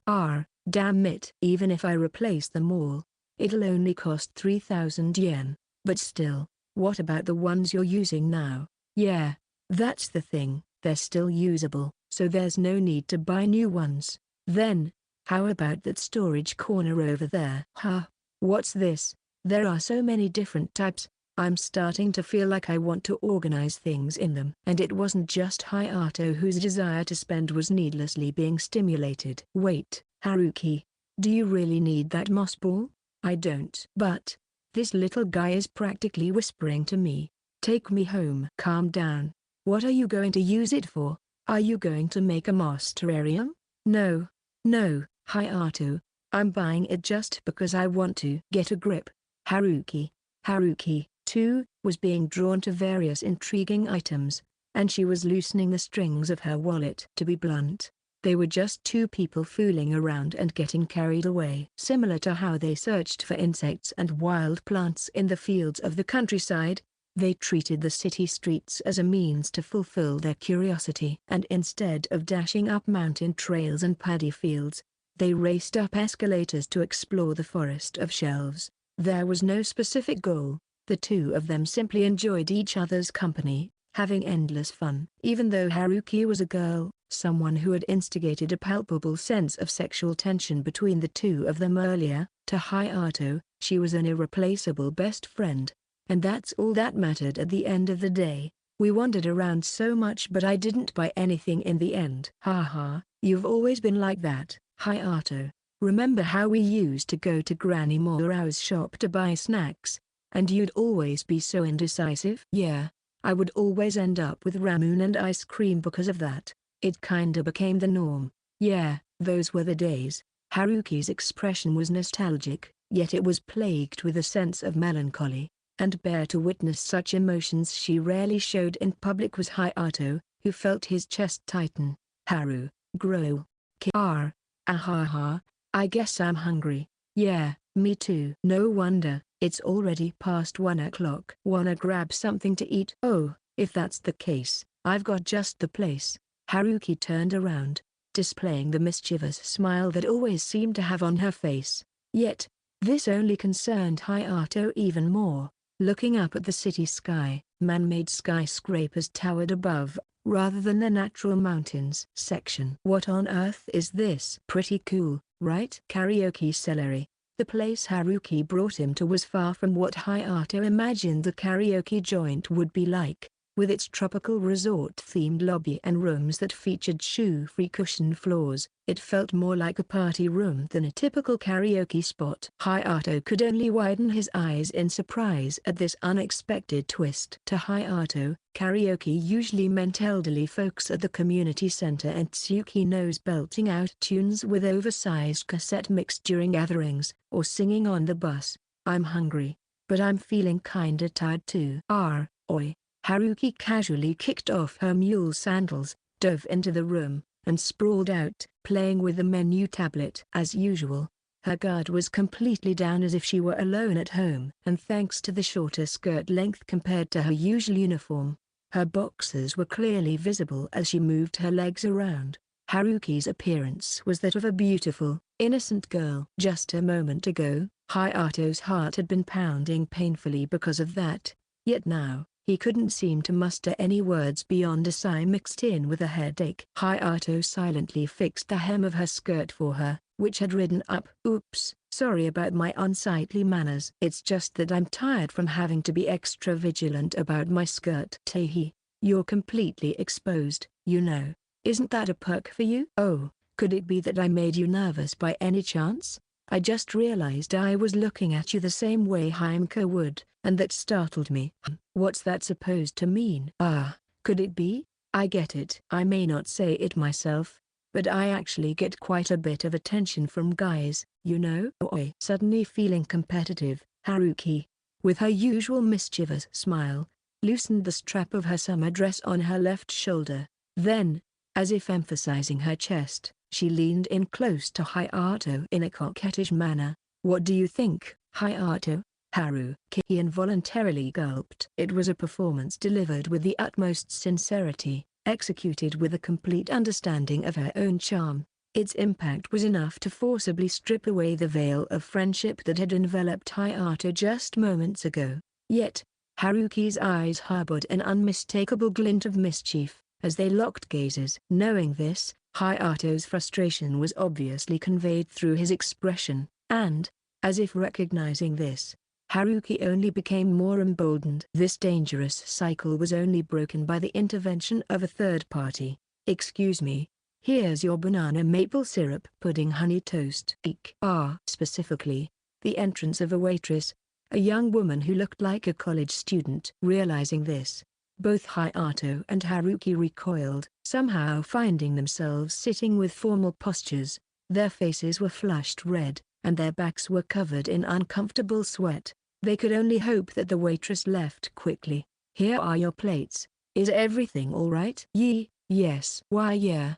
The waitress carried out her duties with a smile, as if oblivious to the inner turmoil and panic of Hayato and Haruki. At least, that's what it looked like initially, before she left with a final remark, her gaze fixated on the loosened left shoulder strap of Haruki's dress.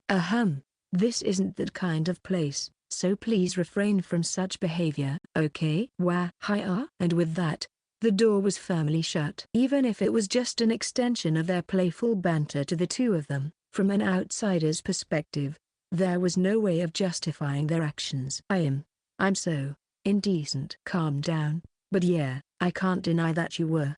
Hey, calm down." Unable to bear the embarrassment any longer, Haruki charged towards the gigantic honey toast. It featured a mound of sweetness adorned with ripe bananas, pudding, various ice cream flavors, and whipped cream, generously spread over it. It was a conglomeration of fats and sugars, and ignorance was bliss regarding the calories or consequences of consuming it. Yet, Haruki shoveled it into her mouth without a moment's hesitation. Damn it, count me in. Hayato also vigorously dove into the treat, determined not to be outdone by Haruki. The childhood friends, their faces flushed red, indulged in the sweetness with reckless abandon, in an attempt to cover up their embarrassment. Their ridiculous behavior was glaringly obvious to each other. PFT fufu. "What are we doing, really? Yeah, we're idiots." Yet, it was also incredibly funny. Before they knew it, they were full of giggles, exchanging smiles with each other like they did when they were kids.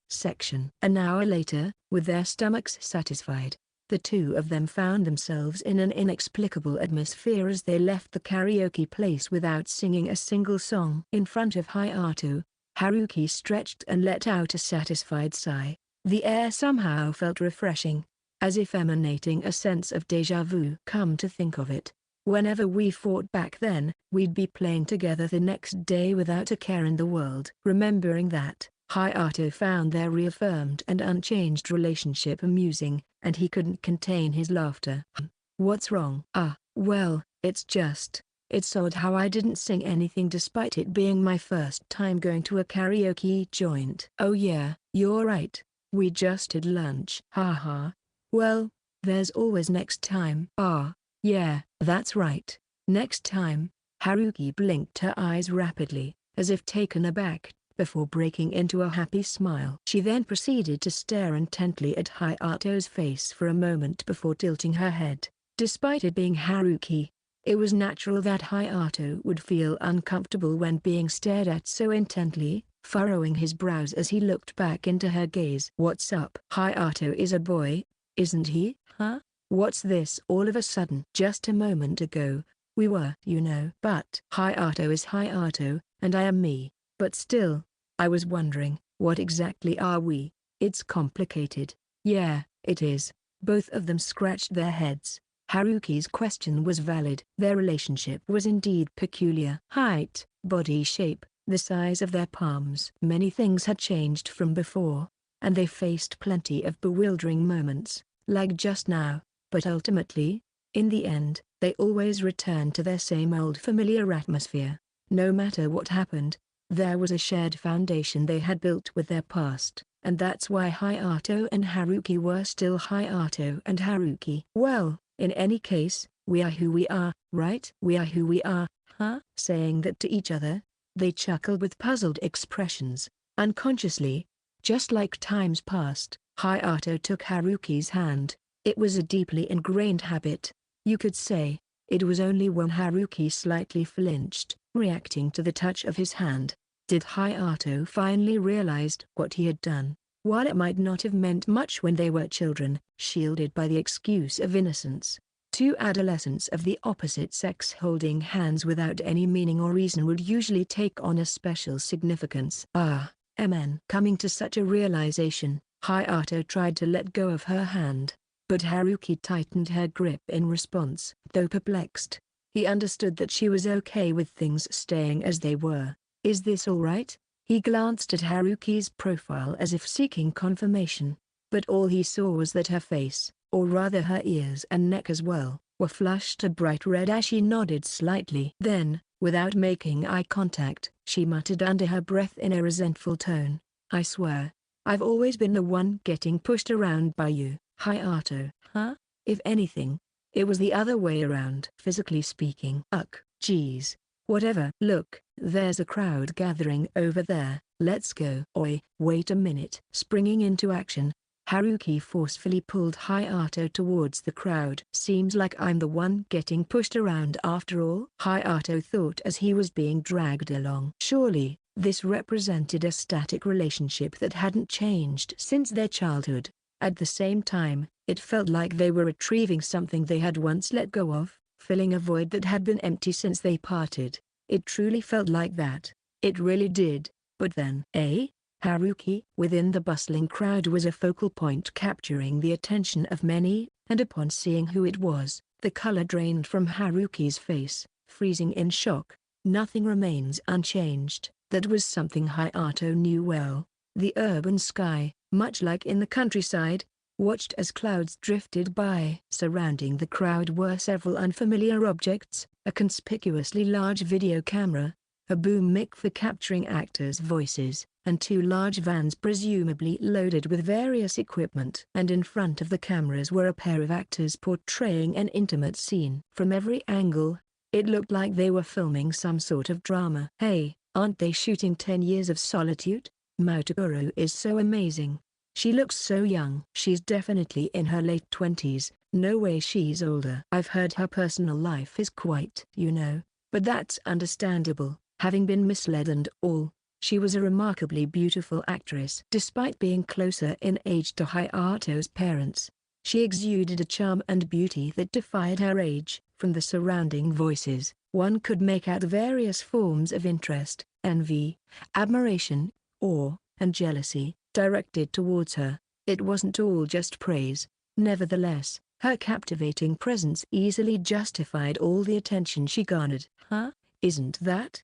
The actress had appeared in the drama they had been watching earlier that morning before he left home. Considering how many of Hayako's classmates had recommended it to her, it must have been quite popular. Understanding the reactions of those around him, Hayato felt a strange sense of déjà vu and furrowed his brows. Meanwhile, Haruki's reaction to seeing the actress was anything but ordinary. Her face had drained of color, and she looked like she was desperately biting her lip. Her shoulders trembled as if she were holding something back, and her nails dug into Hayato's hand, threatening to draw blood. Her expression was clearly abnormal, a chaotic mix of emotions on the verge of breaking apart, but Hayato couldn't understand why.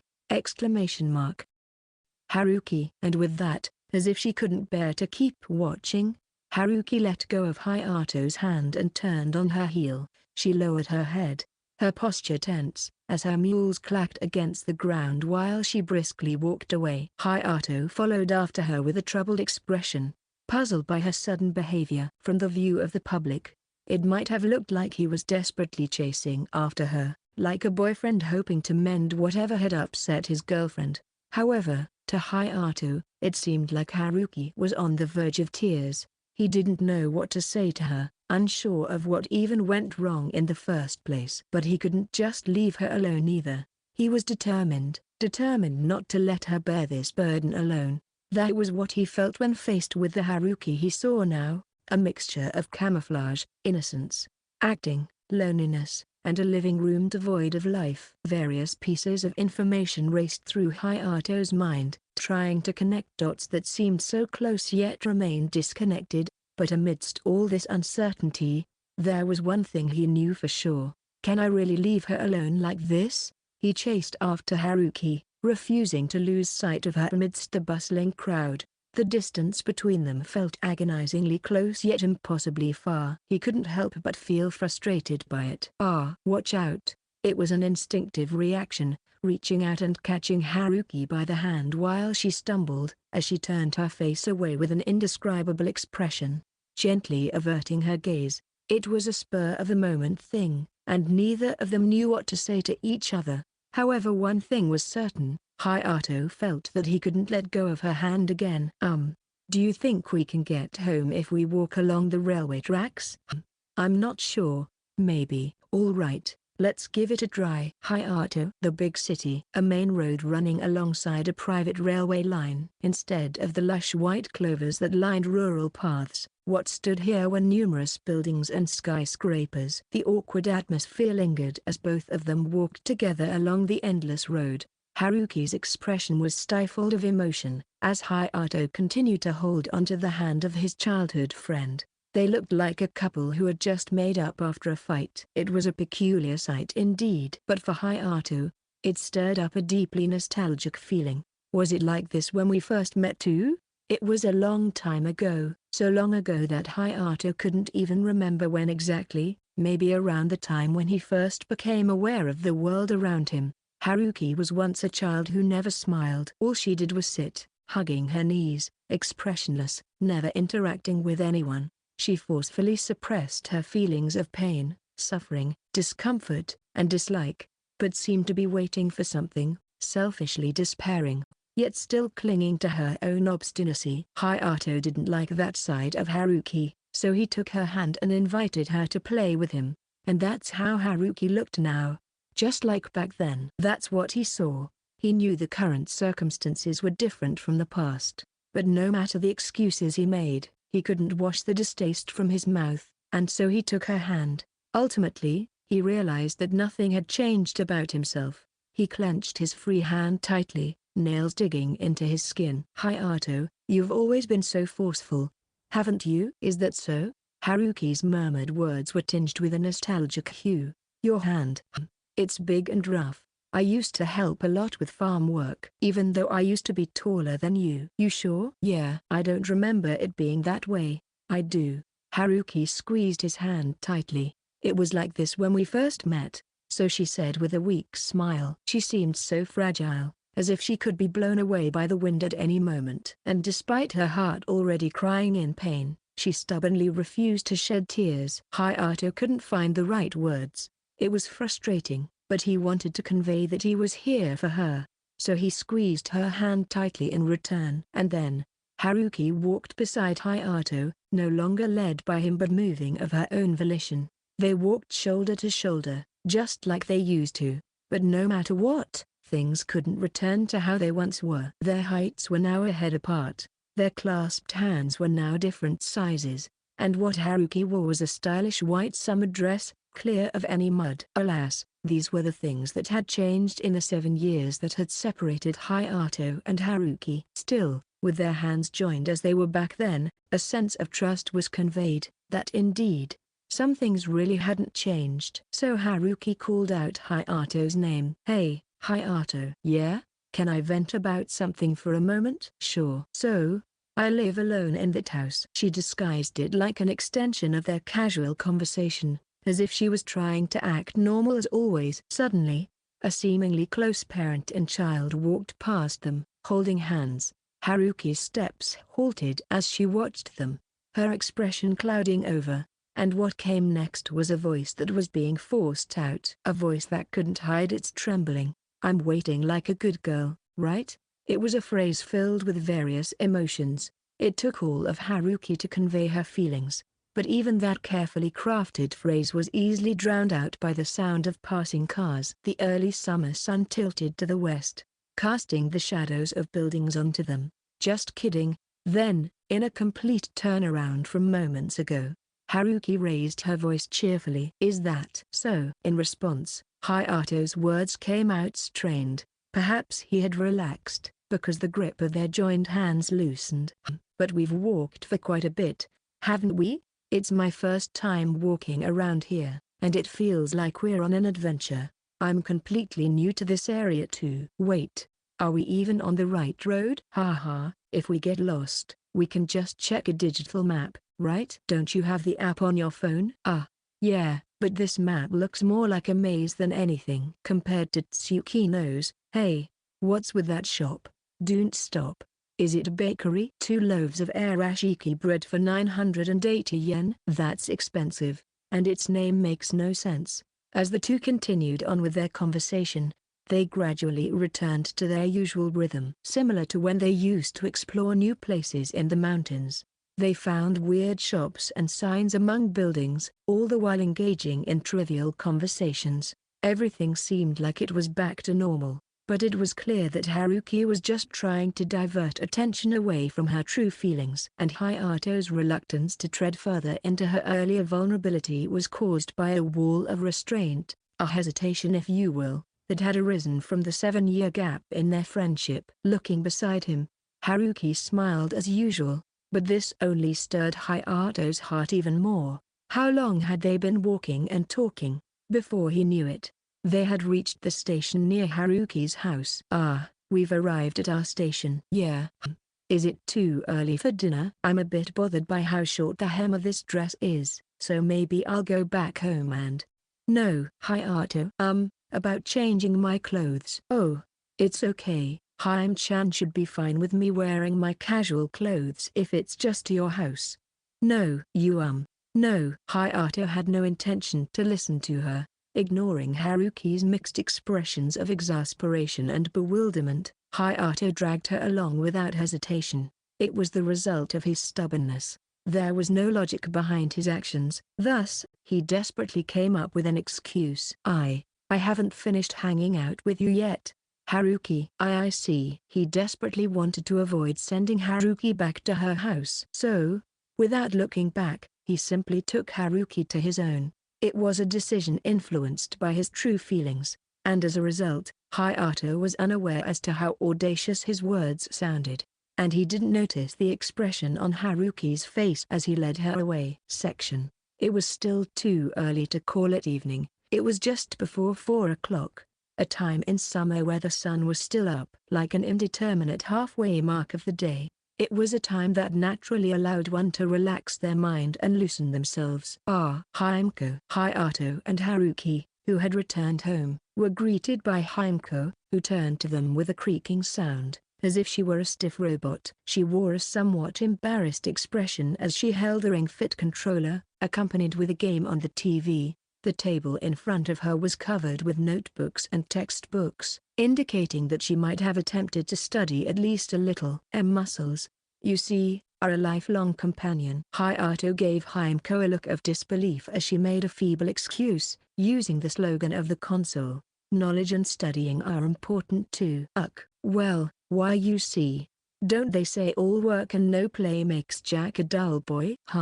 It seemed like she had been studying diligently, and that Hayato and Haruki had just returned at an unfortunate time. As the Kirishima siblings exchanged awkward glances, Haruki, seeing her childhood friends like this, couldn't help but shake her shoulders in a fit of laughter, sensing a shift in atmosphere from a moment ago.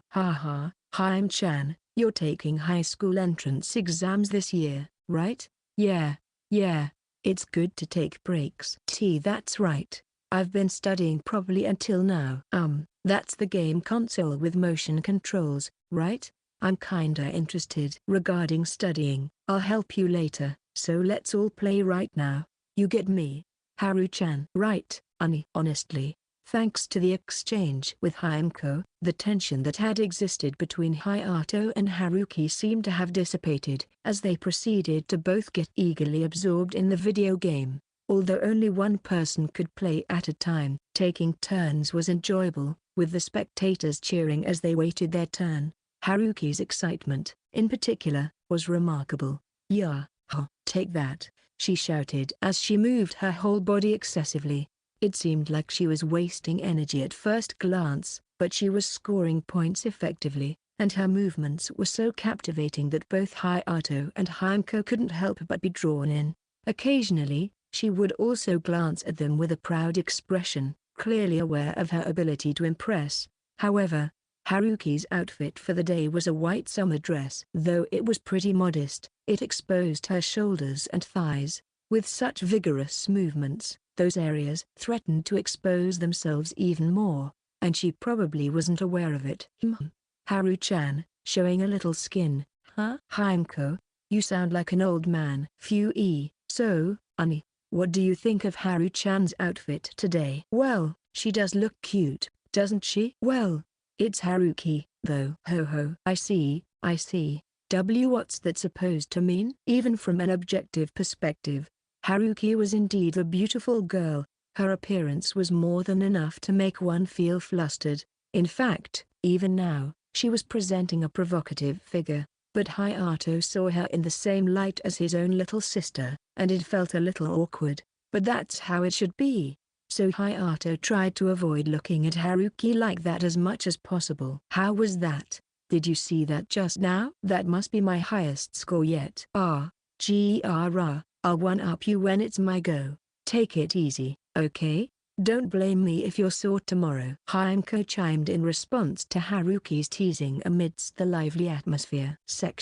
Dinner was curry pork cutlets. It was prepared with carefully made cuts in the pork to tenderize it, seasoned with salt, pepper, and grated ginger, before being fired first at a low temperature and then crisply at a high temperature. It featured crunchy breading and juicy insides. It was another one of Hayato's specialties. Pork cutlets generally go well with any sauce, but it went particularly well with yesterday's leftover vegetable-filled curry. Thanks to this, everyone's appetite was raring to go, with Haruki and Himeko polishing off the curry until there was none left, to the point where complaints like "I'm gonna get fat" were shouted out. After eating too much and suggesting some exercise, Himeko tried to sneakily return to playing on the Ring Fit, but predictably, it was a resolution rejected by Hayato, and as promised, she resumed studying under Haruki's guidance. Substitute 4 for y in that equation. Wait a second, Haru-chan, where did that 4 come from? From the first equation in the problem, which you can use to solve it like this in a jiffy. But you haven't solved that equation yet? Wait, you're correct. Haruki's teaching method was too mental math reliant to be considered helpful, but still, it progressed smoothly with Himeko's comments. While observing the two's interactions, Hayato washed the dishes and glanced at the instruction manual for his newly bought smartphone, reminiscing about the events of the day. If one could capture the atmosphere of this moment, they could say that the comfort of everyday life had returned. But certainly, today had indeed been eventful. I can't pretend like I didn't see it. That just goes to show how strong Haruki's expression had been at that moment. It's getting late. I should head home. You're right, it's already past 9. Ani, could you walk her home? It bothered Hayato. He had brought her here forcibly, but he still hadn't said what he needed to say. There was still a lingering feeling of tension. But not knowing what to do, Hayato ended up accompanying Haruki to the entrance as Himeko had asked. It's pouring. It's really coming down. They were greeted by the oppressive sound of pouring rain the moment they opened the door, as if someone had slapped their ears. They hadn't noticed it while indoors, but the rain was indeed quite heavy. The expression "raining buckets" was quite fitting, and it was dubious as to how much an umbrella would help. Walking in this rain would undoubtedly ruin Haruki's freshly bought summer dress. Well, I guess there's no choice. Could you lend me your umbrella? Hayato handed over his umbrella as requested and they walked through the corridor, aiming for the elevator. Silence. The lively atmosphere that had been present in Hayato's house just moments ago was nowhere to be found, replaced by a solemnity that lingered in the air. The two had nothing to talk about. It was the same atmosphere you'd get at the end of a festival, remaining like this until just before Haruki dashed out into the pouring rain.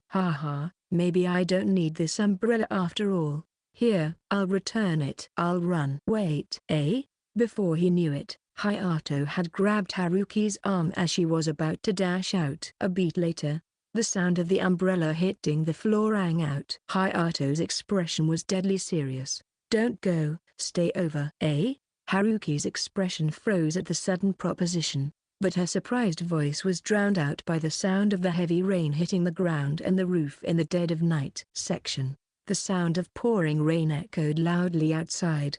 However, in an apartment that featured solid soundproofing, only the hum of the dryer reverberated. The deep bass it emitted crept its way into the adjacent bathroom. "What am I doing?" Even such muttering was drowned out by the noise of the machine. As Hayato soaked in the bathtub, he was consumed by a state of self-loathing. Every time he recalled his earlier actions, he blushed and sank deeper into the water. The sighs he let out transformed into bubbles that dissipated away in the water.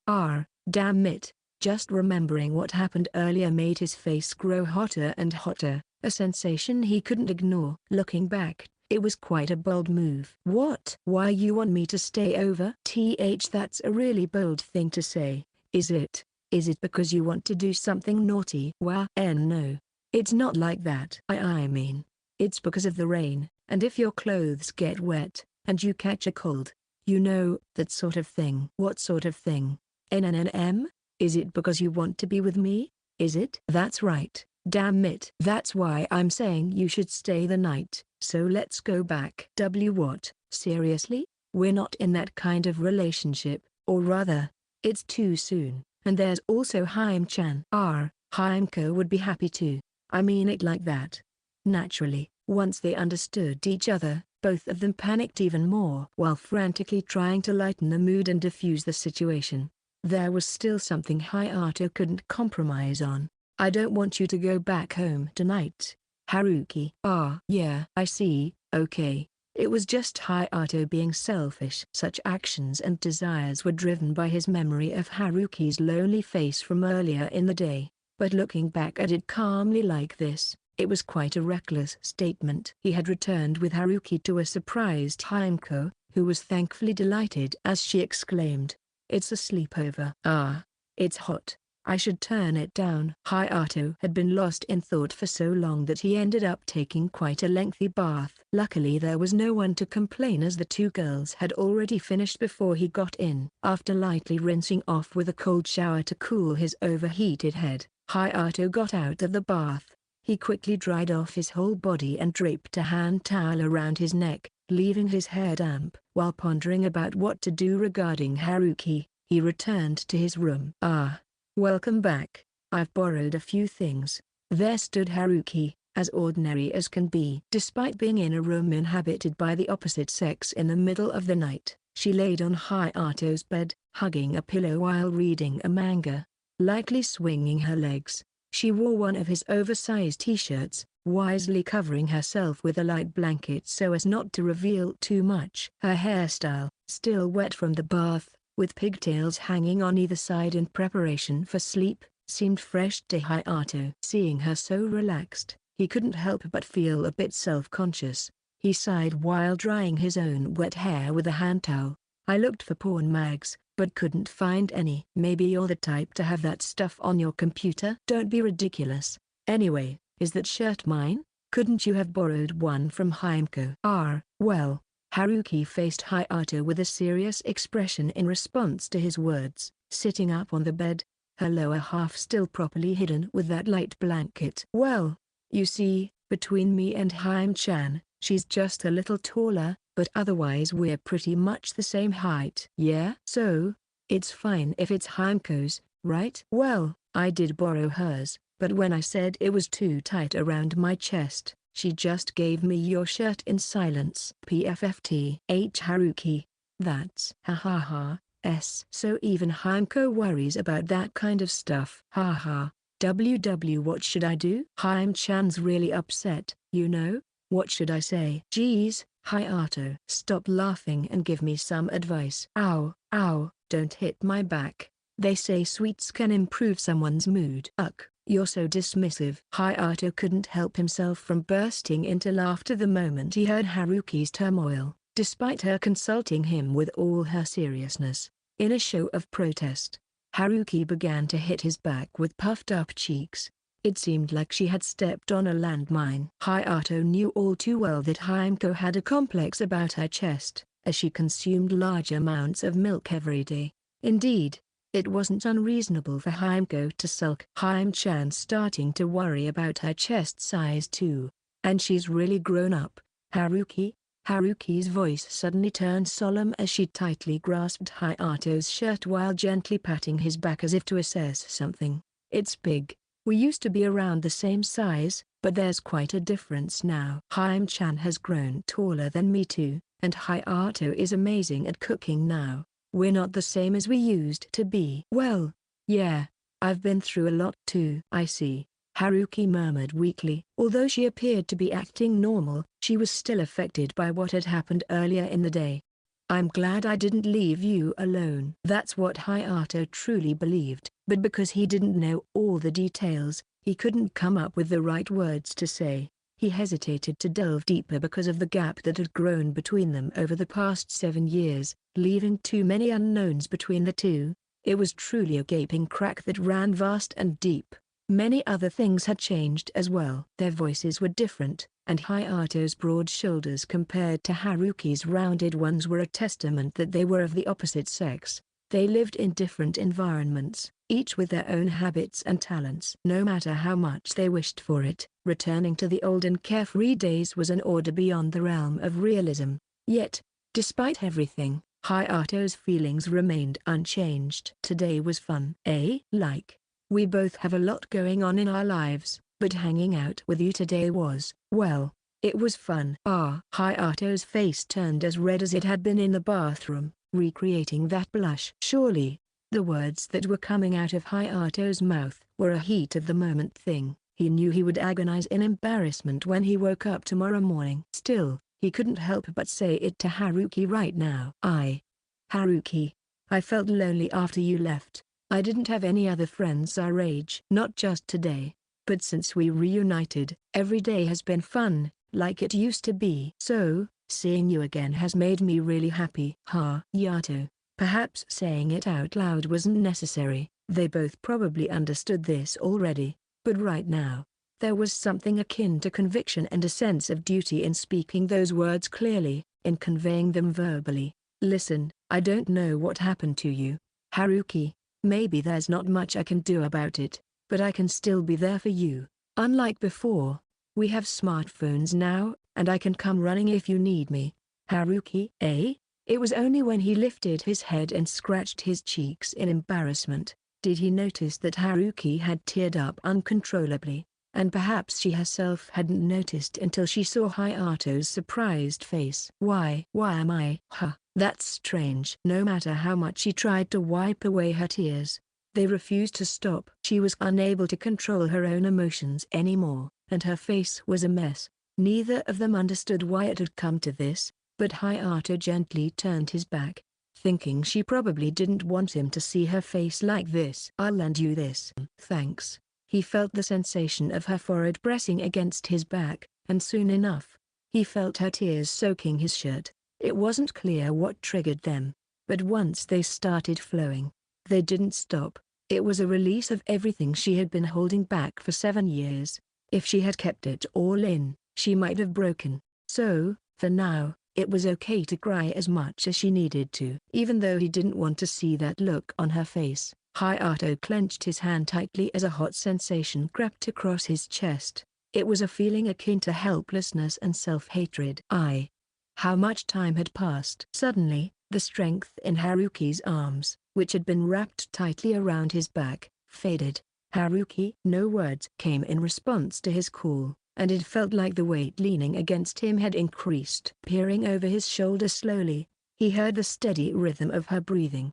It seemed she had cried herself to sleep. Hayato shifted his body, but there was no sign of her waking up. Her face looked more relaxed now, indicating that the burden she had been carrying had finally been eased. He hesitated to wake her up, but leaving her like this wasn't an option. After hesitating for a moment, Hayato mentally apologized to Haruki before lifting her body, intending to carry her to the bed. She's light. He was taken aback by how light his childhood friend was. He knew in his head that there was a difference in their builds since they reunited, but to actually feel it now surprised him. Thinking about the emotions that Haruki had been carrying with her in that small body made him tighten his chest. Hayato gently laid Haruki on the bed, treating her like fragile glass, and covered her with a light blanket. Her beautiful face looked so peaceful. It was the face of someone who trusted Hayato completely, showing her vulnerable side. Seeing that face stirred up various emotions in his heart, and the sight of her wearing his shirt while sleeping in his usual spot made his hand involuntarily reach out. "Mum." But Haruki's sleep-talking prompted Hayato's shoulders to twitch. He sighed softly and wiped away the tears that had gathered in her eyes with his fingertips before standing up. "Good night," he murmured softly and turned off the light. "Honey." Himeko. As he left the room, he found Himeko standing there, looking somewhat restless. It seemed like she had been concerned about Haruki. Whatever had happened, her voice must have given it away. Hayato chuckled wryly and shrugged his shoulders. Himeko returned the wry smile a beat later, and a sense of relief filled the air. As Hayato raised his hand before heading to the living room, Himeko tugged at his shirt. "Honey, your back is all messy. You should change." "You are? Is there snot on it?" "Poor Haru-chan." "Yeah."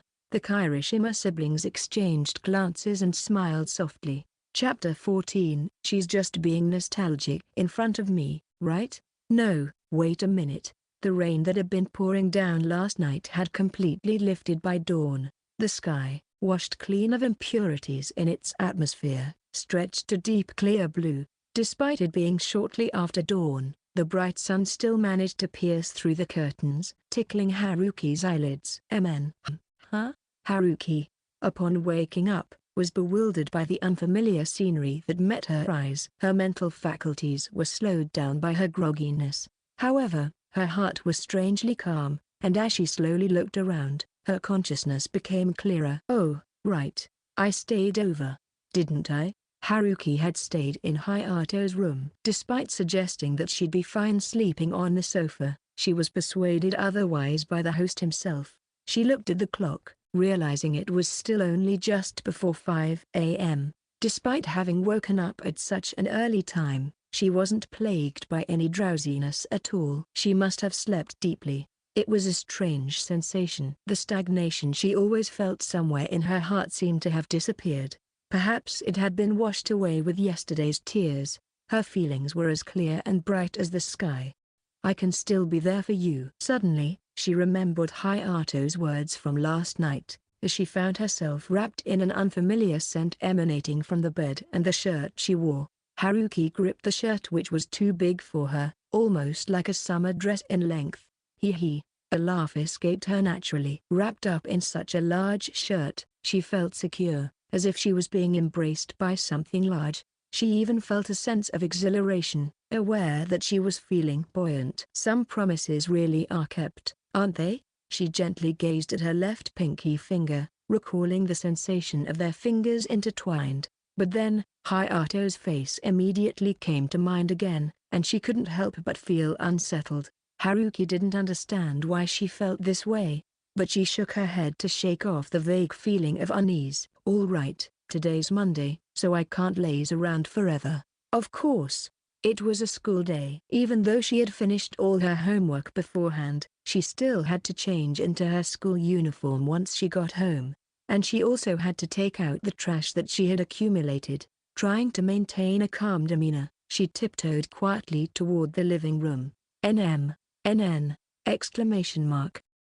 But there lay Hayato, barely covered by a light blanket on his stomach. His slumber was deep, showing no signs of stirring. His sleeping posture was far from graceful, with one leg dangling off the sofa to the floor, emitting peaceful snores with an air of contentment on his face. Upon seeing Hayato in such a state, Haruki felt a sudden surge in her chest, as if something smoldering deep within had ignited, causing her heart to unexpectedly race. What is this feeling? She found herself perplexed by her sudden surge of emotions. And upon further reflection, it wasn't just today. Ever since their reunion, her emotions had been in a constant state of turmoil. Ever since Hayato's first day at his new school, Haruki thought that he had really changed compared to their childhood. However, He still showed her his same old smirk and treated her like some monkey, rather than with the surprise she had anticipated. Unlike the other boys, he extended various gestures without ulterior motives or hidden agendas.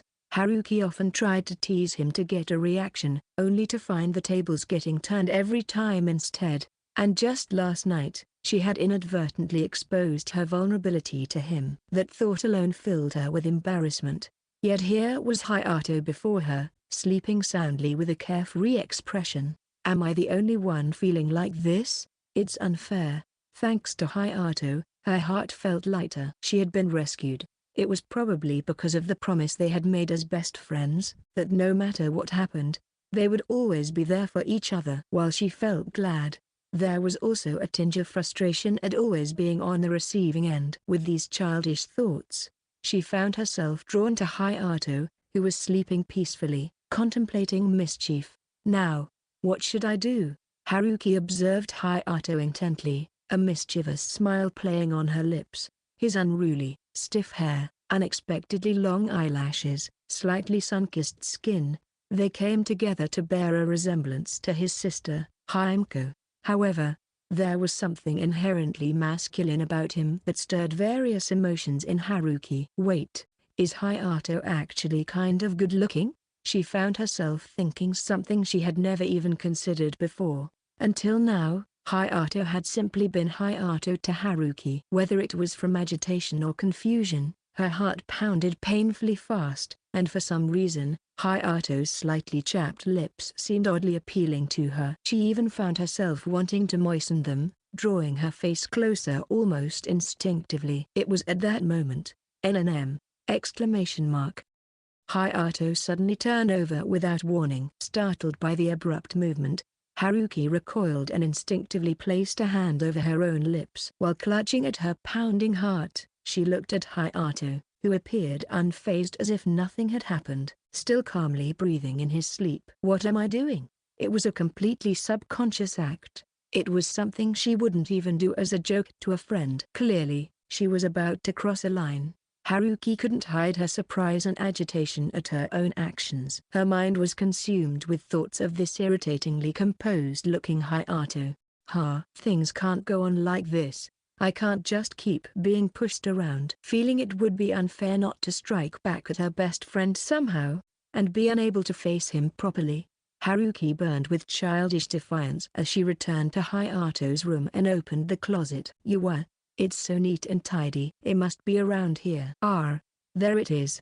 Having found what she was looking for, Haruki eagerly changed into it and returned to the living room.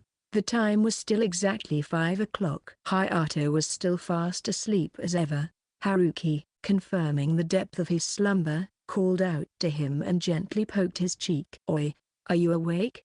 You better wake up or you'll be in trouble, you know? You sure you want that? Despite whispering softly several times, she only received a sleepy in response. He's always been like this. Once he falls asleep, it's hard to wake him up no matter what. Convinced that nothing would wake him up, Haruki boldly began to move Hayato's body. This is payback. So, justifying her actions to herself, she murmured such words, and then, the quiet of the early morning living room was pierced by the click of a smartphone camera. As a mischievous, childlike grin spread across Haruki's face. Section huh? Oh, right. Ow. Hayato woke up at his usual time but in an unfamiliar room, feeling a sense of discomfort, perhaps due to him sleeping on the sofa. His neck and back were slightly sore. As he stretched slowly and looked around, he noticed a note on the dining table. Thanks for yesterday. I'll head back for my change of clothes. Also, forget about last night. Got it? The last part was written in bold, reflecting Haruki's state of mind. Next to it, neatly folded, was the t-shirt Haruki had worn. As he picked it up, he could faintly smell her sweet scent. You should have at least stayed for breakfast. Feeling embarrassed by the scent that wasn't his own, he muttered as if making excuses, though there was no basis for it. Hayato felt reassured. Haruki was probably fine now, and he breathed a sigh of relief. Now, time to get ready for the day. Monday mornings were busy and somewhat gloomy, But that didn't change the fact that there were many things to be done. Taking the trash out, getting ready for school, preparing breakfast, and making lunch boxes. Hayato handled these tasks efficiently and automatically, not wanting to dwell on the embarrassing words he had said to Haruki last night. Good morning, Ani. Haru-chan isn't here? She went back because she had various things to do. Hey, Himeko, wash your face. Your bedhead is a mess. I'll prepare breakfast in the meantime. Is it that bad?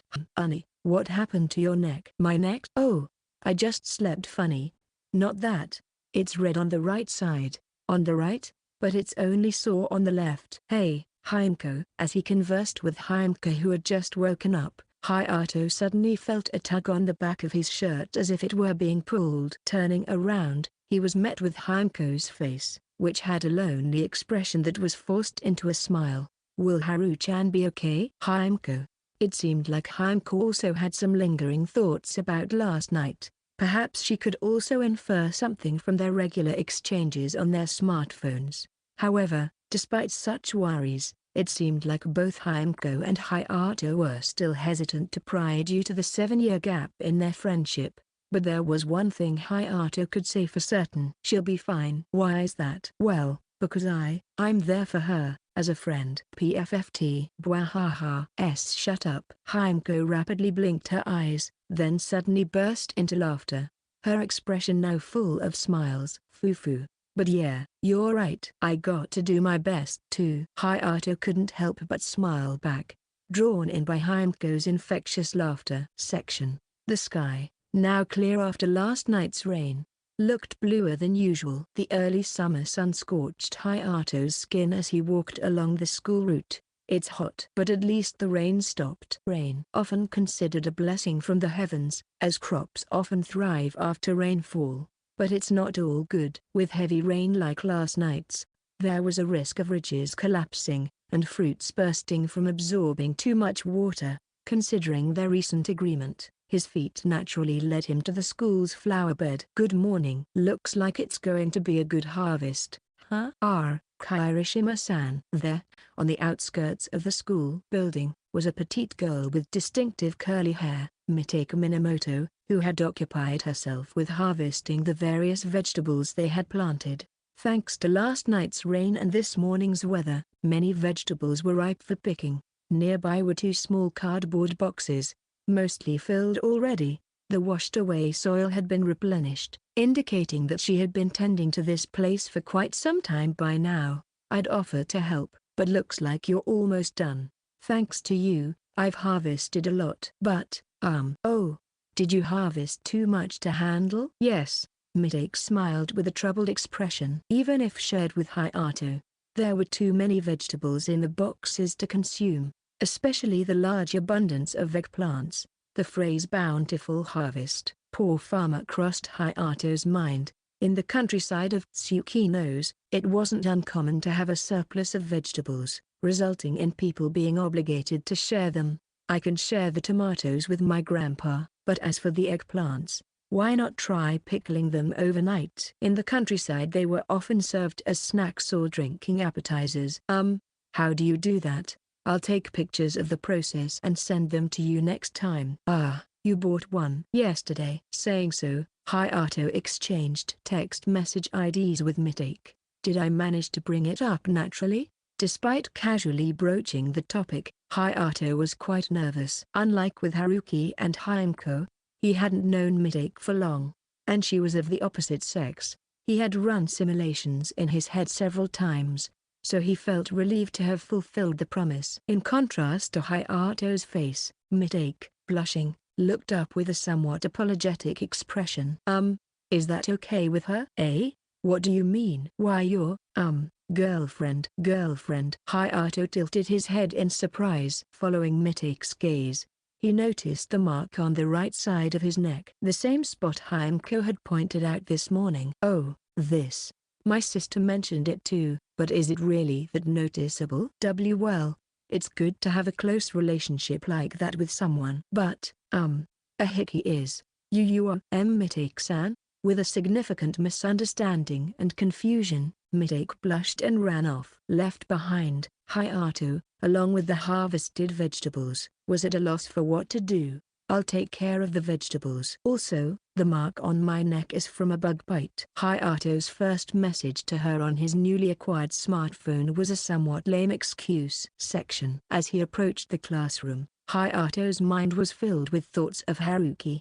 She was once his best friend. They used to play together, get scrapes, and get their clothes dirty with each other. They built up a list of IOUs and memories, and swore to be friends forever. Their heights, once equal, now differed by a head. Their hands, once matched, now differed by a size. Even though they still ran at the same speed, there was a noticeable gap in their strides.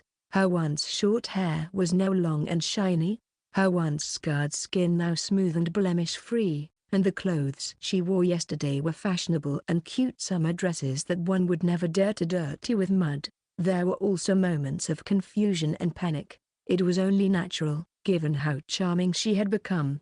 But once they started hanging out together, the nostalgic joy remained, as if she was still an irreplaceable companion. Even if the roles they played at school were that of just a dull transfer student and a popular, refined girl. Good morning, huh? Hey, Kirishima, what's up with your neck? It seems like I got a hickey. Unfortunately, the one who gave it to me was just a bug. But what's going on over there? Haha, indeed. It's my first time seeing Nikaido like this too. As soon as Hayato entered the classroom, he was met with the sight of Haruki surrounded by everyone at her seat. In a sense, it was a familiar scene, but this morning, Haruki was actively engaging in the conversation herself. This one's the one I picked out with Haim-chan, and look, this one too. Wow, so cute. You look good in various outfits. Some are clearly weird and tacky, but it gives off a playful vibe. Tacky. Haha. Haruki was popular. With her looks and demeanor, she was almost an idol of sorts. Even if left alone, she'd be approached and surrounded by people, but it was rare for her to initiate conversation herself. If Haruki was proudly showing off her smartphone screen, it was hard not to notice or be interested. So she can talk to others like that too. Seeing Haruki's seemingly cheerful demeanor, Hayato couldn't shake off the feeling of unease he had earlier. She says it's a picture of her with her childhood friend. Apparently, they went shopping together for clothes over the weekend. Hey, interesting. Come on, Kirishima. What's with the lackluster reaction? Her childhood friend is also a beauty, and moreover, isn't Nikaido-san in casual wear in that photo? Man, I wanna see too. Yeah, I see. Despite Mori's excited explanation, Hayato could only conjure up an uninspired response of his own. Regardless of yesterday's attire, he could easily imagine what type of clothes Haruki would have tried out on her shopping trip, and the childhood friend in the photo was none other than his sister, whom he'd known since birth. He couldn't help but smile wryly. Nevertheless, seeing Haruki happily talk about her childhood friend to everyone made it look like some barrier she had previously erected had been removed, which seemed like a favorable change. He truly believed that. Surely, after last night's tears, Haruki must have undergone some positive change. That was good for Haruki, Hayato thought as he made his way to his seat. Good morning, Nikaido-san. Oh, good morning, Kirishima-kun. You're quite popular in the mornings, huh? Would you like to see too, Kirishima-kun? It's a picture of my childhood friend. Look, isn't it well taken? As she said that, Haruki eagerly tried to show off her phone screen. Haruki's childhood friend was none other than Himeko. From Hayato's perspective, it would have felt odd to see his overly familiar sister in an image like that, and Haruki should have been aware of it too. Despite his earlier discomfort, he couldn't help but adopt an indifferent attitude. Yet, Haruki persistently pushed her phone towards him. To an onlooker, it might seem like she simply wanted to boast about her cherished childhood friend, a heartwarming gesture. No, I'm not particularly. What? Hi-an. The moment Hayato saw the screen, he instinctively snatched the phone from Haruki's hand, prompting Haruki's adorable surprised voice to echo across the room, her sudden action catching everyone's attention. What exactly was Hayato thinking when he saw Haruki's childhood friend? This was the question lingering in everyone's minds. but Hayato was too shocked to care about the surrounding gazes and questions. Hey, wait. This is. How is it? Isn't it well taken? It's my cherished childhood friend. The image on the screen was a selfie of Haruki wearing Hayato's uniform, resting her head on his arm while her lips trailed along his neck. And as if that wasn't enough, the image featured the caption boldly stating, "If it's Hayato, I'll sleep next to him." It seemed like this was the cause of the mark on his neck. Haruki smiled sweetly in front of him. However, it wasn't the graceful and demure smile she typically showed everyone, but rather a mischievous grin that Hayato had been familiar with since childhood. Suddenly, various thoughts raced through Hayato's mind. He didn't know what had happened in these 7 years. Surely, it was still not something that could easily be discussed, but he was certain that she would tell him once this gap was filled. "Haruki, we'll always be friends." There was no need to rush. The small promise they had once made still resonated within him. Yet, even now, Hayato felt a strong urge to voice his feelings out loud. Haruki Nikodo te. She's just being nostalgic in front of me, right? No, wait a minute. Chapter 15. I'm home. With summer's twilight in the distance, Haruki walked home alone. Her steps light. She was aware that she felt somewhat buoyant despite being alone, having been requested by the homeroom teacher to run some errands after school. It wasn't unusual for Haruki to be asked to do such things. In fact, she used to willingly volunteer herself for such tasks in the past, all for the sake of delaying going home alone even if only for a little while. However, it seemed that today, Haruki's demeanor was perceived differently by those around her. "Did I seem that restless today?" she recalled being apologized to as she rushed to finish the various errands assigned to her. Of course, it was the first time she had been told such a thing, with Haruki herself being unaware of her sense of urgency. "Is it because I want to quickly apologize for what happened this morning?" She was starting to realize that her actions this morning might have been a little too much. Remembering Hayato's sulking face in the seat next to hers all day, she chuckled wryly. Logically speaking, despite it being a harmless prank, it was still something that could potentially cause a rift between the both of them. Yet for some reason, Haruki felt a strong sense of conviction, dare I say even satisfaction, in knowing that would never ever be the case. Haru-chan. Heading home now? Haim-chan. Yeah, that's right. As she crossed into the residential area from the main street, Haruki met Haimko on her way back from school. As they were heading in the same direction, the both of them started walking side by side without any particular invitation. It seemed that Haimko had been studying with some friends of her own in the library, as complaints like "I'm tired" and "I'm so done with studying for exams" arose amidst their walk home. Haruki noticed that neither of them had alluded to the incident from last night. Haimko seemed to be just like Hayato in that regard, and Haruki couldn't help but chuckle inwardly. "Hey, Haru-chan, you seem to be in a really good mood." "Huh? Hey, do I?" It seemed that a smile had subconsciously crept across Haruki's face, and it wasn't until Haimko mentioned it that she noticed. And though Haimko briefly looked puzzled, she shrugged it off and returned to her complaints, as they continued to walk home. "Wibuak. Whoa, Uni. What's with the gloomy face? Can it?" Ahaha. Haruki and Haimko, having returned to the Kirishima apartment, were greeted by a sulking Hayato, who was diligently chopping eggplants and leeks into thin strips. Along with the ground pork and bean sprouts that were laid on the countertop, it seemed like mapo tofu was on the menu tonight. From his determined chopping, Hayato's discontentment was clear. He was venting his pent-up frustration. Haimko glanced at her brother's demeanor and Haruki's wry smile, before letting out an exasperated sigh of her own. "Geez, Haru-chan, what did you do this time? If you've done something, apologize already." "I don't want to eat dinner in this gloomy atmosphere."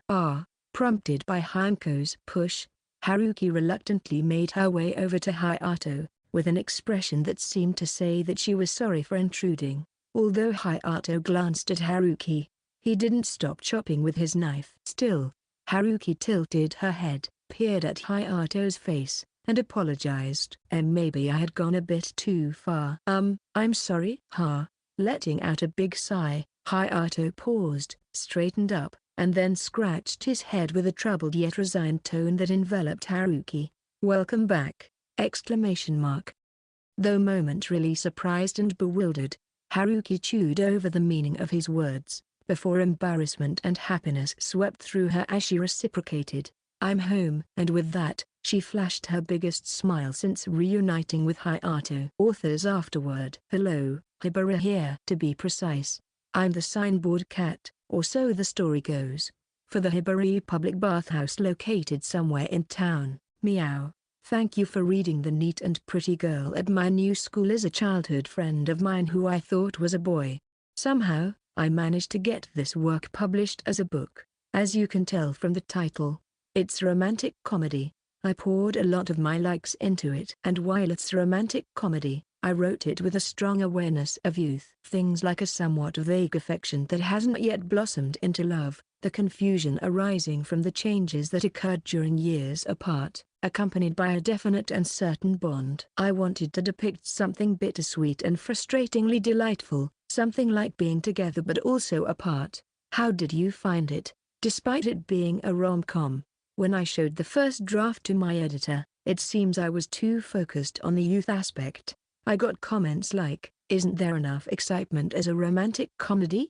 Well, they really dug into it. Laughs. I've also packed my various other likes into different parts of the story. Like my hobby of home gardening, it's like a serious cultivation game that requires effort, but it's the most fun, and it's so satisfying to see the fruits of your labor. Even if it's just in pots, I recommend growing eggplants or tomatoes. Then there are the names Kirishima, Nikaido, Mitake, Morao, and Takura, which might ring a bell for some sharp-eyed folks. They're all the names of brands of sake that I love. In fact, all the dishes that Hayato has cooked in this story also reflect the foods I like.